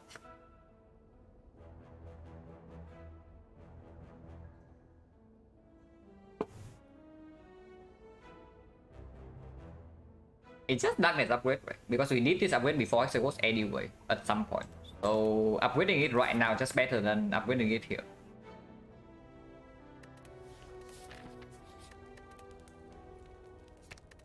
And we do have one potion to mitigate.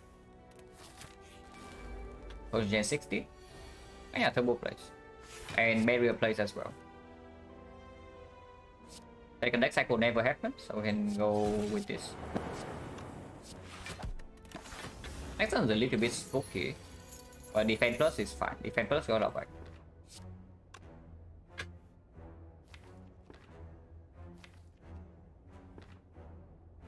That compound into Doom and Gloom is one off.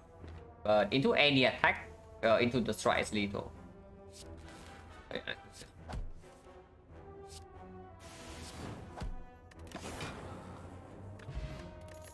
Okay, we never die to the elite. No matter how bad this fight is, we never die here. Monkey. Who ended not good against North, yeah. It's good against Sentries, but not even that much. Before we have Focus, I don't even know how much I want to force off in my deck. And we have Shovel, so upgrading the credit also is weird. There's no way. Yeah, there's no way this is actually good before Focus. Streamline, not really. With Darkness Plus, solving Hex goes already. And it's not even positive against the North. I mean, it is, but if it delays like drawing Darkness by one turn, then no. Cyan, thank you very much for the sub, for the Prime sub and the 2 months. Yeah. Thank you very much. Nothing here, yeah? Oh, skip. Not again. 88. Camera Screw.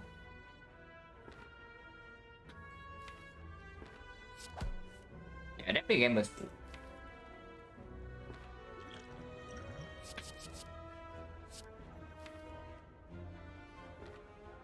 And keep the turbo, but there's still like a lot of ducks in here. The hits would be this into this or into this. Before that, I just gamble.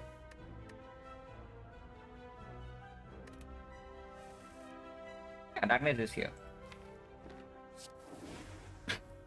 No dual cast though, but we can always wait for one turn.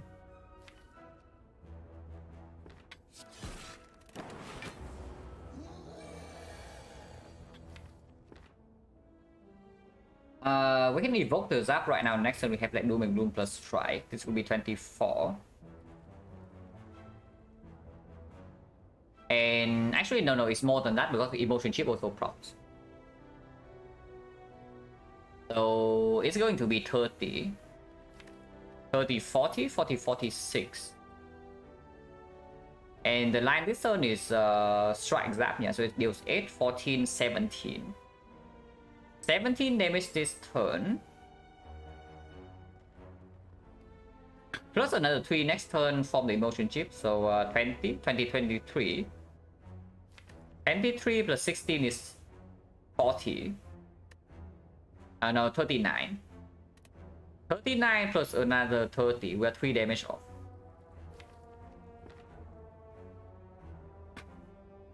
That's pretty annoying.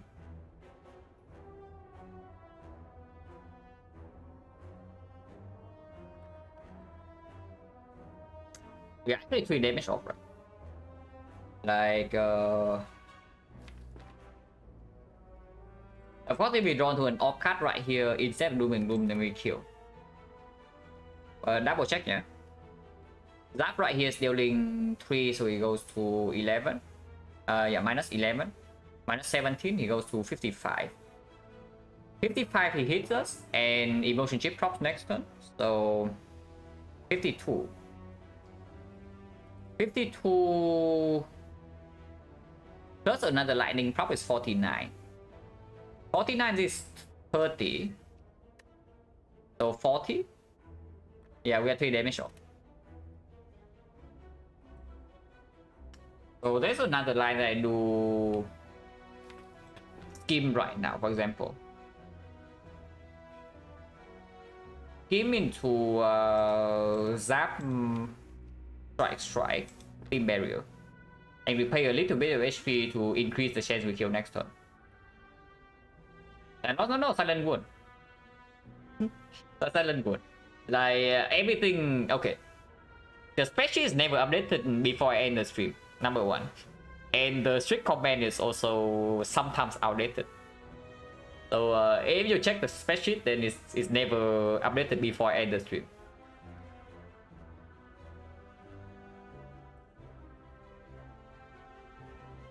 But yeah, skim right now. I pay 3 more HP for this. And Zap is better than playing Doom and Gloom. Because it procs like 3 more damage next turn, and we can still play double strike.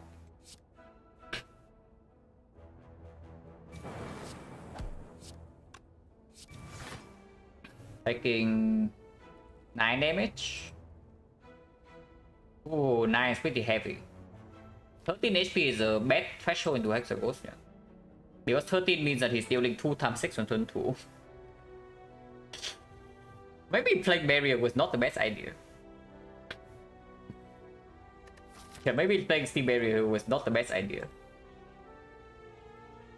But if we run away next turn, then I would appreciate the HP, maybe. Into resting. Because we actually don't have a potion into Hexaghost. If we had to run away.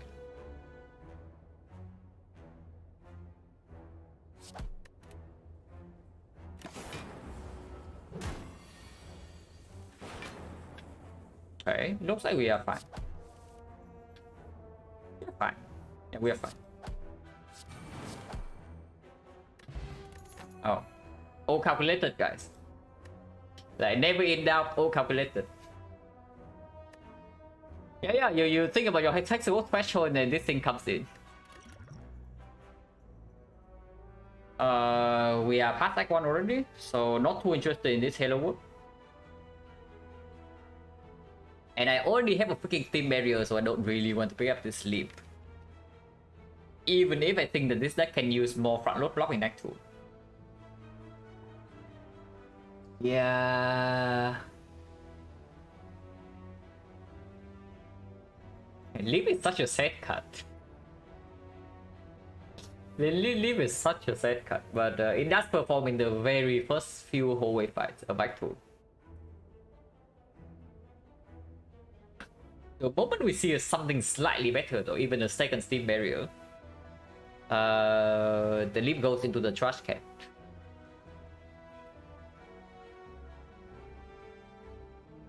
Especially if we pick something like Astrolabe here.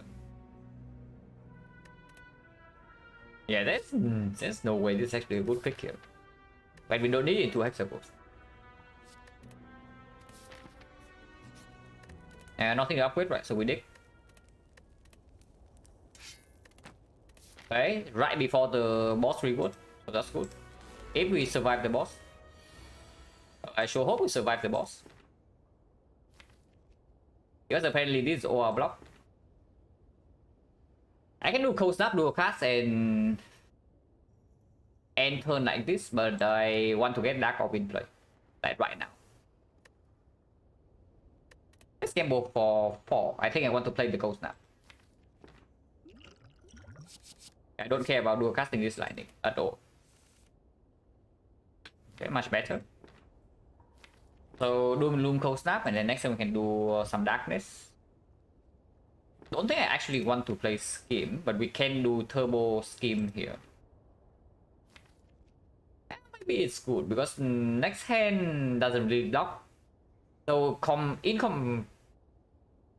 combining the next 2 turns together, the Hexagon is dealing 18, yeah, and at the moon we are blocking for 5 plus another 2 plus another 4. So blocking 11, we're taking 7 damage in the first 2 turns. If we just play Cold Snap, Doom and Loom here, we can do better, and this can also draw into the Darkness Plus.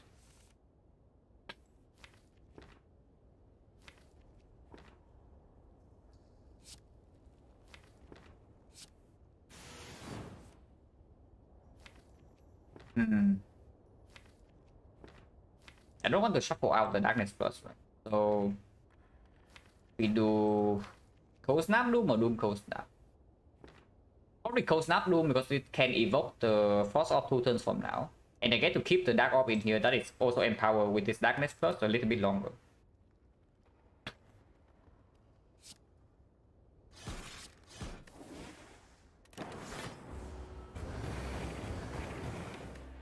Shuffling this out is quite bad.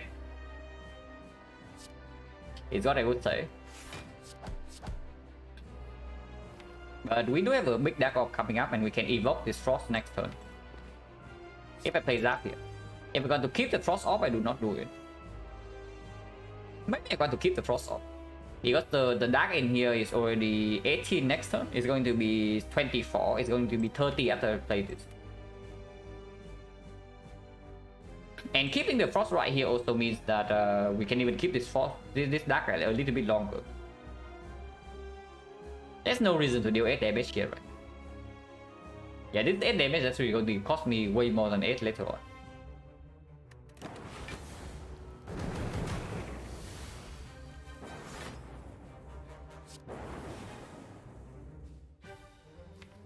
A bit scary next turn.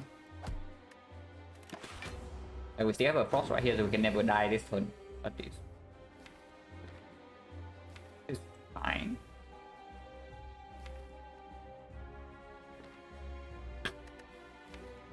Already missing dual cast. And there's a void in here.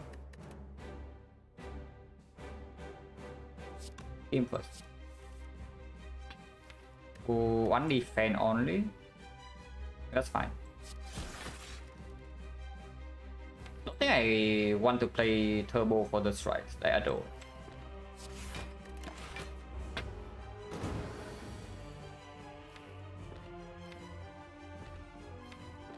Yeah, we shuffle out all this crap. Let's tell me I want to zap here. But not really, right? Motion chip perfectly proc to build this even further.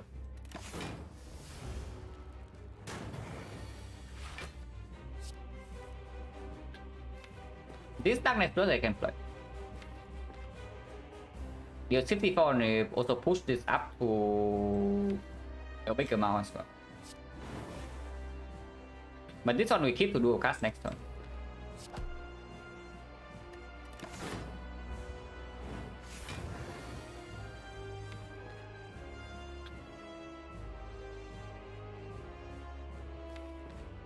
Potentially can be slightly slow though. It's only 96 damage. So we need to evoke this Dark Orb. 96. 96 minus 84 is at 50. 50 and then I block with barrier defense actually, yeah, and intentionally take 2 to proc both the Frost in here and the Dark in here, so I can evoke without dual cast to kill. So 96, 102 minus 90, 44. 44 on this thing is going to be 30. Okay, so as long as I can evoke this, I win. Not always happening, but we have no void in the draw pile and a decent amount of card draw.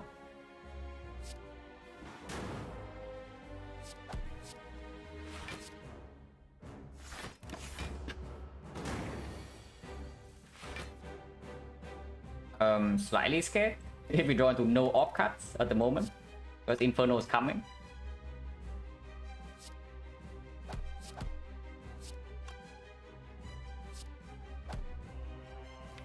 Ooh. Are we actually dying here with a Darkness Plus and a Emotion Chip? Because it looks like it might be happening. Seriously though, we got like 160 damage from 2 Dark Orbs and it's still very close. And we have like 4 burns coming up. 26, if we cannot evoke this Dark Orb next time, we cannot do it.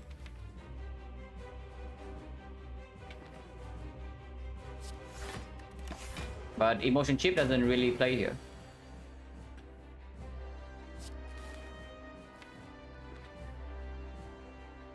Oh, need to draw into 2 off cards, but we draw 6.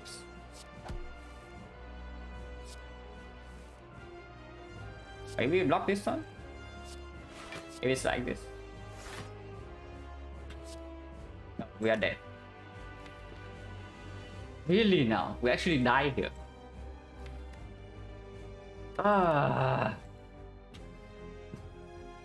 They like underestimate this like way too much or what? Because in my mind I was feeling like 160 damage from Dark Orbs, and that is at the minimum, yeah.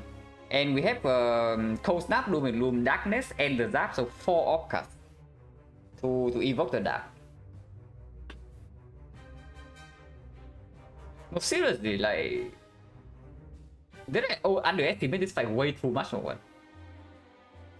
And I even did the game the through early on to get the Dark Orb in play immediately, yeah. I mean, the turning point of this fight is actually when Darkness Plus was shuffled out first cycle. It's the absolute bottom card, but even then it was thinking that damage is like more than enough, you know. Push an extra 18 damage last cycle. 18 from where?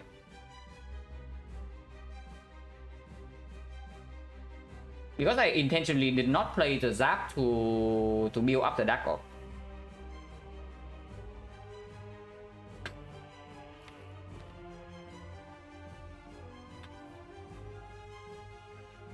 One Emotion Chip for 2 damage and 1 Turbo Double Strike. No, but the thing about Turbo Double Strike is that it also kills us this cycle. Like, plus 1 Void in here, like we're already dying with this and you want to add 1 more Void. I did not want to. Turbo into Double Strike is never worth it. Draw, basically, yeah, draw is awful. But even then, if there's even a chance to die here, then I should have seen it coming.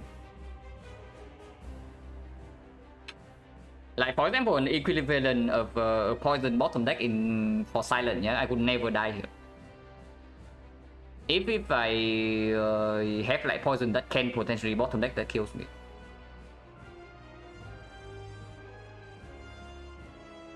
Yeah, like, of course if we die here, it's an insane low roll, but if I play better, I would see this coming, like, for sure. Well, I'm just, in my mind, I just could not imagine the case where this actually happens, you know, but it happened. Hello, Macchiato? Yeah, Silent was a win. In Smoke On, we are good, yeah. Okay, so we are dead here, I guess, but we can replay the fight. I'm pretty sure we easily win with the knowledge that Darkness Plus is at the absolute bottom in the first deck cycle. And once again here, yeah, here again in the third deck cycle is at the bottom. But to even have a chance to die here with 2 Dark Orbs is like basically just outside my imagination, you know.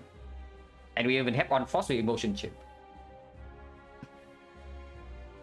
But honestly, no point. I already know that I win this fight by replay. So no point. Just kill him here to see what the reward is.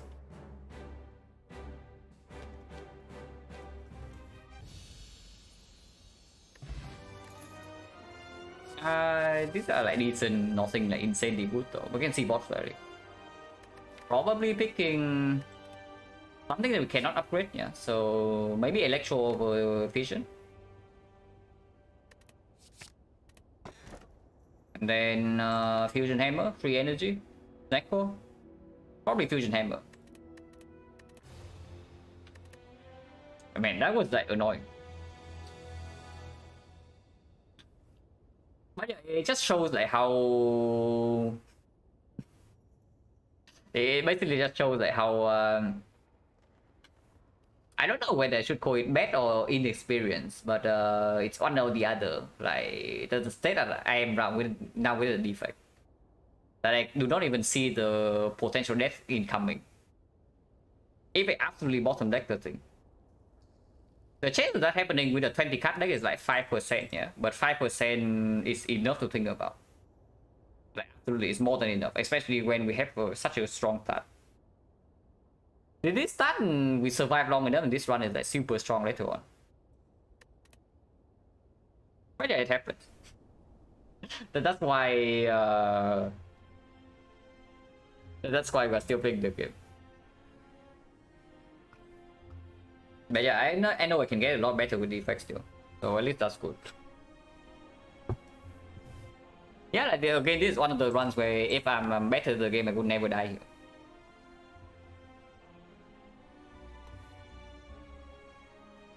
I think the rest of the deck was like fairly solid though, even if we lost the roll here in the north. He's playing somewhere, yeah, absolutely. It was the turn where I did Gameless Rule into like turbo scheme draw, yeah. And ended with like Doom and Gloom Cold Snap. I did not account for the possibility that the Darkness Plus could be shuffled out. It's the absolute bottom cut. Because if I had thought about that, maybe I would gamble a different amount. Like the Gameless will potentially like even float energy and whatever turn 1 to make sure that the Darkness Plus is never shuffled out. Because if the Darkness Plus is not shuffled out, I'm pretty sure I never die there. We never lack damage. Even with the Darkness Plus shuffle out, we were basically one evoke away from winning. And we had to bottom deck like all our ops. Bottom deck twice, we might die. Yeah. But it happened, right? It did happen. And if it can happen, I should have thought about it. It's a thing. New bottom deck twice were a thing that killed me. Probably I would. But yeah, I clearly did not think about it because in my mind I just think that yeah, Darkness plus Doom and Gloom, this fight is done for. So yeah, just did not think enough, I guess. Because you probably watched me long enough on Silent to know, yeah. Like no matter how quote unquote soft Hexaghost is on Silent. Like I have a freaking bouncing flash plus or something. I will always account for the possibility that the poison card is at the absolute bottom. Draw on turn 4 and shuffle out of the deck. Like whenever I'm playing well, I always consider the case. But here I did not even think about it. And yeah, we paid the price immediately. So that's pretty sad. Yeah, I should never underestimate Hexaghost, absolutely. Underestimate, absolutely, like for sure.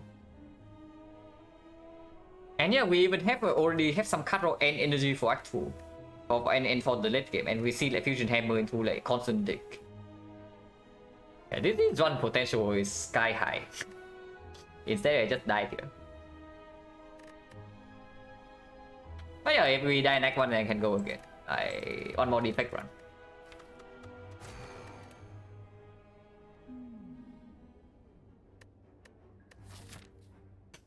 Okay, so the good run is gone, yeah. Now we are stuck with some crappy options because I could not convert the strong start.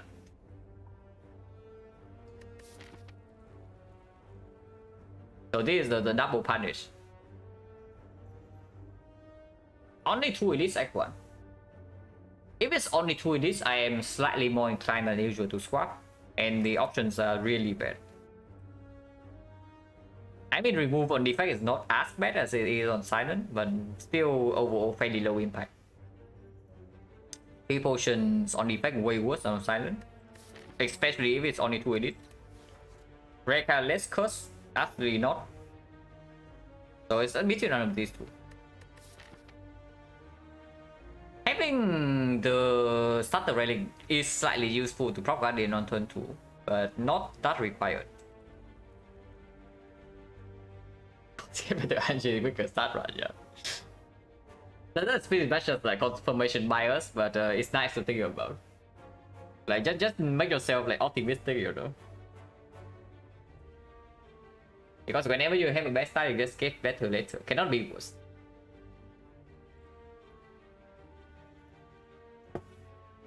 Let's choose Red Catalyst would be more interesting. On silent, sure. Defect Red Catalyst is already way worse than on silent, and curse for defect also is worse than on silent. So it's like doubly bad, you know. Normally this is already not a super strong option. This is probably just a swap. And after the swap, we can still decide like where we want to go. Joker? How bad is Joker on defect? Because Joker swap, even Joker swap and silent is not that bad. And yeah, it instantly opens up Snecko quick after this. So should keep that in mind. If we survive the boss. Last time I said that we died to Exegos, so let's not die to the Guardian, yeah. Defect dying to Guardian would be quite a tragic story. Red Catalyst always Metamorphosis. The chance to miss is actually not that high. But that's it on silent, because on silent you can use the, of course, the big tool, Apotheosis and a breed, and then after that you still have the Panache, Sadistic Nature, Secret Technique, and even Secret Weapon and Aircon is still performing. Your Secret Weapon allow you to pick up something like Finisher, and it's somewhat okay in the early hallway fights and into the north. Aircon from Wit, not at all. Do not vastly overestimate the downside of this thing. At least on this character that doesn't have a Blade Dance.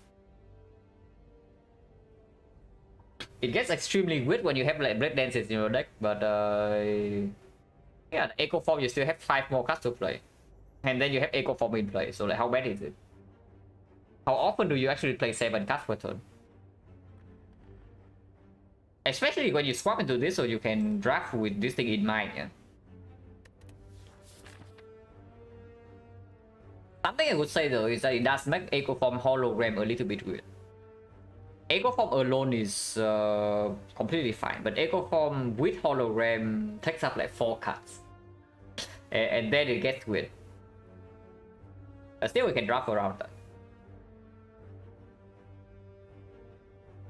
that. This swap is like somewhat average, not super good, not super bad. So I can see 2 lines. Line number 1 is of course to start here, take advanced always into upgrade, into optional elite, into second upgrade, into like shop here, into burning edit. Or third fire in case we are way too weak. The other line starting right side, go here, get this, into second fire, into second edit. But this is probably just strictly worse than this thing. The only reason why we would go left from here, yeah, is that we want to avoid the the shop. Also want to Joker defect and die Act 2. Boss popping into dying Act 2 is pretty average experience on defect, I have to say. Surviving Act 2 on defect is always like pretty challenging.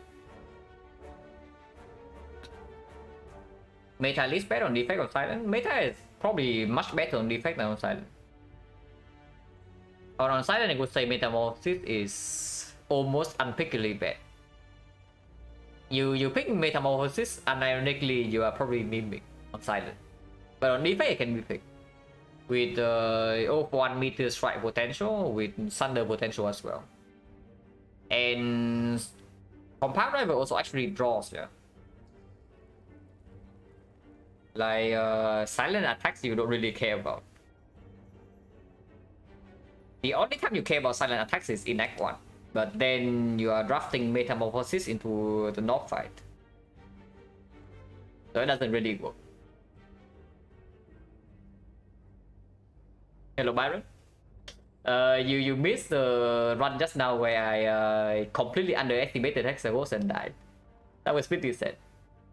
Like very strong start with Emotion Chip, Gremlin Horn, Shovel into Fusion Hammer. With Darkness Plus, yeah, I had Darkness Plus and Doom and Gloom and Emotion Chip. And I died to Hexagons because I did not think about the scenario where Darkness Plus is at the absolute bottom. And yeah, it was shuffle out, and then we lacked like 20 damage. But yeah, it was a very strong start, but I died. Absolutely could have won the fight, but I did not even think that I could die then. So yeah, inexperience with defect absolutely showing. And here we probably start left. If the two fights are really bad, we also can avoid advanced forwards. Sounds brutal even possible. Yeah, I also had Compound Rival Zap Plus. And the Cold Snap, so Compound Rival was drawing 3. With a Scheme and Turbo as well. And I died anyway because I could not evoke the second match of Dark Orb. First cycle, I absolutely bottlenecked the Darkness Plus, yeah, and it shuffle out. In the third next cycle where we were rushing to kill, I bottlenecked Darkness Plus again. With the Zap Plus and the Cold Snap. So we could not push the last Dark Orb to kill, and the Hexagons was like 26 HP. It was like very harsh, but absolutely misplayed on my part. Pretty sad. Hello Sisbot. Okay, we start here, yeah? After 2 fight, if it's bad enough, we go here. Oh god. Ah, it's fine. Yeah, just draw Zap and dual cast on the same hand. And then get regular defect.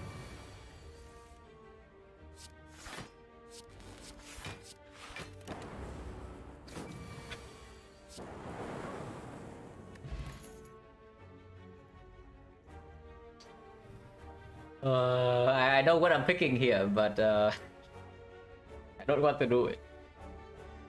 But I know what I'm picking here.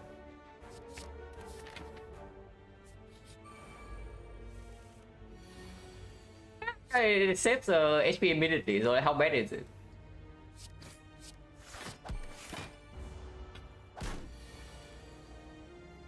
And then last run go, Silent was win, but defect I'm completely misplayed. And died to Hexagons.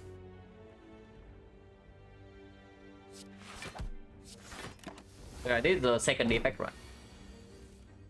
Seems like only bad the first time you play. Yeah, but you also see like why is dead range broken. Well, why is dead range broken? And why is medkit absolute garbage? Because your second cycle doesn't matter in almost every single fight. And yeah, Kata is garbage in the first deck cycle, it's just bad. Compound Rival draws 0. On the other hand, we can have the mega combo right here. Now, if I say that the Streamline is bad in the second deck cycle, then we can make it play in the first deck cycle with a Rebound Streamline Mega Hyper combo. And we already have 4 energy, so we don't even need to discount the Streamline that much. But yeah, Cold Snap is fine. Taking Cold Snap opens up actual Compound Rival picks. And eventually I want this. I'm like, okay, like, it's not fun there, yeah.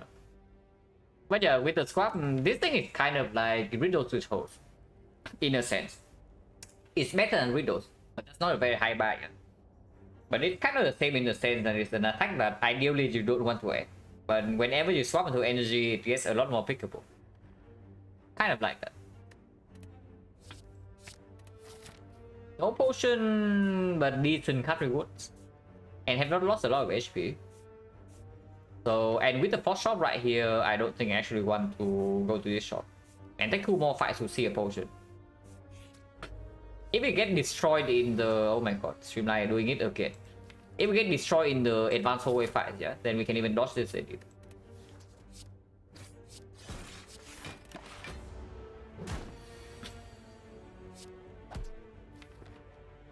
Next turn is kind of stinky.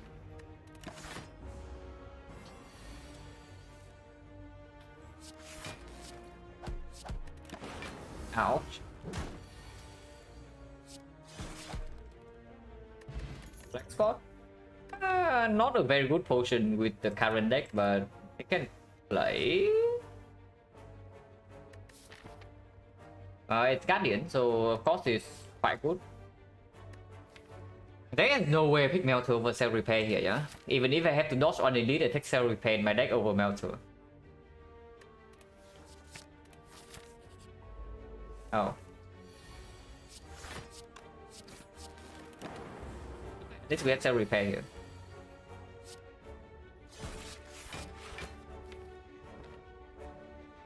Dual cast it so that next time I draw into dual cast I can evoke Frost. And Streamline is already killing this.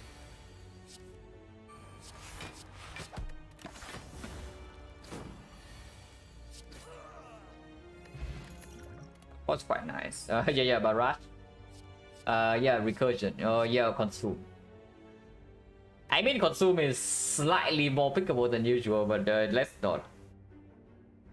First of all, we have 4 energy, yeah, and secondly, we already have a Frost.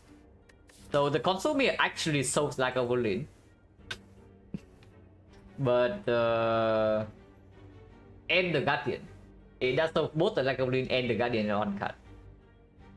But come on, Guardian is already solved because it's Guardian.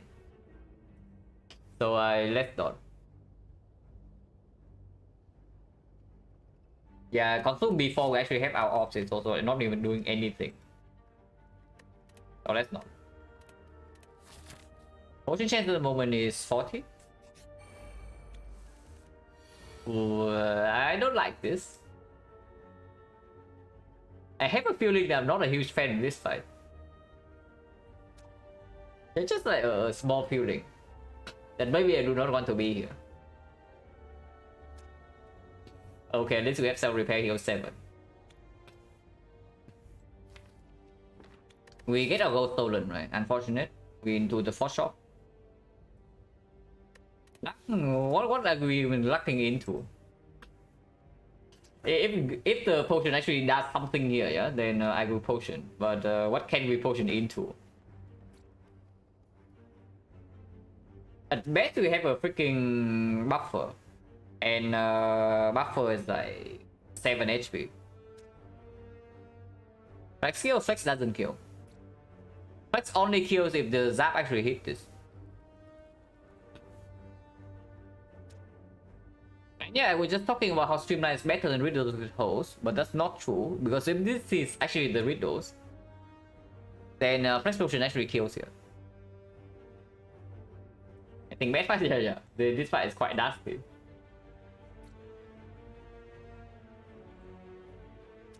Lucky we think we are not enough for me to waste one potion and still take the 50-50.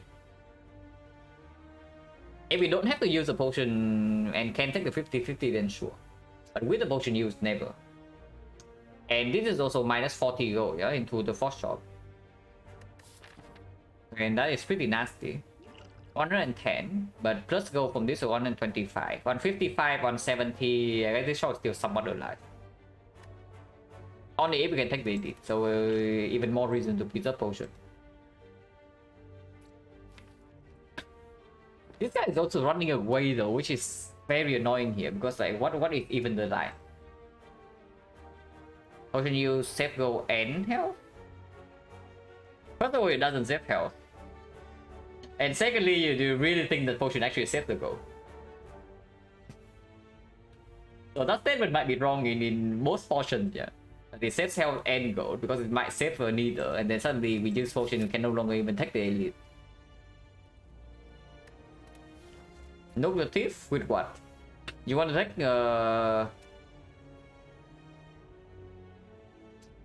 you want to take the full 23 here or what? Because this guy can attack every turn, yeah, and this guy is guaranteed to attack 11. So let's say we even do Streamline Strike here with the Flex Spot that deals 31 damage, we need 19. Where are we not getting 19 damage?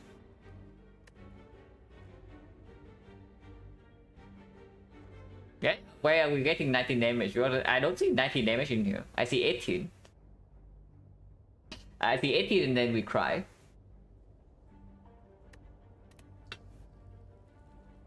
Unfortunately, doing Streamline Strike here is dealing 13. He's at 13 HP, and 13 we also cry. We need to draw 3 attacks. So I know that I trust talk the potion like repeatedly, but we probably steal potion here. But it's power potion, not the flex.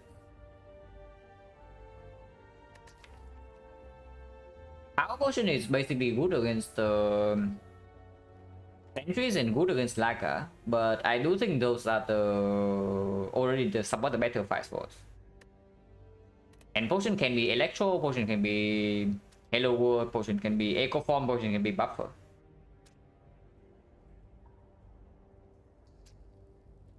Hello, and yeah. That's not die because I misplayed Hexaghost, basically. We enter Hexaghost with Doom and Gloom, Darkness Plus, Compound Driver, Zap Plus, Skim, Cold Snap, and the Game the Screw. And Darkness Plus was the absolute bottom card in the first cycle. And in the third cycle, we also bottom deck all the off cards. So I failed to evoke one Dark and we died. But yeah, absolutely a misplay. Is it better to get rebound? No. Because first of all, like we did not even intend to take 2 advanced away fight. And secondly, we could get a better fight than this, you know. And thirdly, yeah, even if you save some HP here with the rebound, you forget the self repair already save us 7 HP here. And then another 7 this fight. So that's rebound save us 14 here. And that's only 2 fights. But I can see power potion. But these are useless. I guess starting this charge is slightly better than useless.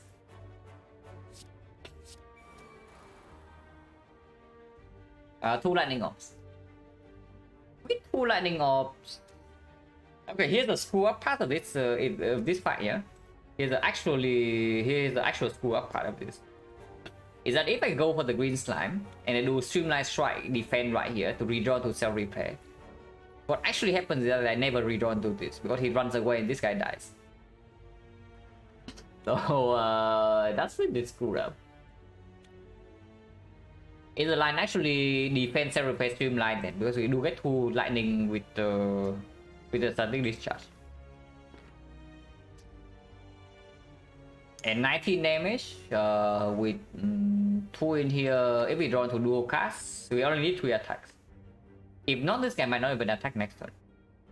Okay, 20% only, but he attacks for 8, we can also maybe block. And immediately we also block for 7, so like, how bad is it? It's not that bad, right? And yeah, gold stolen HP loss, like, hooray. We play the whole hand. At least we killed it. Oh, he attacks again, so maybe we don't lose our gold. If he attacks again, we actually don't lose our gold, so that's good. It's not even true. Double defense, double strike here, yeah? Deal 12, deal 18. Deal 18, he hits himself, so deals another 8. 26, we did 13 with 2 landing. Yeah, absolutely we kill. They will pay 2 HP for 40 gold. It's not bad. No potion, so 50. I guess something discharge actually did some decent work there. So power potion, I would prefer not to use a potion there, but it did something. So yeah, potion 50. Chill definitely got a lot worse with the energy from Choker. And no actual card draw. On the other hand, there's a bow lightning here as well. So maybe deal with the knock fight. Chill is still very much performing into the sentries and the Lagavulin. But into Knob, which is probably the more annoying fight for us, this is way better. Beam Cell is possible as well, but the upgrade can go on Streamline first. And Beam Cell gets slightly worse with Joker because the 0-1 synergy also kind of down the drain. Yeah, Ball Lightning into upgrading Streamline, and then we see what happens again here. As long as we don't die to it.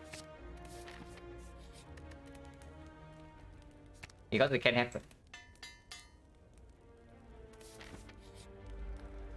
90 HP no, but at least we have Ball Lightning here. If we ever flex it, is the best turn. Yeah, if we flex it, is the best turn and we play 4 attacks. And we know exactly what we draw, yeah? And we Choco Energy when play everything. So, and dual cast always land on Lightning so we can easily calculate damage. It's 32. So let's assume that we draw dual cast turn 2, which is less damage than turn 3. Then turn 1 we do Ball Lightning into triple strike. With flex spot, so it's 20. 20 plus another 25, 45, 45, 48. 48, next turn dual cast is 16, so 64, 64, 84, 84, 90. So we always kill with the flex spot right now. Without the flex spot, it's 28 damage, 48, 54. Yeah, 48, 54, 60. 63, 79. So yeah, flex spot actually comes down.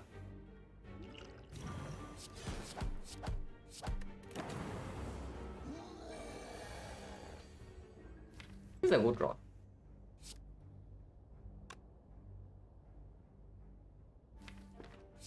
Not the absolute best, but it's good enough. Absolute best will be Cell Repair next turn. You always have guaranteed lethal. This block for 2, this also block for 2 though. So it doesn't matter which one we play.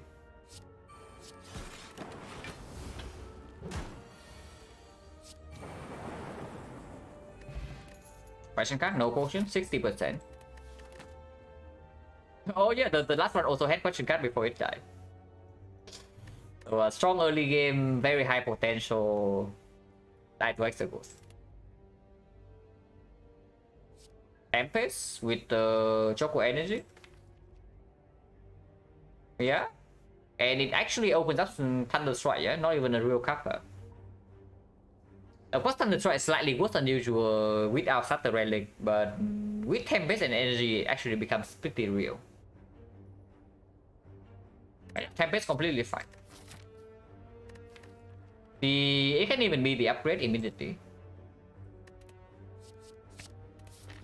It can even be the upgrade, and we are doing it. This cannot be knocked.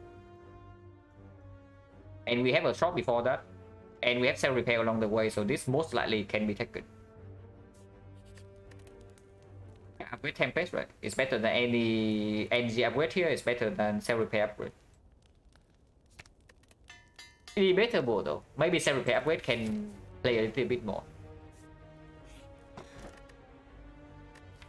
4 strikes. Before the Guardian, I don't want to remove Defend though, but maybe we can remove Zap.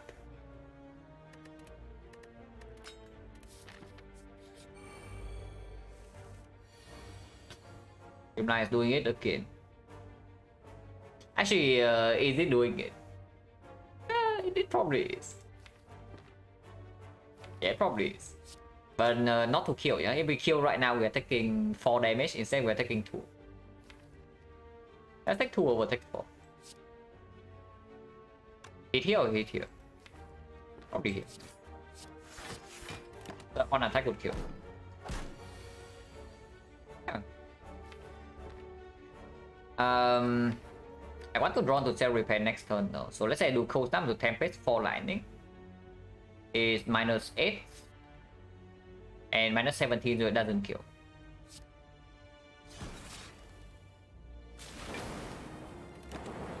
But I always kill this turn.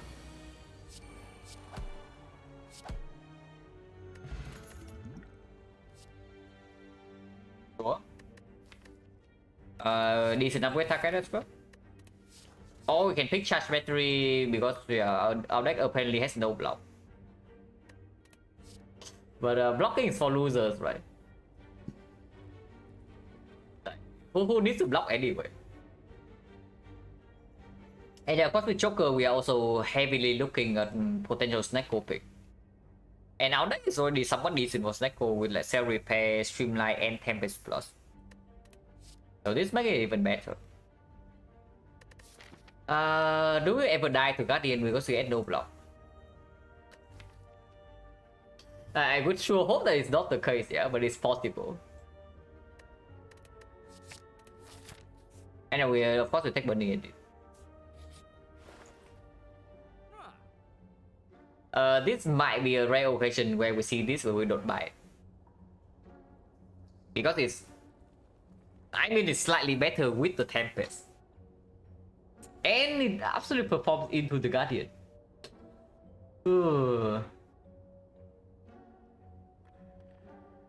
Without the Tempest Plus, there's no way this is a good buy. But with the Tempest Plus, it's acceptable.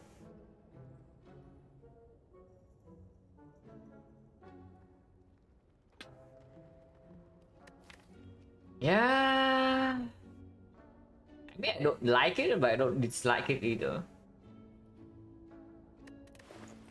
Yeah, because with this thing we can even do. Yeah, we have like 5 lightning ops against Lagavulin, and then it's just freaking dead. The same goes for Guardian. Yeah, not. I'm also like very. I'm feeling very good about this. Also kind of costing me a remove, but with plus bio removing the strike also gets slightly worse. If we make remove here is on the Zap, but Zap remove is not even that good yet. White noise is already a bad card and even worse with Joker. So absolutely not. White noise is a fun card and it's easy to overrate, but it's not good here. Usually, I would say the spot to pick white noise is either when you have power synergy, yeah, with Mummified Hand, Hissing Plus, or Birdface Urn, and it needs to be upgraded, and you are also somewhat desperate for scaling, then white noise is a decent pick. Here's the game of yeah, it's fun.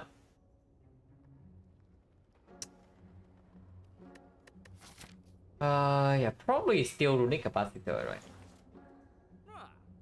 Or we can completely ignore the bites because we already have cell repair and blood fire, so heal 9 per turn. And go for the more reasonable line of remove maybe deck spot instead. Royal Prick, thank you very much for the 5 sub. Appreciate it a lot. The relic's runic capacitor. Yeah, I also see the relic that says runic capacitor. The only reason it's not an instant buy right now is like, first of all, we already have like way too many. We don't have actual force off, yeah. But I guess okay, picking this up also allow for laser immediately, and we have 4 energy.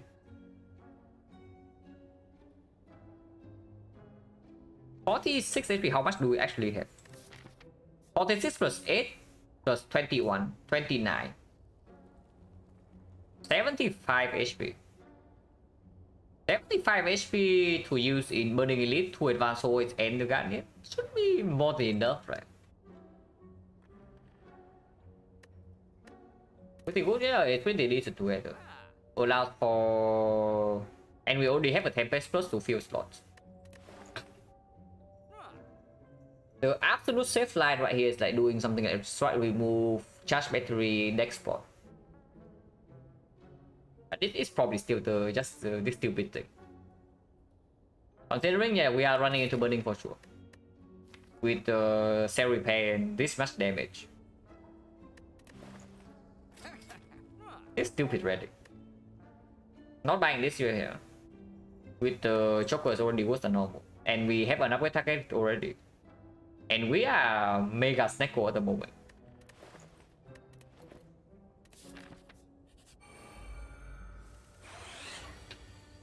Wow. There's 3 off slots, guys.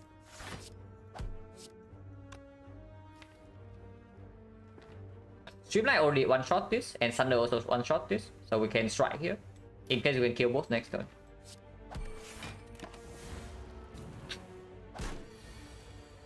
Yeah, exactly like this. No cell repair, but taking... We were taking like... Actually, wait. I was only taking... I was blocking with 7, so I was only taking 4. So potentially -3. Okay, what if it's only 3 HP? Nobody has ever died with 3 HP before. Oh. Or monkey?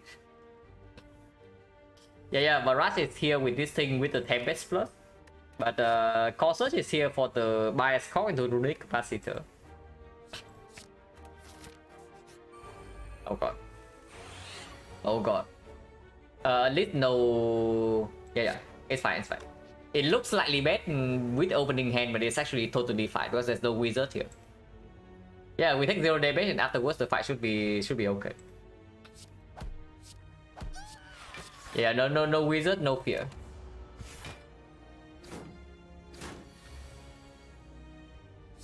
Yeah, no wizard, this fight is like an absolute joke.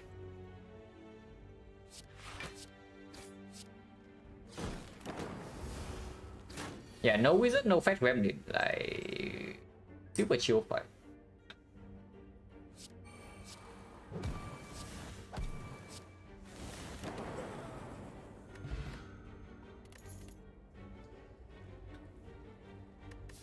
This is not yeah.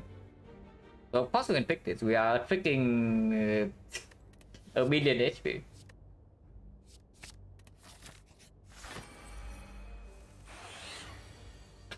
Tempest right now, what's him up?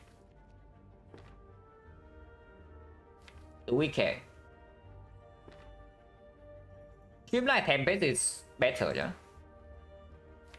And yeah, this is basically 2 of our setup cards. So no reason not to wake him up. And if we have to take heavy damage, then so be it.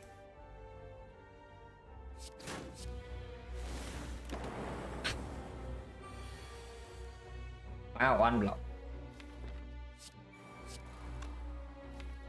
Willing to use speed pot next turn for maybe 10. Free green key. That's only if we actually have block. This second one has barely any block in it, so this is definitely not a free fight. I would say Nob is probably a better fight than for us than this. Because you see right here we're taking 19, and next turn we're taking like another big hit. This one I can absolutely use speed for 10. You can cost us the dexterity. Not like it matters. Wait a second. Wait, that's Soul's Guardian.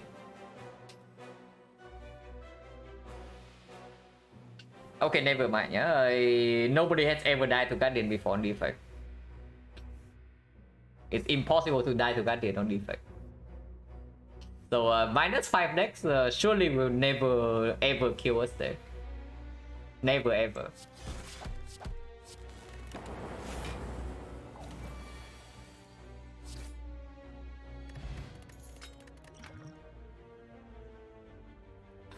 We can get Frost, we can get Machine Learning.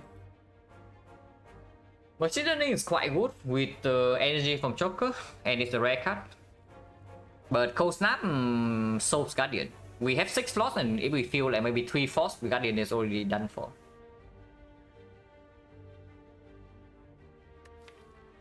Machine Learning is also pretty good against Guardian. Thunderstrike, yeah, Thunderstrike, that's already open. The moment we pick up Tempest, Thunderstrike was already open. And it's open even more when we're considering that we pick up Snecko. Like pretty much instantly. Is it Cold Snap or is it Machine Learning? It's probably Machine Learning, right? And we have 48 damage HP into the Guardian, so even if we take some amount of damage in the first 2 deck cycles, we are okay. Eventually, we have like maybe 2 or 3 force orbs, and we draw 6 per turn, and our damage is like never lacking.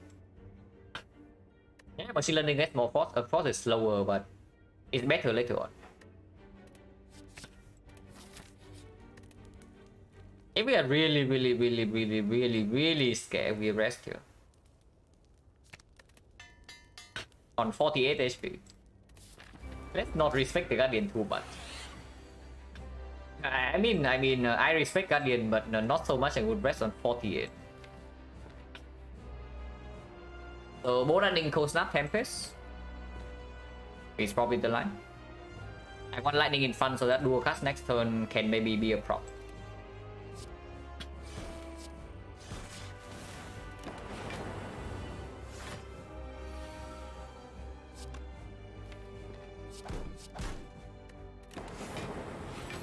Yeah, passive damage we already have more than enough, so at most we take like some small, okay, not so small, but some damage. Oh, we need to play Streamline, yeah? Not GA? No, GA is like super greedy upgrade. And if we have Echo Form, the upgrade on this doesn't really matter.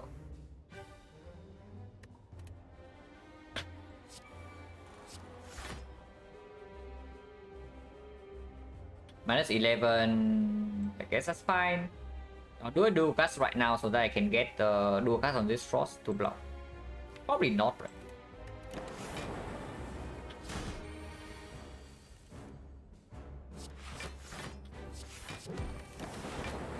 We are fine. But yeah, it's still going to be big enough when we get to Act 4. I mean, of course, upgrading algorithm makes it good a lot faster in early Act 2. But early Act 2, this also probably outperforms this. Especially into something like Slaver's Fight.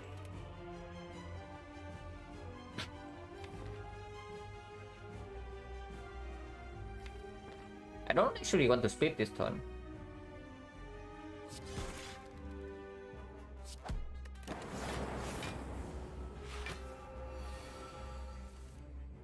Okay, Guardian is basically so. Yeah, we have 3 Frost now, and we draw 6 per turn.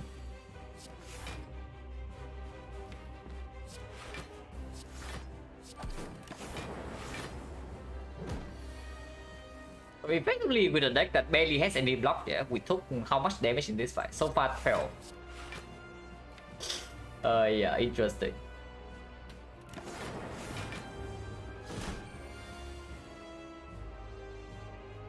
Is split? Oh, let's split. Guardian is such a sad boss for defect.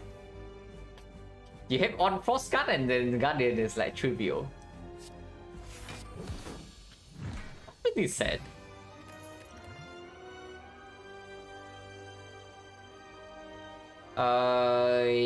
Snecko always. Nobody has ever missed Snecko before. Yeah, nobody has ever missed Snecko after picking Meteor before, yeah? Electro is less necessary with the Thunder Plus. It's still decent because we do have Tempest.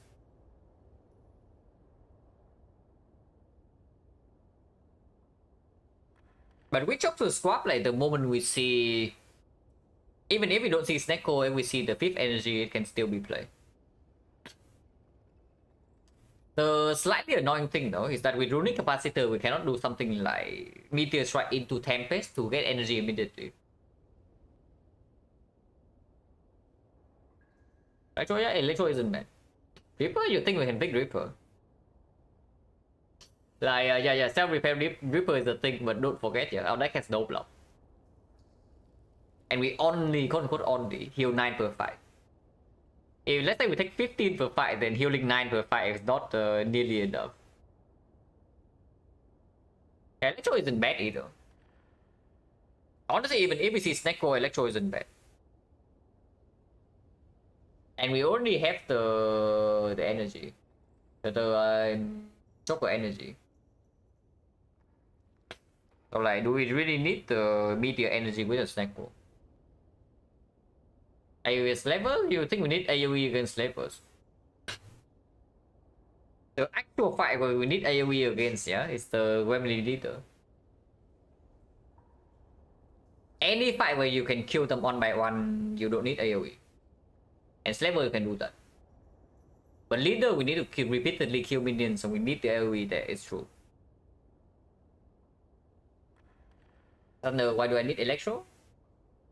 But why do I need Meteor either? That's the next question. Why do I need Meteor? Because if we have bottom deck Thunder, for example, the Electro can at least bail me out, and we only have Tempest. And we do have Runic Capacitor as well, so like, how bad is it?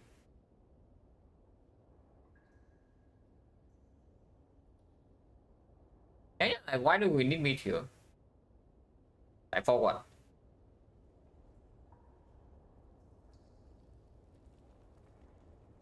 Yeah, like, I don't see it. It's only good if I strictly know that Snecko is coming. If it's not Snecko, then 5th energy doesn't really mean much. Because it still takes the entire turn. We cannot do Tempest to evoke to plasma immediately.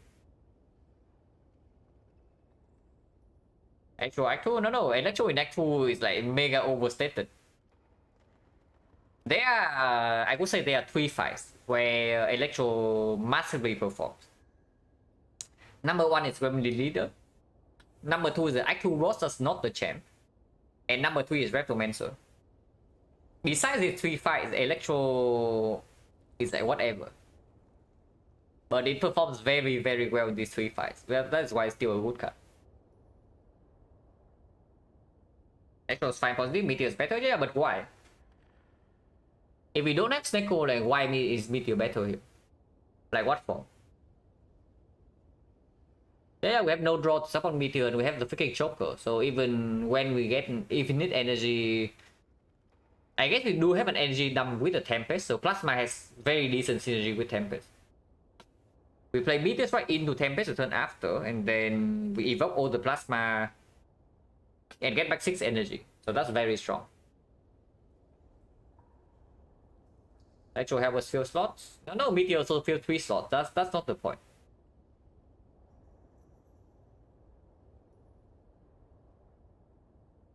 Because I'm thinking that we want to farm at least in Act 2. And at the moment, our deck doesn't do that well against the Leader. It's like okay. But it's not that good against Leader yet. Which is why the only reason I'm looking at Electro right now. Is because I'm thinking about the Leader fight.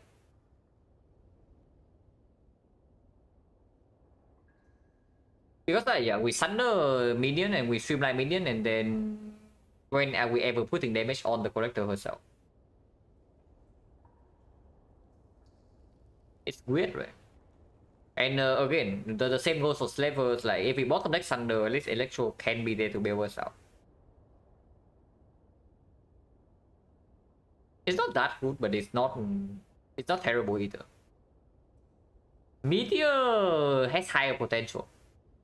But it's just that, like higher potential. I mean, I know I say all this, I pick Electro and then we see Snecko, yeah? Passive Lightning Leader herself, that's like 12 damage per turn. How long do you want to stay in that fight? And that's already assuming your maximum Tempest. And maximum Tempest can only happen when Leader is not attacking. So that's already another +1 turn. Yeah, how long do you want to stay in the Leader fight? Because eventually she attacks us for like 60 plus. And let me tell you, this deck at the moment does not block. It's just Electro. And if we see Meteor, if we see Snecko after this, we are happy and then slightly sad. Okay, it's never Snecko. This gives us energy in the elite fights, which is good because energy into Thunder plus is good, energy into Tempest plus is good. Hallway fight doesn't hurt us too much. On the other hand, there's a bell.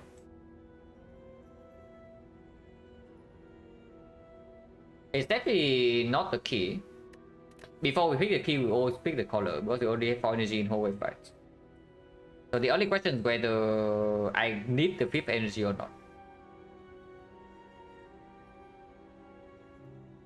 And I can at least do the 2 burns on top deck, attack turn 3, double attack turn 4. No, the cycle is 3 turns. But the burn strike on turn 3 is random.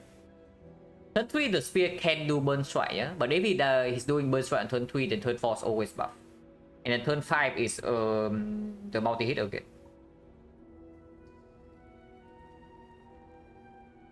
And a fan color 4 base energy, not a fan. Yeah, color on 3 base energy is like absolute crap. But the only question is whether we actually want the 5th energy or not. At the moment, I'm not sure. It's like okay, but is that worth the bell? Because the bell is a fairly positive boss ready. Honestly, not really, right? Yeah, we don't need the energy super urgently in boss fight either. At least like Thunder in the boss timing is not even a good card to be played, so we don't even care that much about Thunder. In the slavers and leader fight should be free. And in the slavers, hopefully it's also free. And let's just pick a freaking bell.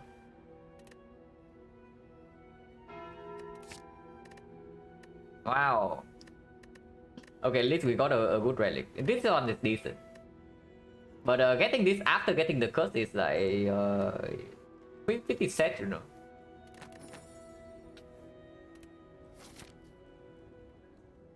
Yeah, this one is good. This one is potentially decent. At the moment, we don't have an upgrade.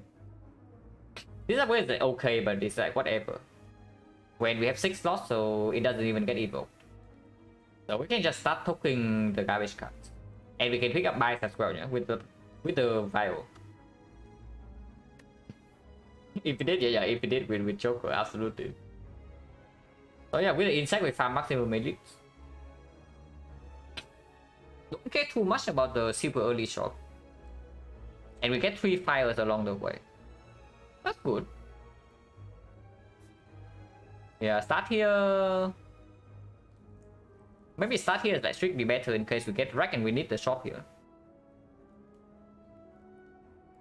But yeah, we want to get this elite, and double fire here, yeah? With question marks along the way. What do you think about Cell Repair upgrade?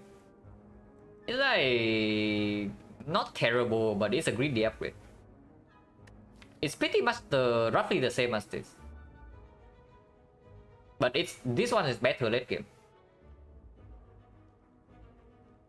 A lot worse with Joker, real talk. Is it? Because the purpose of Peace 5 is not going infinite, you know, like that meme has gone too far. If you seriously think that's the case. Why is Peace 5 worse with Joker?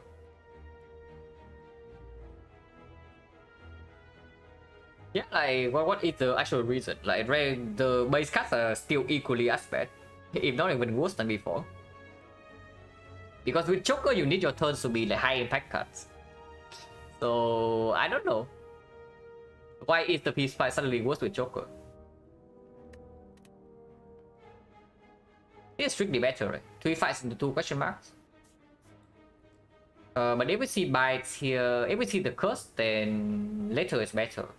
But IQ events also generally make us stronger before they advance always. Yeah, with Cell Repair I never go here anyway, right? So we start here. Oh god. And yeah, let me tell you, our deck does not block. So this guy is not going to be a very nice fight. Okay, what about skill potion? Potion chain is 40. I kind of want to play 05 here, we cannot, but maybe this gives us a Glacier or Force Field. Yeah, Glacier. 11, 16, 21 already, so we can wait with the Cell Repair.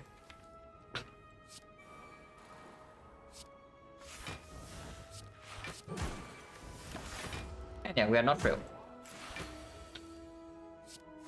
And yeah, even with a free glacier to run, we're still taking damage here, yeah. It just shows you like what our block density currently is.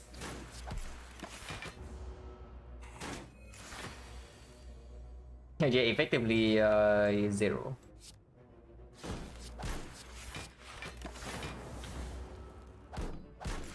A real glacier would be super sick. Just say.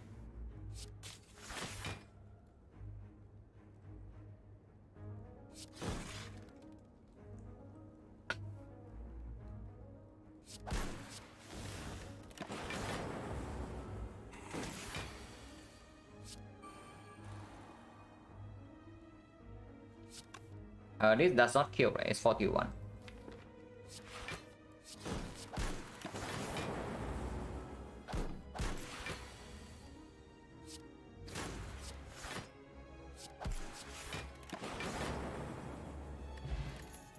No potion, none of these say block.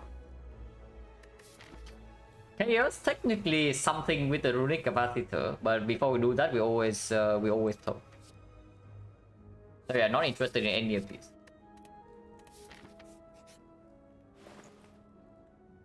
Well, the shopkeeper heard that we didn't want to go to the shop. So here he is. Okay, fine. Melter does say block. It's true. No, I will agree with that. But it's not the kind of block that we're looking for. Yeah, nothing else can be done here, yeah, so we leave. Cleric now cannot show up, which is actually fine. We can even take this question mark before the 2 fights. But maybe I want to go here first in case this like... No, Necro, yeah. Whatever event make me stronger right now, I want it immediately. And even the curse event doesn't even make me much weaker. Even if the relic is a break.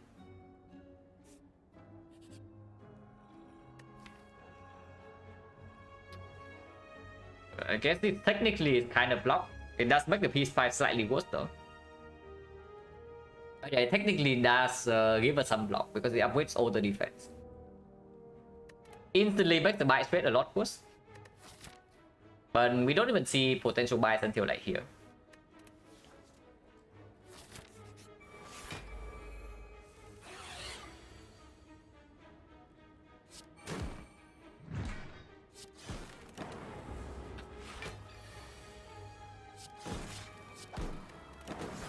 Yeah, we block with our face. We're still blocking with our face, guys.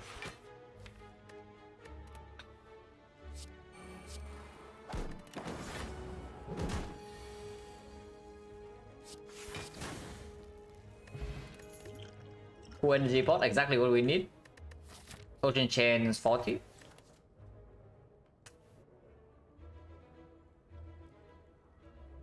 Defense pluses, no way, right? Yeah, we will defend pluses, there's absolutely no way. 0 chance. I could make a freaking force field before this, and force field actually can perform here, yeah? With 3 powers. Recycle is like cute, but we don't have the draw to support it yet. Oh no. Rebound plus, not good enough either. So we've seen a lot of cards with question card, but we have not been picking many. Oh god. Please don't. This fight is like a pretty big problem, yeah? This fight is a pretty big problem for us, because this time we don't have a free glacier. And we are also going to be vulnerable. Definitely a slight concern. By a slight concern, it means a big concern. So I'm willing to use 1 energy pot here to do Tempest. Since I defend, self repair, energy pot, Tempest.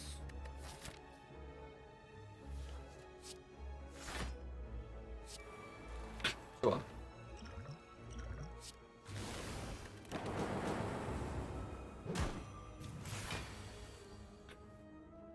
Okay, Thunder does kill this. We are vulnerable, but what can we do? I mean, Electro also kills, so effectively, like, the same thing. It's exactly the same thing.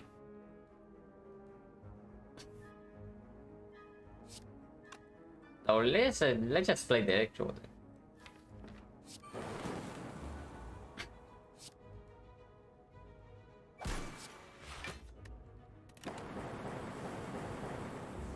Please do not. I even said please, man. Okay, I guess we are not using peace pipe because we are resting here, but that's very interesting. This hit is what, 20%, right? So yeah, because this fight we also got 20%, yeah, so that's pretty sad.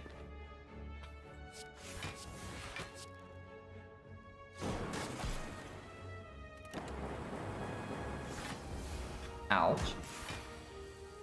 And yeah, fight is not over yet.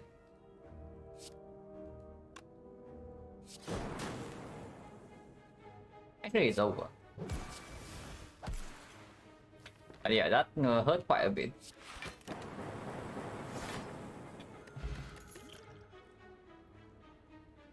Rush. Only good if we do Tempest beforehand into a Kabeko. So, not reliable enough. Yeah, especially not without the Starter Relic. Leaf is back after the showcase just now. Leaf is telling us that maybe you want another block card, but the answer is still no. But yeah, we are resting here, not because of the elite, but because of what's coming potentially afterwards. Like Necronomicon also want to take.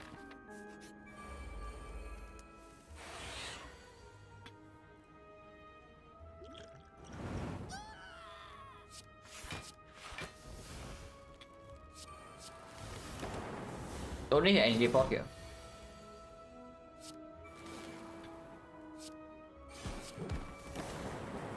This fight is like super chill.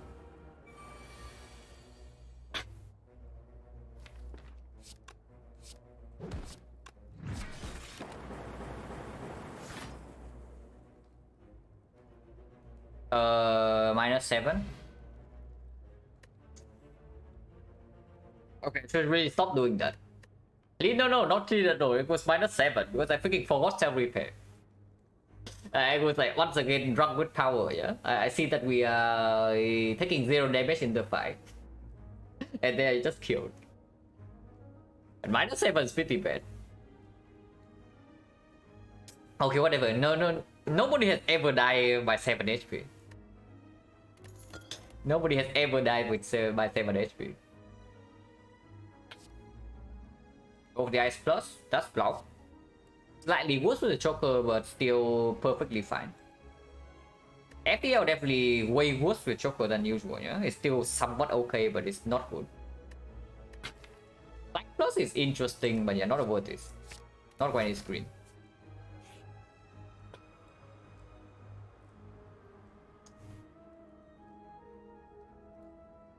Our deck has no block. And it has self repair. Not stack? No, why stack? Like what we need is front load block, not the block card that works in 4 turns. Yeah, we want front load block, not the block that works in 4 turns. And yeah, this does say block on it. So yeah, nobody has ever died because they missed self repair before. Because the self repair HP doesn't matter.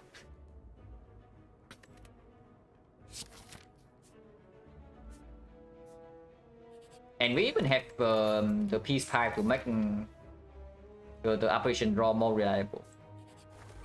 Oh god.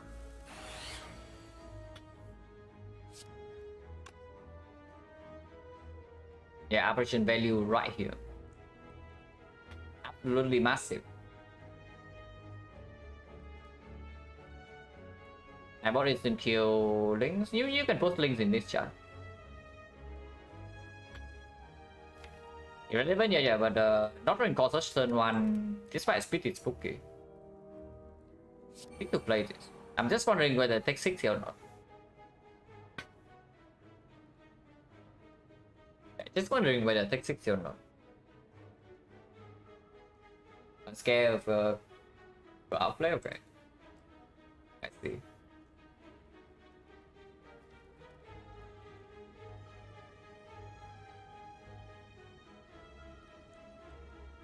This is fairly normal, I would say, for the first deck cycle of the heart, if you don't have a ghost beforehand.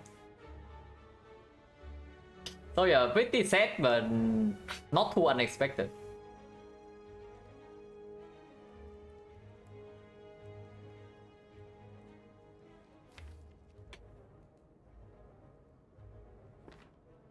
Do I take 6 here? I probably do. We might need the HP to face tank turn 3 here. Unless you tell me it's actually energy pot right now to do something. Use my ghost for turn 2 X for elite. The next spot, save for her. Yeah, but that's the thing. The hardest turn, I will always say this. The hardest portion of the hard fight is the first cycle for Silent at least.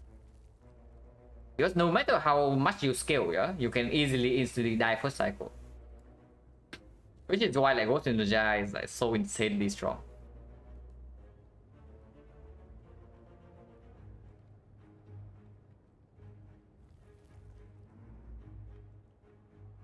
Energy pot or Flex on Chosen don't need potion? Yeah. We energy pot and do Thunder Strike here for damage. Like that's actually real. Because how much do we need energy pot in the elite fight when we have insect?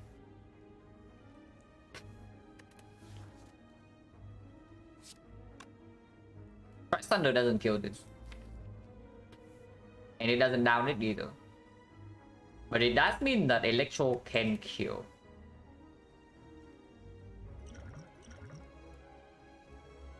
Actually, yeah, we should probably kill the boat. Especially if Chosen is going for the vulnerable thing. We might just die something like turn 5 of this fight.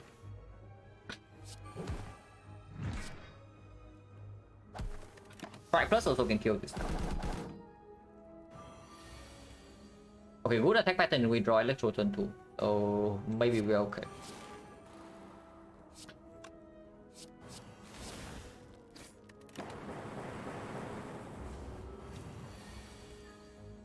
Maybe. Yeah, okay.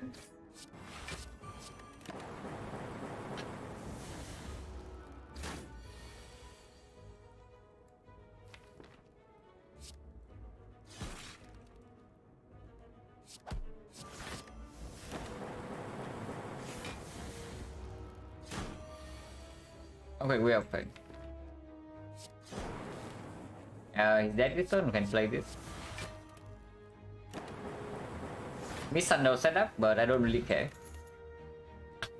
Okay, that was free to set up though, so strictly a misplay, yeah, but doesn't matter too much. More lightning plus? No way.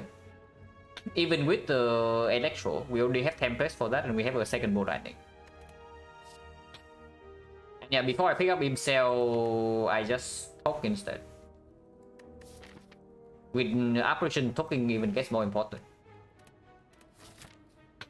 I go to the shop with 250, but we farm elite. Token go on the Zap, token go on the dual cast, because dual cast right now is basically just lightning. And turn 1 is kind of dead. And yeah, Zap is still somewhat performing with Runic Capacitor and the Electro. Dual cast is probably the worst card in here, right? Even if we see nuclear battery after this, like dual cast doesn't really lead to anything good. And the strikes are upgraded.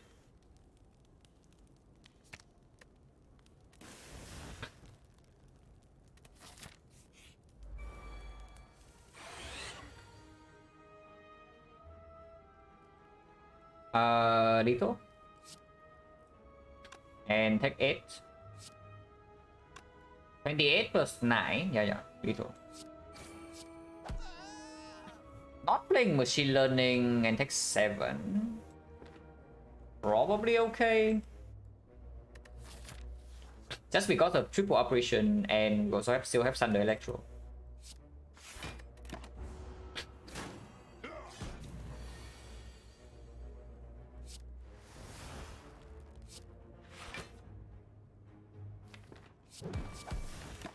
still need to put all the damage here so Thunder can actually kill, you know.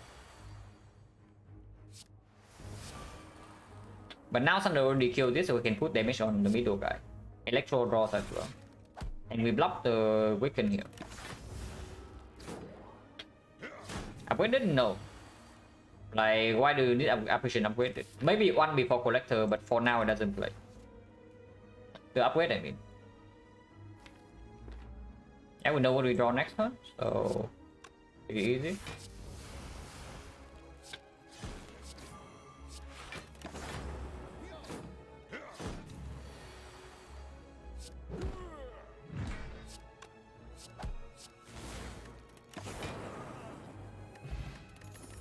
Dreamcatcher totally useless. We are probably never resting with apparition cell repair. This one is green. It's green, we have energy, we have slots, and we have the core search already, so bias cop instantly open. This one is also green, yeah, but we have on copy already. Multicast is like kind of cute with the meteor strike that we did not pick up. But at the moment it's only casting lightning, sometimes frost, but usually lightning. Not good enough.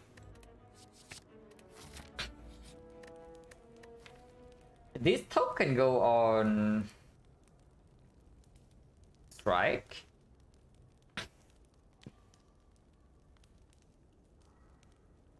Or does that? Yeah, I guess that is still outperforming strike in the collector fight with this. Especially if we see focus, and with slots we actually can pick up focus.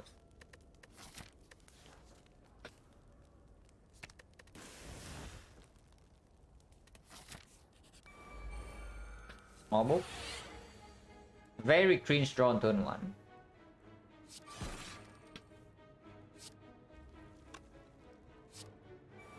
Can save algorithm if we actually get to the next deck cycle. One turn here, one turn here, one turn here. By turn 4 we can still block.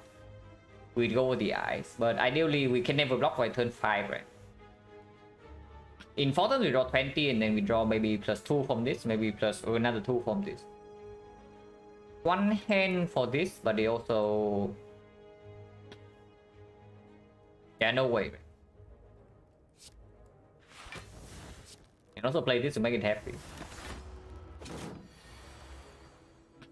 Ouch. By ouch, I mean really ouch. Minus 19.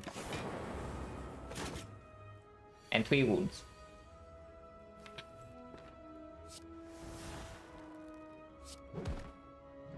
Could have considered looping Thunder, but we can also just loop Streamline here, and we can also draw to apparition. Not even taking damage this turn though, so no reason to do that.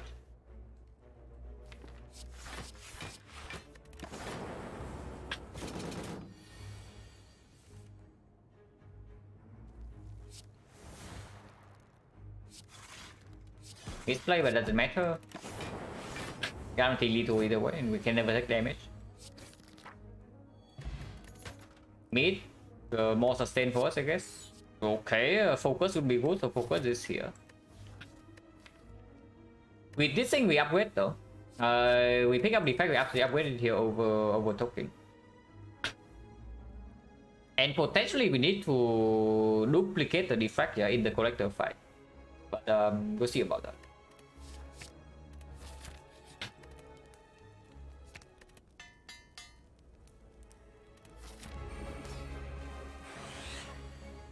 Yeah, especially we missed one apparition immediately. I think I don't even want to break Aquatic Poke here. We missed both Prophetess and apparition, so hopefully we don't easily die turn 2, because that can happen easily here. But I want to save the Akabeko for the Thunder. Unless you tell me that we are so freaking scared that we should loop this apparition right away, and after setup we win. Because I can also see a line like that, like looping operation immediately. Because if they all attack next turn and we break, we are dead. Or on the spot and nothing can save us. We 2 focus only, the lightnings are blocking for... The lightning are hitting for like 5 AoE, so we constantly kill the thing. We draw 6 card, collector is weakened, and we have defense plus. We don't need to do defect to win this fight, right?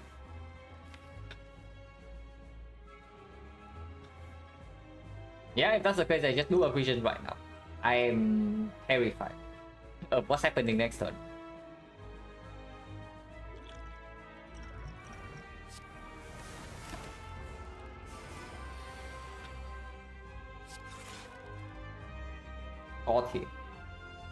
So we missed the thunder, but at least operation is still doing it.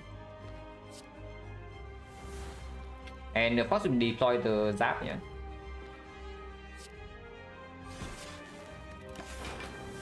Because electro is coming soon.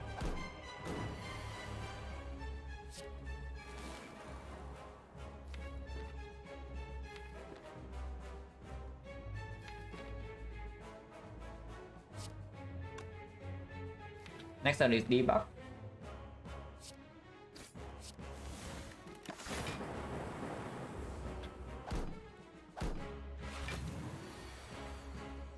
Cosmic Northfield, thank you very much for the bit. Appreciate it a lot.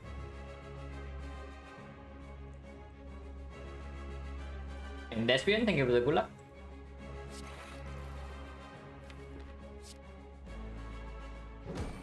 I want 2 frost. Next on operation is fine. And very nice. Good luck. Good. You're welcome. And yeah, thank you very much.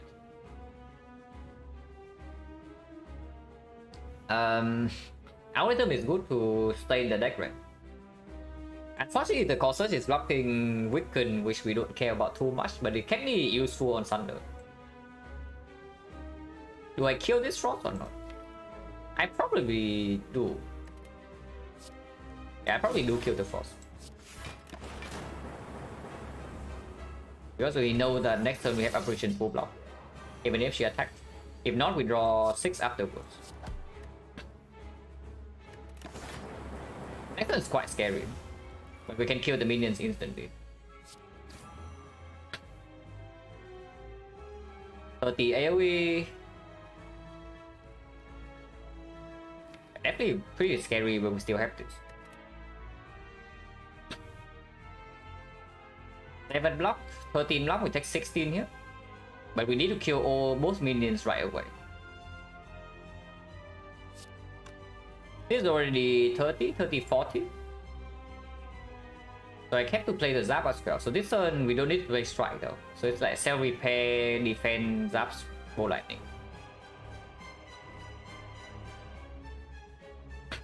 Next turn we can die, but we do have a lot of potential block.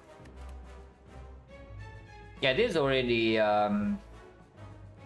40, 50 AoE, right? Is it 50? Wait. Actually, no, it's 30 and then we evoke 1, so it's 40 AoE only. So I cannot even play Self Repair here. I need to Bolt Lightning this into striking hit. Yeah, I have to do that instead of playing Self Repair.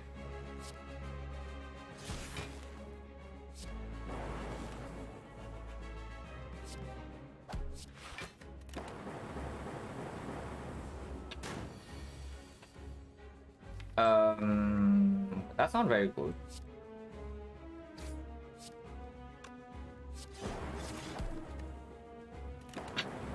Please don't kill me this turn. This? This?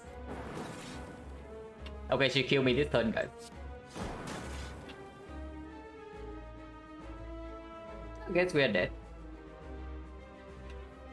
But we beat the algorithm draw, yeah, and we also got outplayed with weakness not lining up. So potentially the loop operation turn 1 kill us, because if we do defract, we never die here. But we could have also finished this fight slightly No, relic, no, relic's not the problem. We just like again we got outplayed by this girl. She attacked exactly when we have block in hand, and she attack when we don't have block in hand, yeah, and she doesn't attack when she's weakened. She's like very very good. Your nice one is like okay, but we don't forget we still don't have card draw. Any run where you don't have card draw, this can always happen. And yeah, we missed the weakness, we missed the algorithm. She had buffs into attack when she's weakened, and we waste the duplication potion on operation turn 1. I still think looping operation turn 1 was correct though, because we also missed it. We missed the third operation as well. It never landed on an attack. Was the gamble? No. You see, yeah? If she attacked last turn, and this turn she doesn't attack, then suddenly you say that looping operation was like totally correct. And yeah, she can also just like resummon, you know, and we kill over 2. We could have also not missed the operation first cycle. I think that's impossible, right? That's actually impossible because 2, 3, turn 2, and then draw on turn 3. I guess we do waste 1 operation no matter what if we do turn 1, but we never die turn 2 in that case. Electro, Tempest, Thunder, and we are not weakened with the thing. I don't really see it. Like, of course we die here, but I think that's hindsight. To say that we do not duplication the operation turn 1. We both go for the eyes and the operation drawn on turn 1. Turn 2 we have like way too high of a chance to straight up just die on the spot. Because the chance that we die here, I think is actually smaller, yeah, compared to not looping operation turn 1.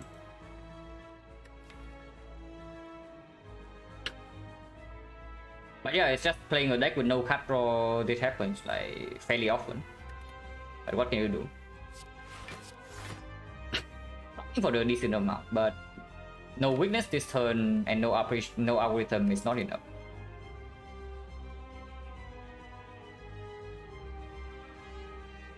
If we gamble to not to loop the app for it, right? Yeah. I think it's the correct play to loop operation turn 1 as well. Even if we die here. And that's pretty sad, but it just happens. But yeah, we can of course replay the fight, and I think we win fairly comfortably if we already know that we draw operation turn 2. Probably not doing another one after this, so I probably played this out.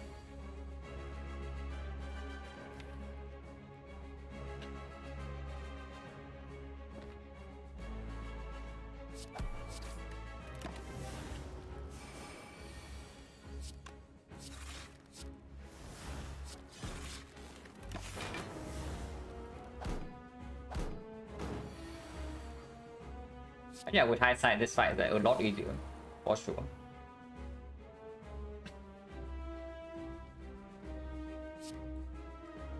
Still taking some damage here, but not that much.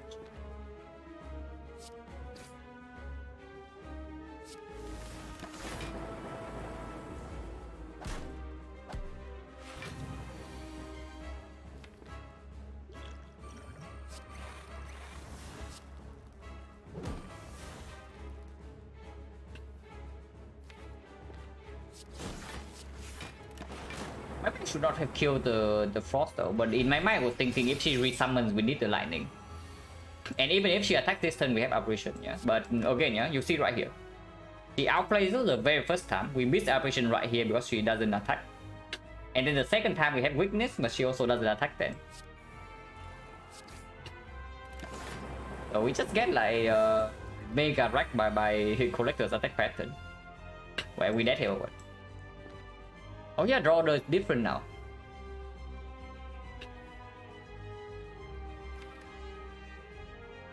Yeah, draw order is slightly different, and then we don't even get to weaken on this turn.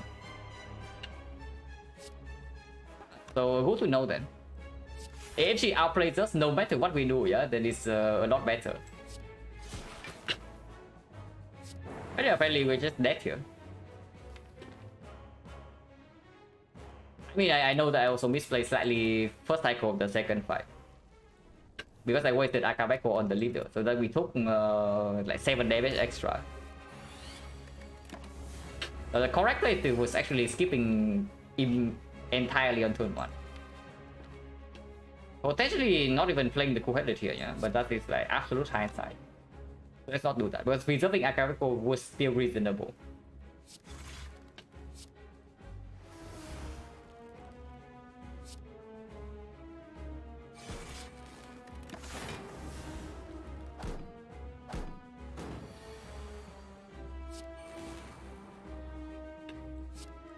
If it saves 7 HP, because the Electro actually does kill.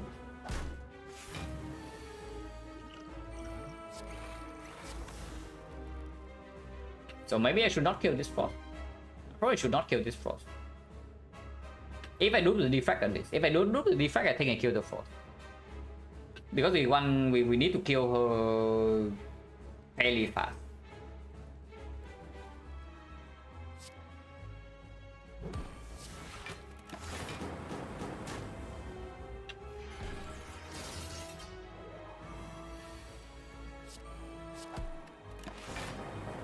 But yeah, we just got like completely outplayed in several turns.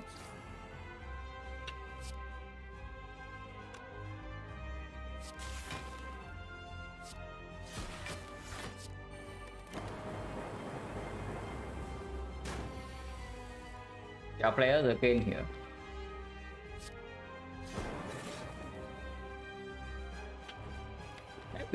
Maybe we still die next turn. Do Portage? Yeah, do Portage does block the... It blocks vulnerable, yeah. It does block vulnerable. The last debuff is frail. So we're still frail, but we are not bound. Maybe, but I find it difficult to believe that it's weaker than... The noob defense is weaker than noob Portage. When we have 6 slots and... These things also like wipe minions instantly.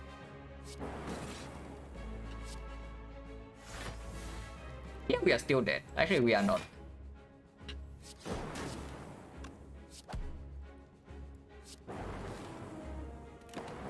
And then we land algorithm on one attack turn, and suddenly we are alive.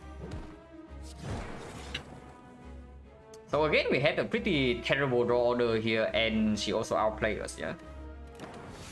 And yeah, I guess that's what happens. When it happens, you just die. When your deck doesn't have draw. And the potion doesn't really bail out either. And that's even after toking. Like we took... I guess only 2 cards. But even after toking, it still happens like that.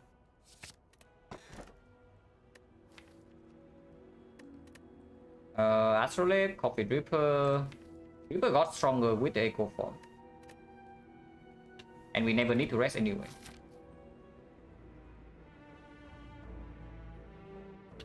Oh yeah, I just play out the rest of the run like, very fast.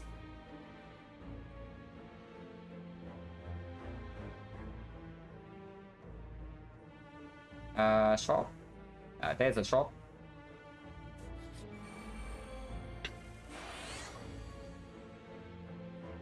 Skipping turn 1.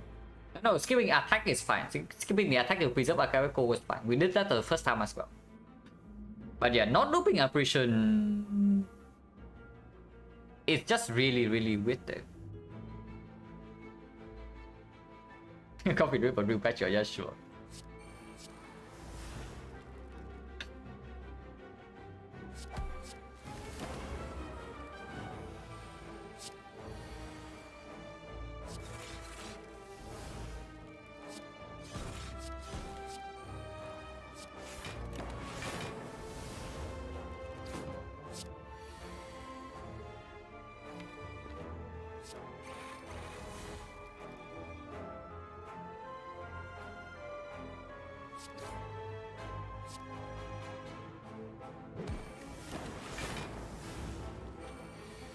Looks nice. And monkey, no, we died to collector just now.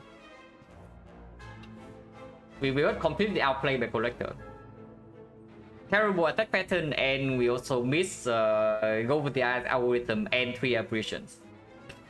So we just died to collector.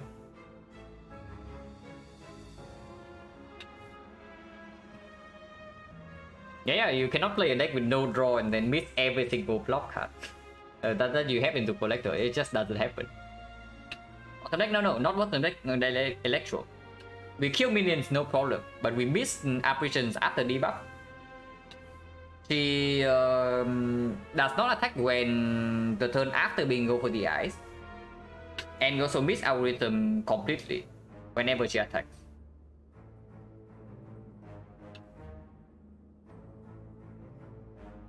So we got like a super mega outplayed.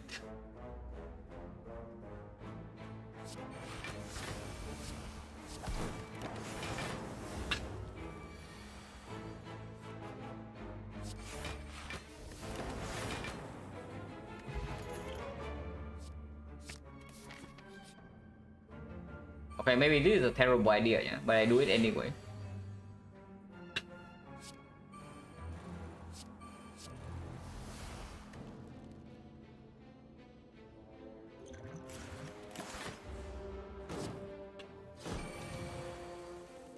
That's nice, yeah, that's nice when you draw it. You can also see here, like, how nice the apparitions actually are.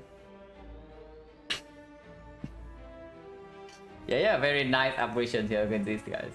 Absolutely.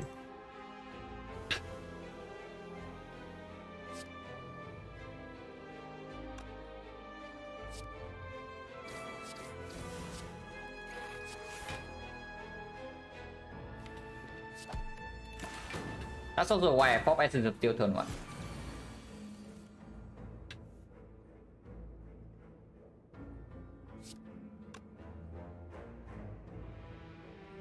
Cannot lose Thunder, how much do I care? Not that much.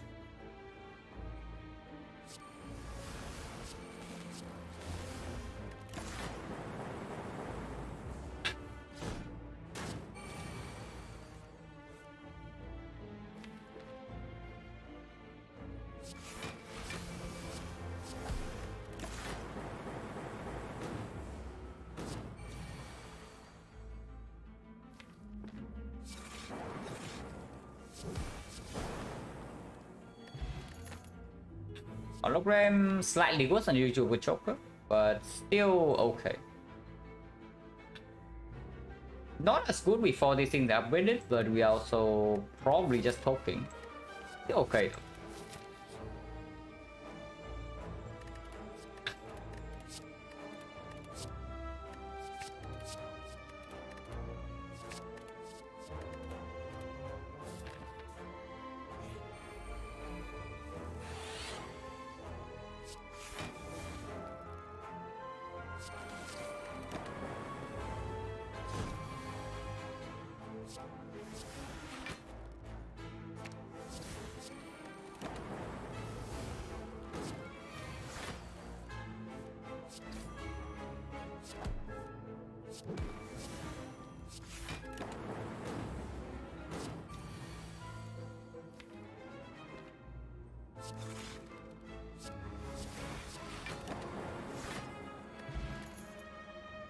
Garbage.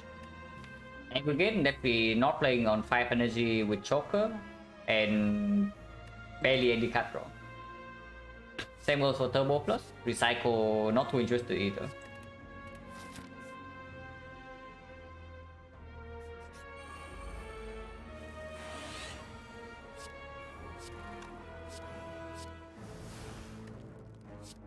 Actually, if it cuts me, whatever, yeah. Plus 6 HP.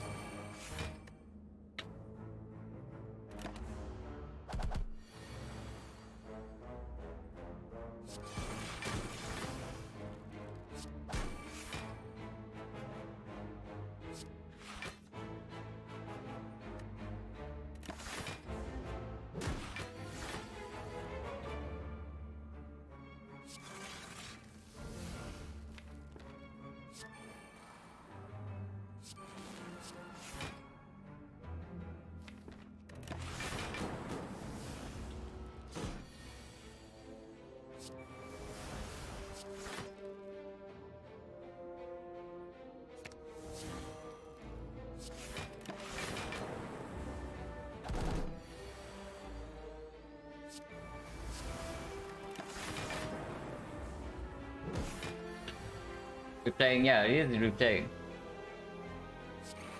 I'm playing it out because there's probably not enough time to start like a new run.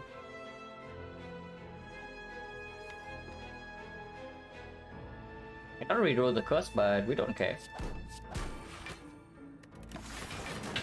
Yeah, if he cursed me, like, so be it. It's curse HP. Not that bad. I don't intentionally take the curse.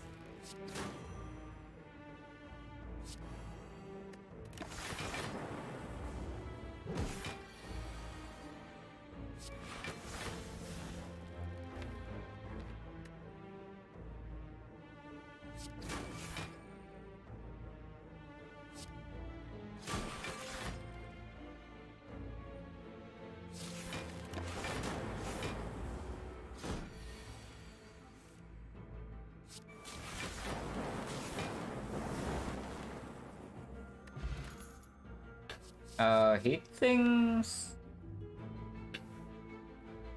Not real, right? Hitting plus, sure, but hitting minus is not real.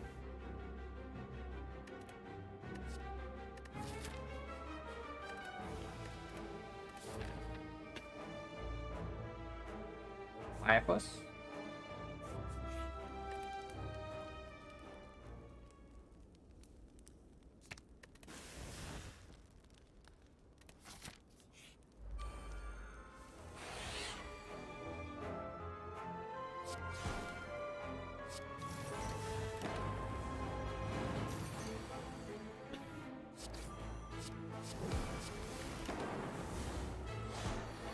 Oh yeah, turn 2 just now we did not draw a question, we die on the spot. So that's basically just what this deck is doing.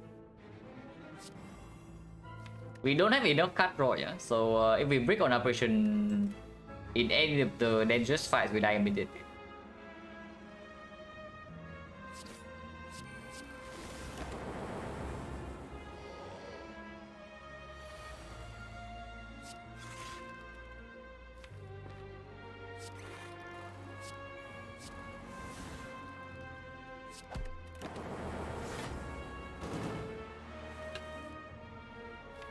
Maybe not immediately.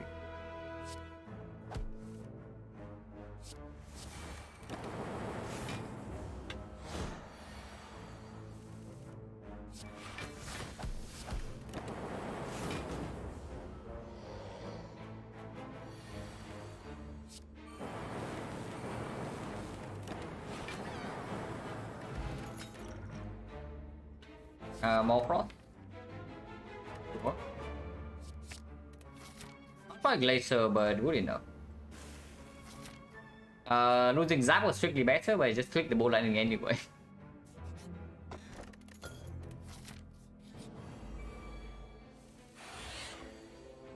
Yeah, we replay collector.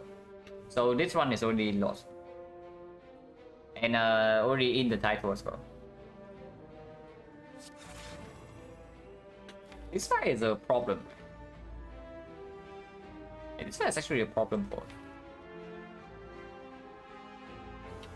I think I want to work with defrag.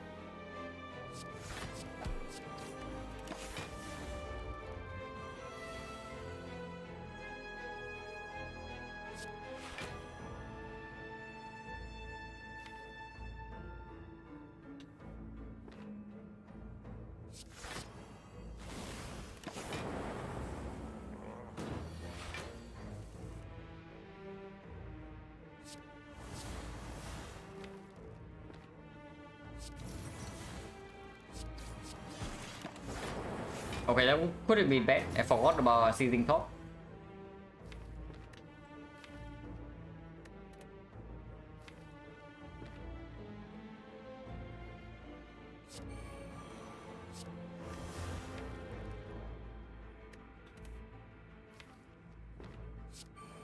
It is okay.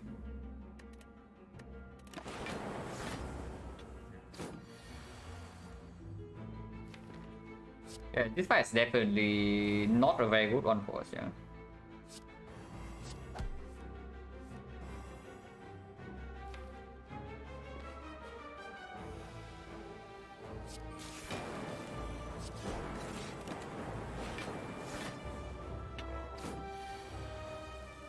Processes. Thank you very much for the raid. Unfortunately, you come into like a fairly tricky path because you already died in this run to collector. I'm just like playing out fairly quickly from here.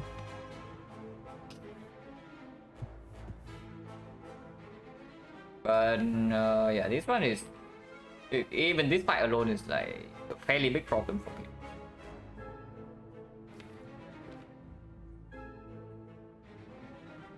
Yeah, this one is already dead, unfortunately.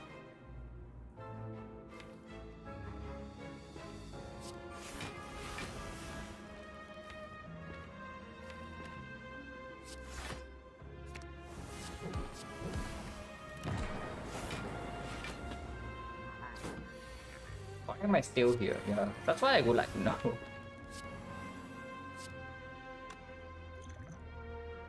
Taking damage here doesn't matter as much as long as you don't die.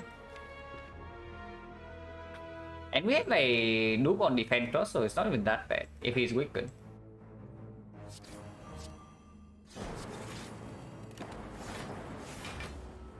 Ouch.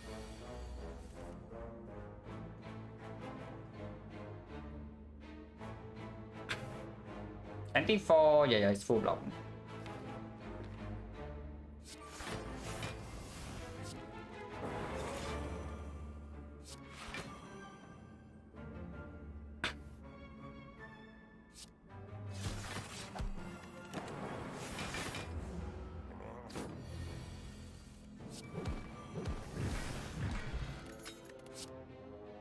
Or monkey.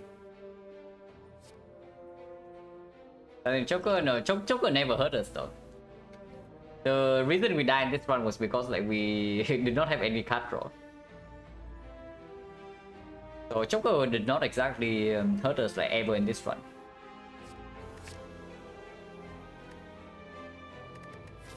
That potion. This potion is quite strong, yeah. Sometimes we want to keep our potions around. And this potion bail out more often than this one.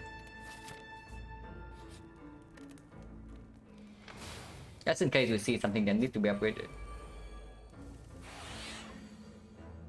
Rectomancer.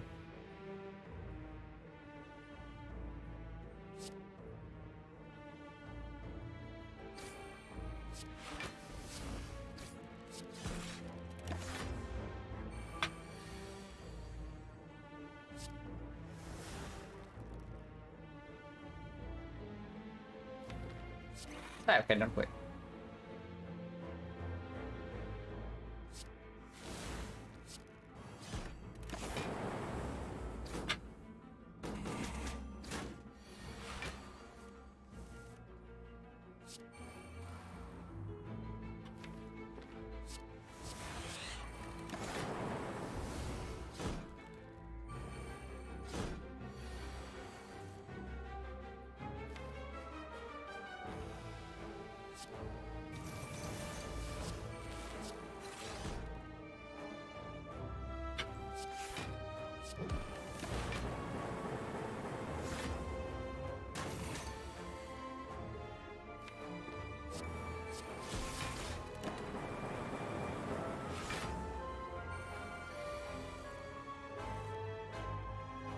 Ah, she already did.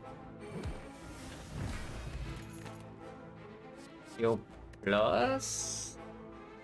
Not really.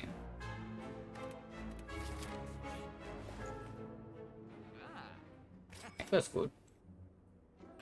Removes food.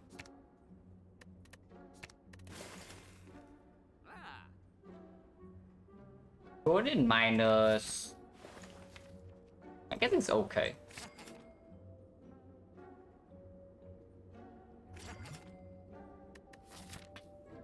Way too much gold. So maybe I would buy a strawberry. Actually Barrage is quite good. And this is one of those decks that even after getting set up with Echo Form, our damage is still like fairly lacking. Yeah, Barrage is fine. Barrage is absolutely fine here. It's not a good draw in the early turns, but we need to make sure that even... Okay, so if we get set up, yeah, and we are still losing the fight, then there's no reason to even play a deck like this. Or at least this thing allows us to win the fight after we get set up. 380, not really, but we save for 500 for next act. And way chill than Seizing Top. But Unseizing Top Choker also pretty weird. Yeah, probably not, we just save our gold. And maybe buying potion is good.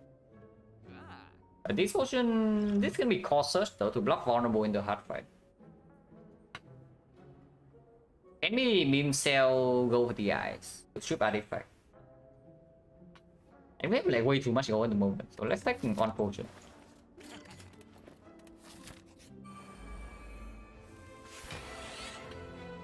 Yeah, rush.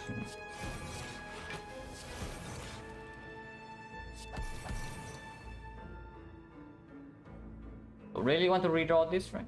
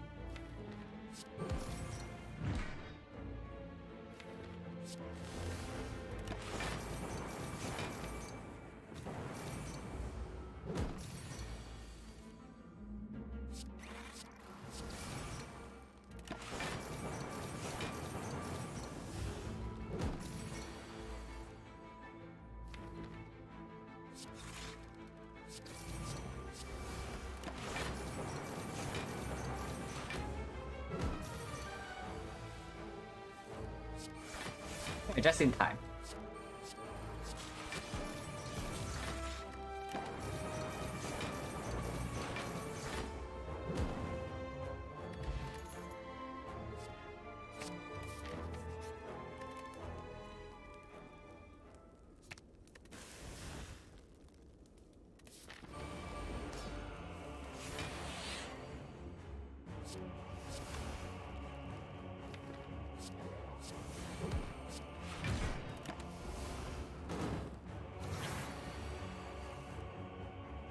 Yeah, we can easily just die right here.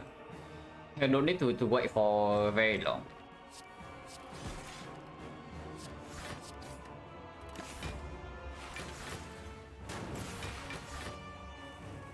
And this deck is like very slow. Even after talking forecast.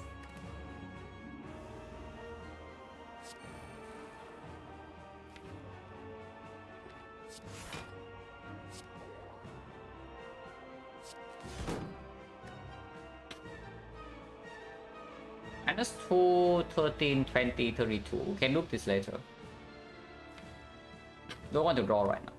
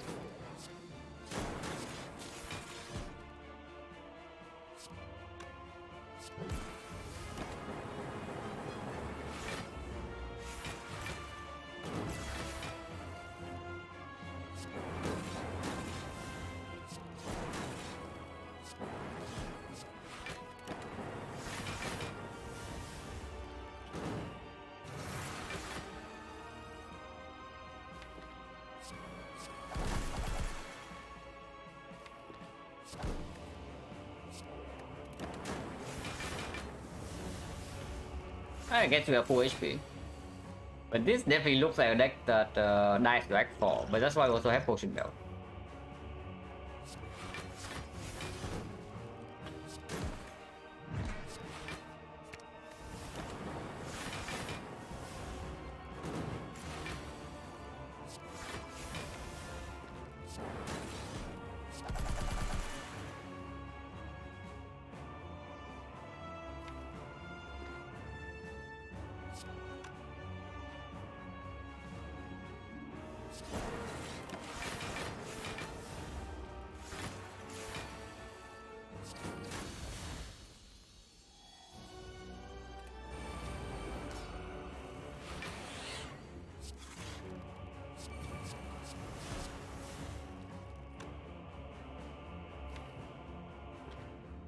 Don't even want to do this, right? Unless we draw blind next turn, but yeah, no.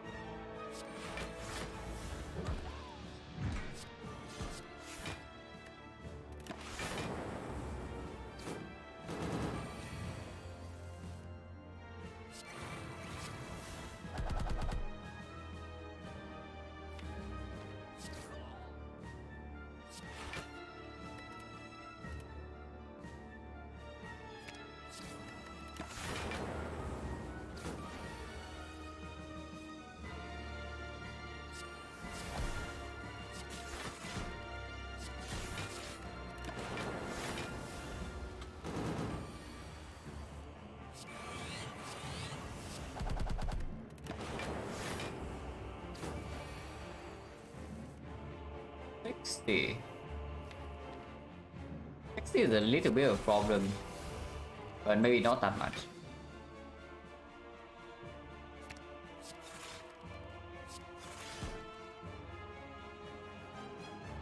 Four, five, six, seven.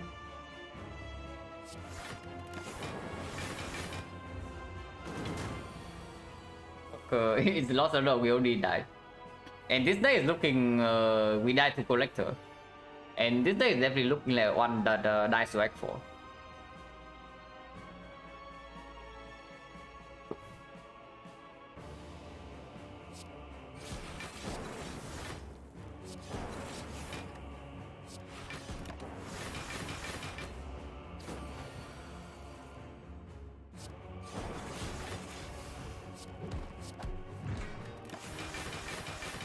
If I suck, yeah, defect suck.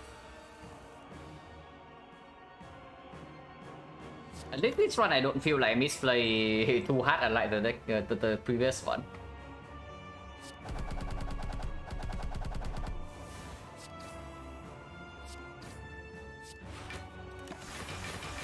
Now I just wait for Chang reset, yeah, then fight is like super over.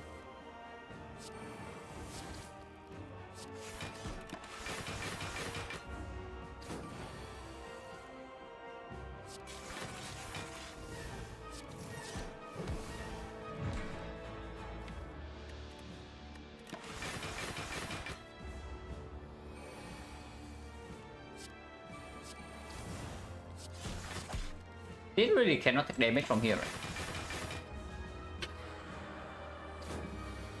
Yeah, it's only 33, like, it's impossible.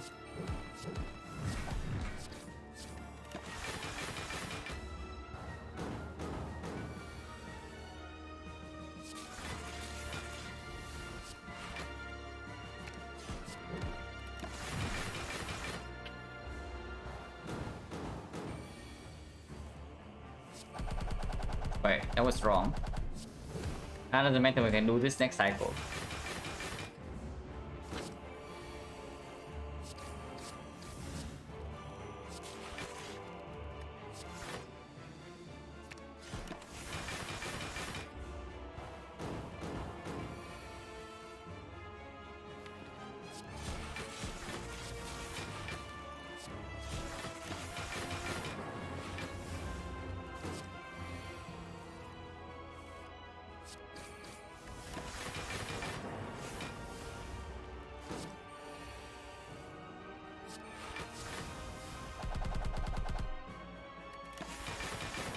Yeah, flower not set up, but doesn't matter too much.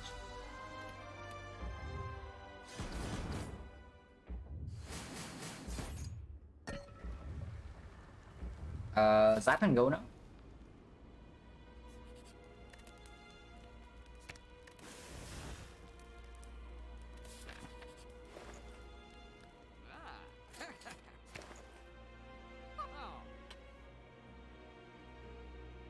Oh, remove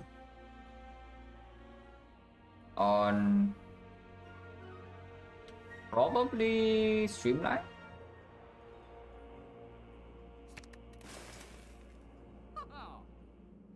And then buy 2 potions, right? Yeah, I know I bought attack potion in Act 3, but yeah, it can go down.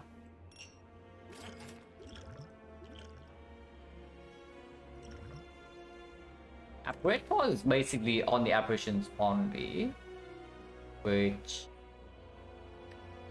upgrade on this is like 1 slot. It's not that bad.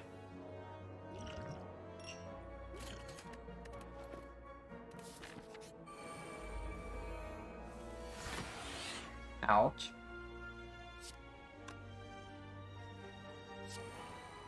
But it's fine.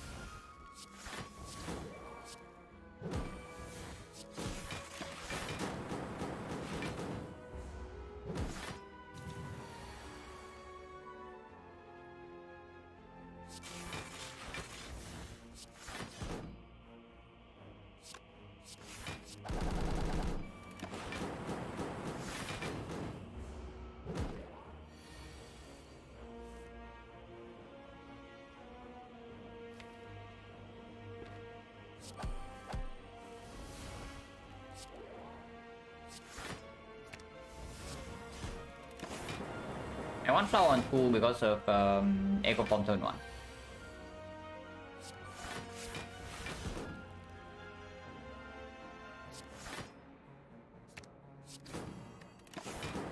But he gains 99 block now, so... Okay, this guy gains 99 block whenever we have this thing on 2, so it's not doable. Eventually he outscales us. I mean, and he also dies next turn to the lightning.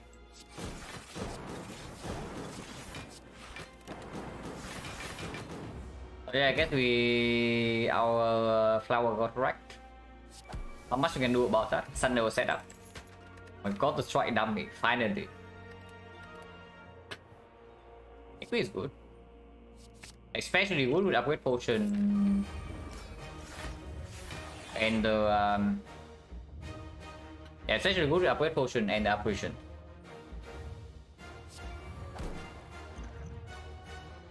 Let's cut not this turn. Okay, so we can die turn 2.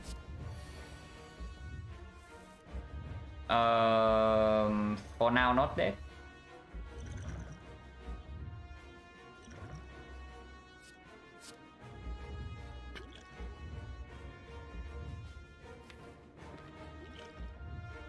Not really upgrading this turn, right? There's no way.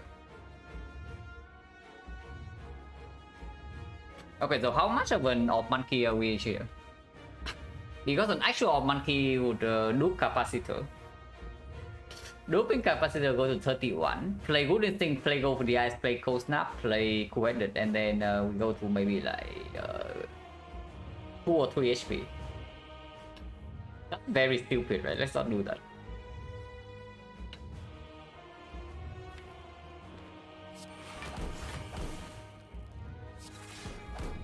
Okay, never mind. But that's bad. What can you do?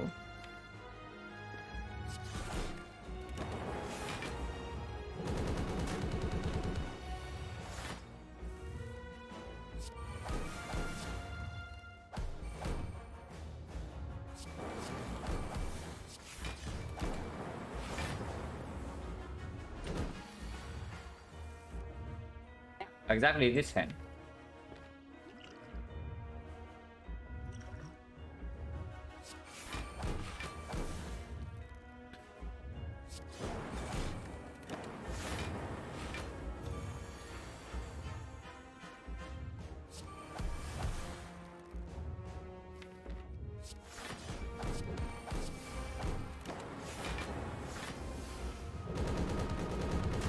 A little bit slow. But finally we're fully set up.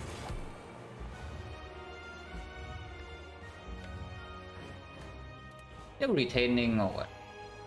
No.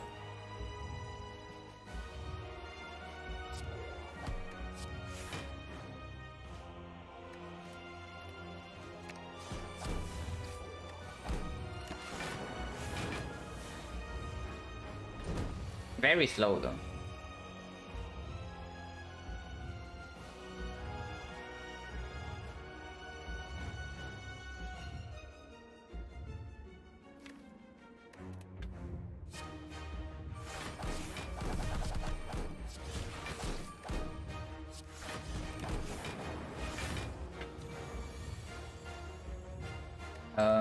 We are dead. You could be dead. Yeah, we seem to be pretty dead here, yeah?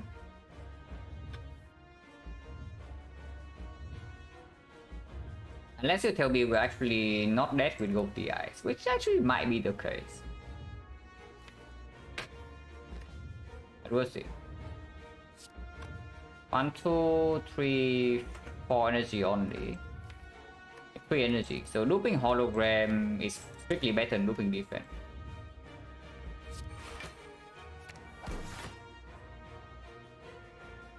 Block for more than good instinct.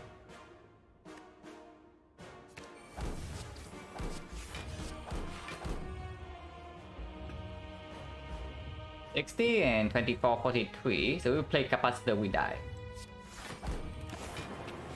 That's not good, because then I don't have capacitor in play. But we have the pyramid.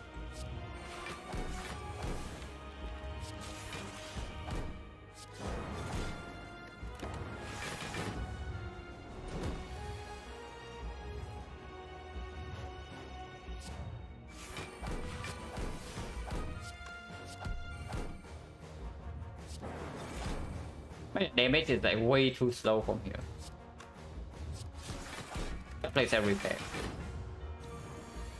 Still retaining? Actually, we can even block for 2 more cycles. Yeah, we can actually block for 2 more cycles.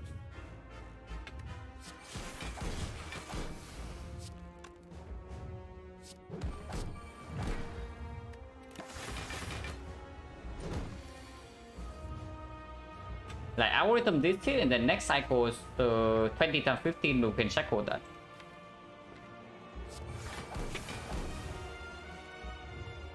Still retaining, yeah?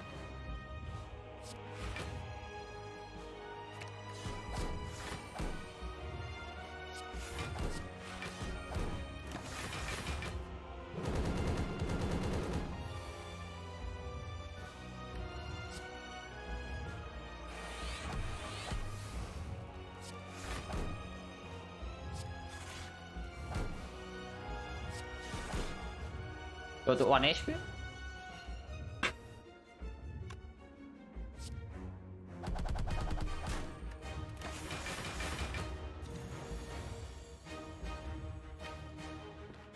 That's bad.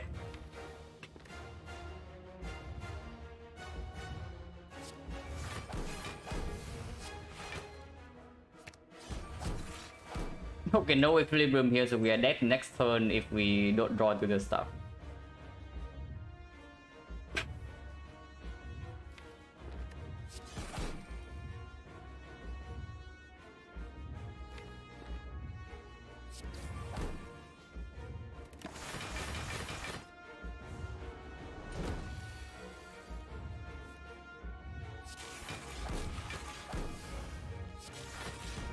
And the effect sucks. But yeah, that's fine. We also saw this coming, like, kind of. This deck is a deck that even if it survives Collector, it can die deck for. Yeah, damage was like way too slow. To 25, yeah, but we can block that. The interesting thing is that we actually can block that, and even with like the pyramid, the shackles actually ended up not landing. But yeah, whatever. It's like, I also played this fight like way too fast. Pretty sure this fight can be won with Echo Form Bottle and what we have. Yeah, Blizzard, honestly, no kidding. Like, maybe Blizzard would do it.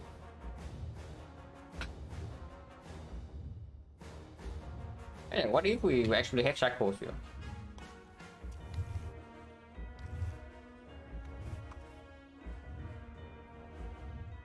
Huh.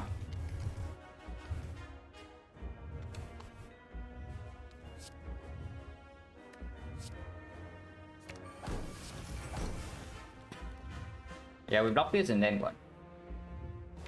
They never do but rush from here, yeah?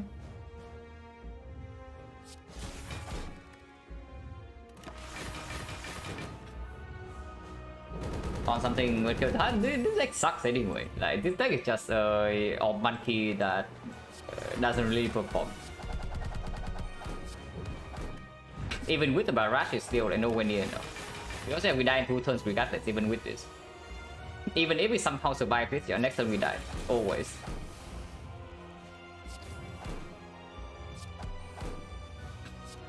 It just sucks.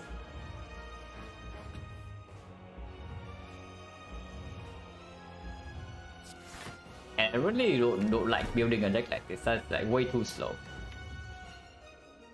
But I mean, of course, I also did not see that much draw. And a lot of things are stopped with the choker as well, yeah.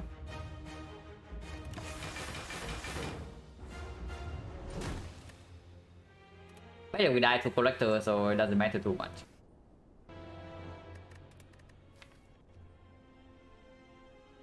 This run at least I did not feel like we misplayed super hard. This run, however, was like, okay, super bad. Oh, this one will haunt me for a while. Of course, it's like a good learning experience, yeah, but this will haunt me for a while. Right, because we don't damage, yeah, me too. Like a very huge surprise that we did not even have enough damage with only Frost Orbs and a strike dummy. Yeah, this will definitely haunt me in a while, for a while. Pretty high potential as well, yeah? Like emotion chip, good deck, damage cover, card draw, energy, all present.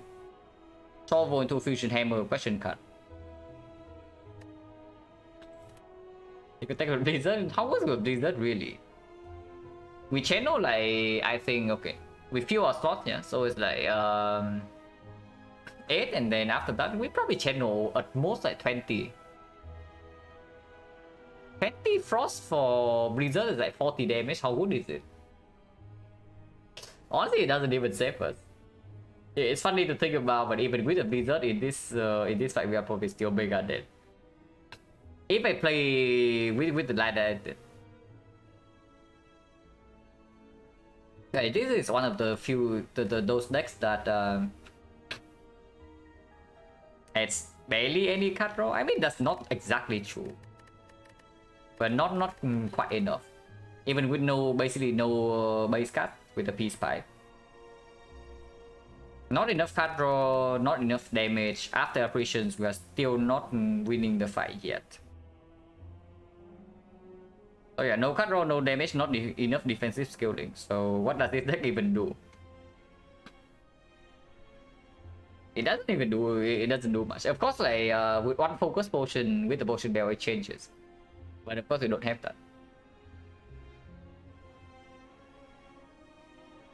But yeah, I'm just a little bit bummed out that we also like died here.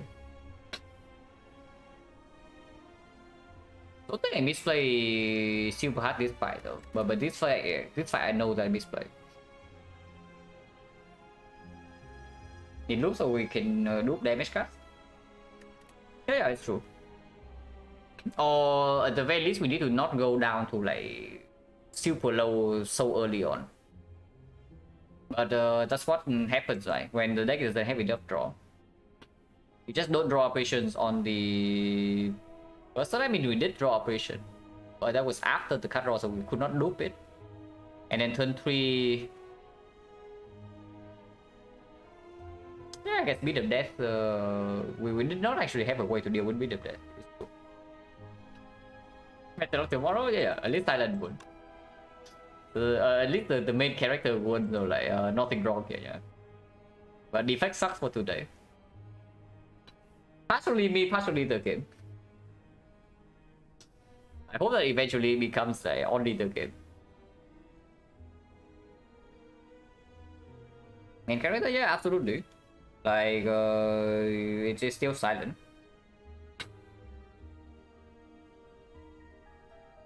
I have put like decent amount of hours into like reviewing bots for defect, yeah, but it's like nowhere near to the amount of hours I put on Silent. Like it's not even close. So defect probably has to wait for maybe half a year until it gets close to being the main character. You can even just look at the number of hours in the profile. Yeah, just look at the numbers alone, and this is not taking like the numbers outside the game into play. Maybe offline would have won. Yeah, maybe offline would have won. Would click cast a lot faster, that's for sure. And this is just the playtime. It's not counting the hours I spend like watching other streams and also reviewing my own plays. Oh yeah, at least like maybe 6 more months until this thing becomes the main character. Ironclad was the first class I played from Ascension 0 to 20.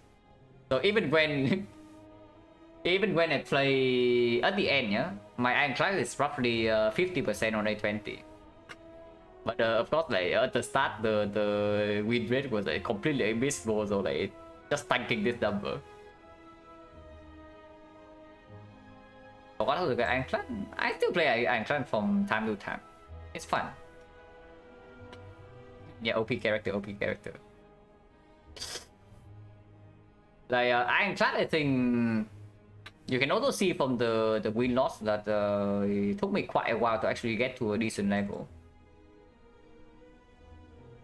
But this thing, I'm pretty sure I did not even think too hard when playing this thing, yeah. But the moment I got to A20, I already got like 70%, which is pretty ridiculous.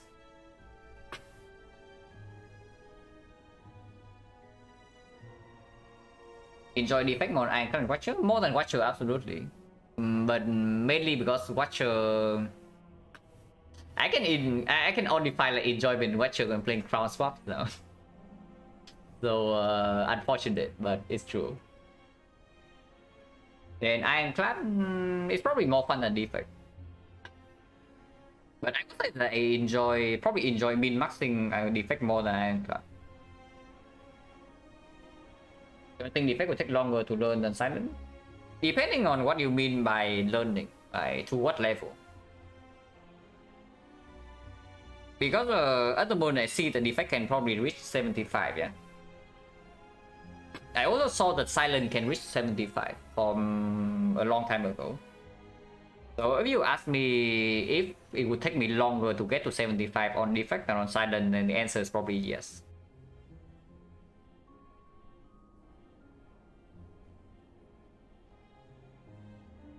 Almost done with 100 Defect, 51, 41. So that's like Close to 50, close to 60. That's pretty good. Is that below 80? I mean, below 80 is fine. I guess that when I play badly, basically. When, so... You can also see, yeah, the silent ones, like... You see right here, freaking 8 hours and a half. 8 hours and a half for 1%. And then you throw away one run by playing... By playing super badly, and then what happens? Yeah, it's minus 1%.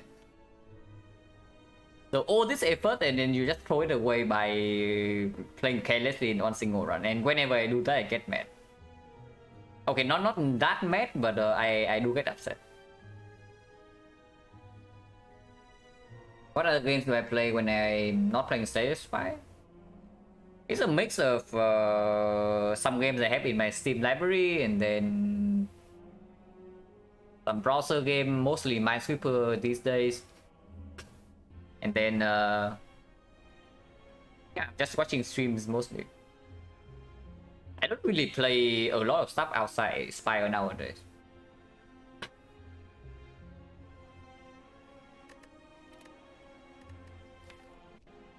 Yeah, pretty sad day for Defect, but what can you do? Sometimes Defect is like this. For difficulty, I used to be in top 100 global for expert and timing on Minesweeper, so I always play expert. My PB for Minesweeper expert is like 50 seconds. And nowadays I'm nowhere close because first of all my fingers are slower, yeah.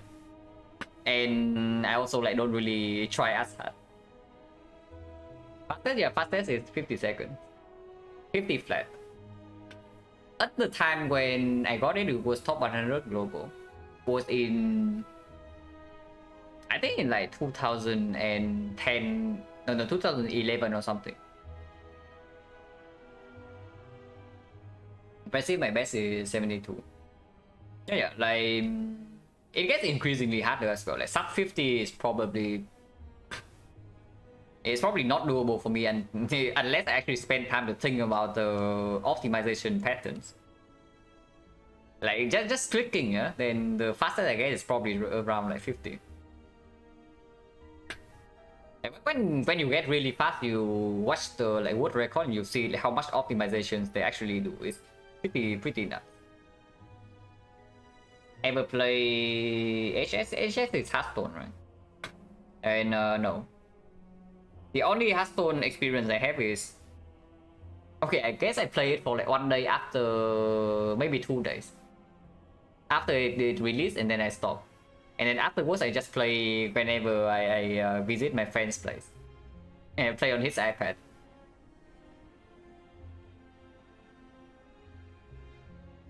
Have I tried TFT? Well, yes. But... I do have like a lot of experience with auto battlers. I was a top ranking player on Dota Underdogs for like a very long time. And I played TFT for I think like 100 something games. But did not really capture my interest that much. When I stopped it was 500 LP Grandmaster.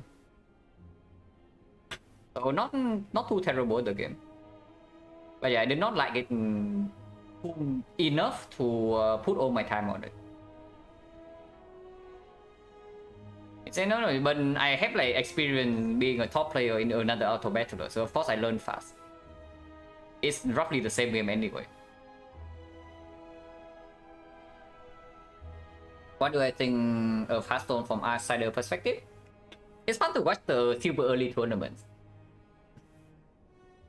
But when they add like too many card packs and pay to win stuff, and then it just gets weird.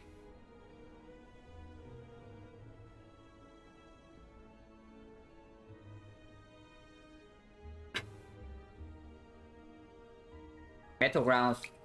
Yeah, I have been... A lot of my old like auto battle friends also move over to Battlegrounds. And yeah, the game is still like very much alive and seems to be pretty well received. It's still Blizzard though, so I don't know how much I want to get info. I'd probably eventually, if I'm bored enough, I will give the game a try, but not like super serious. I think for now I don't really care too much about playing PvP games.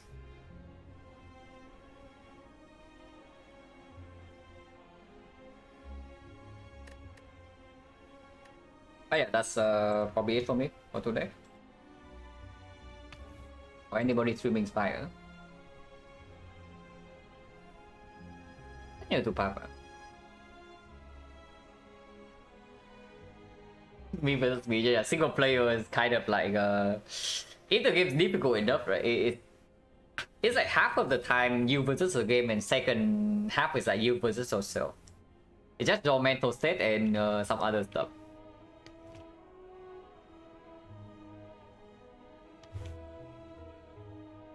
You can also see from Spire, you know, you get tilted, you play way worse. So never getting tilted already probably gets you, I would probably say like maybe 5 to 10% win rate. You don't even need to be a better player, you just need to not get tilted, ever.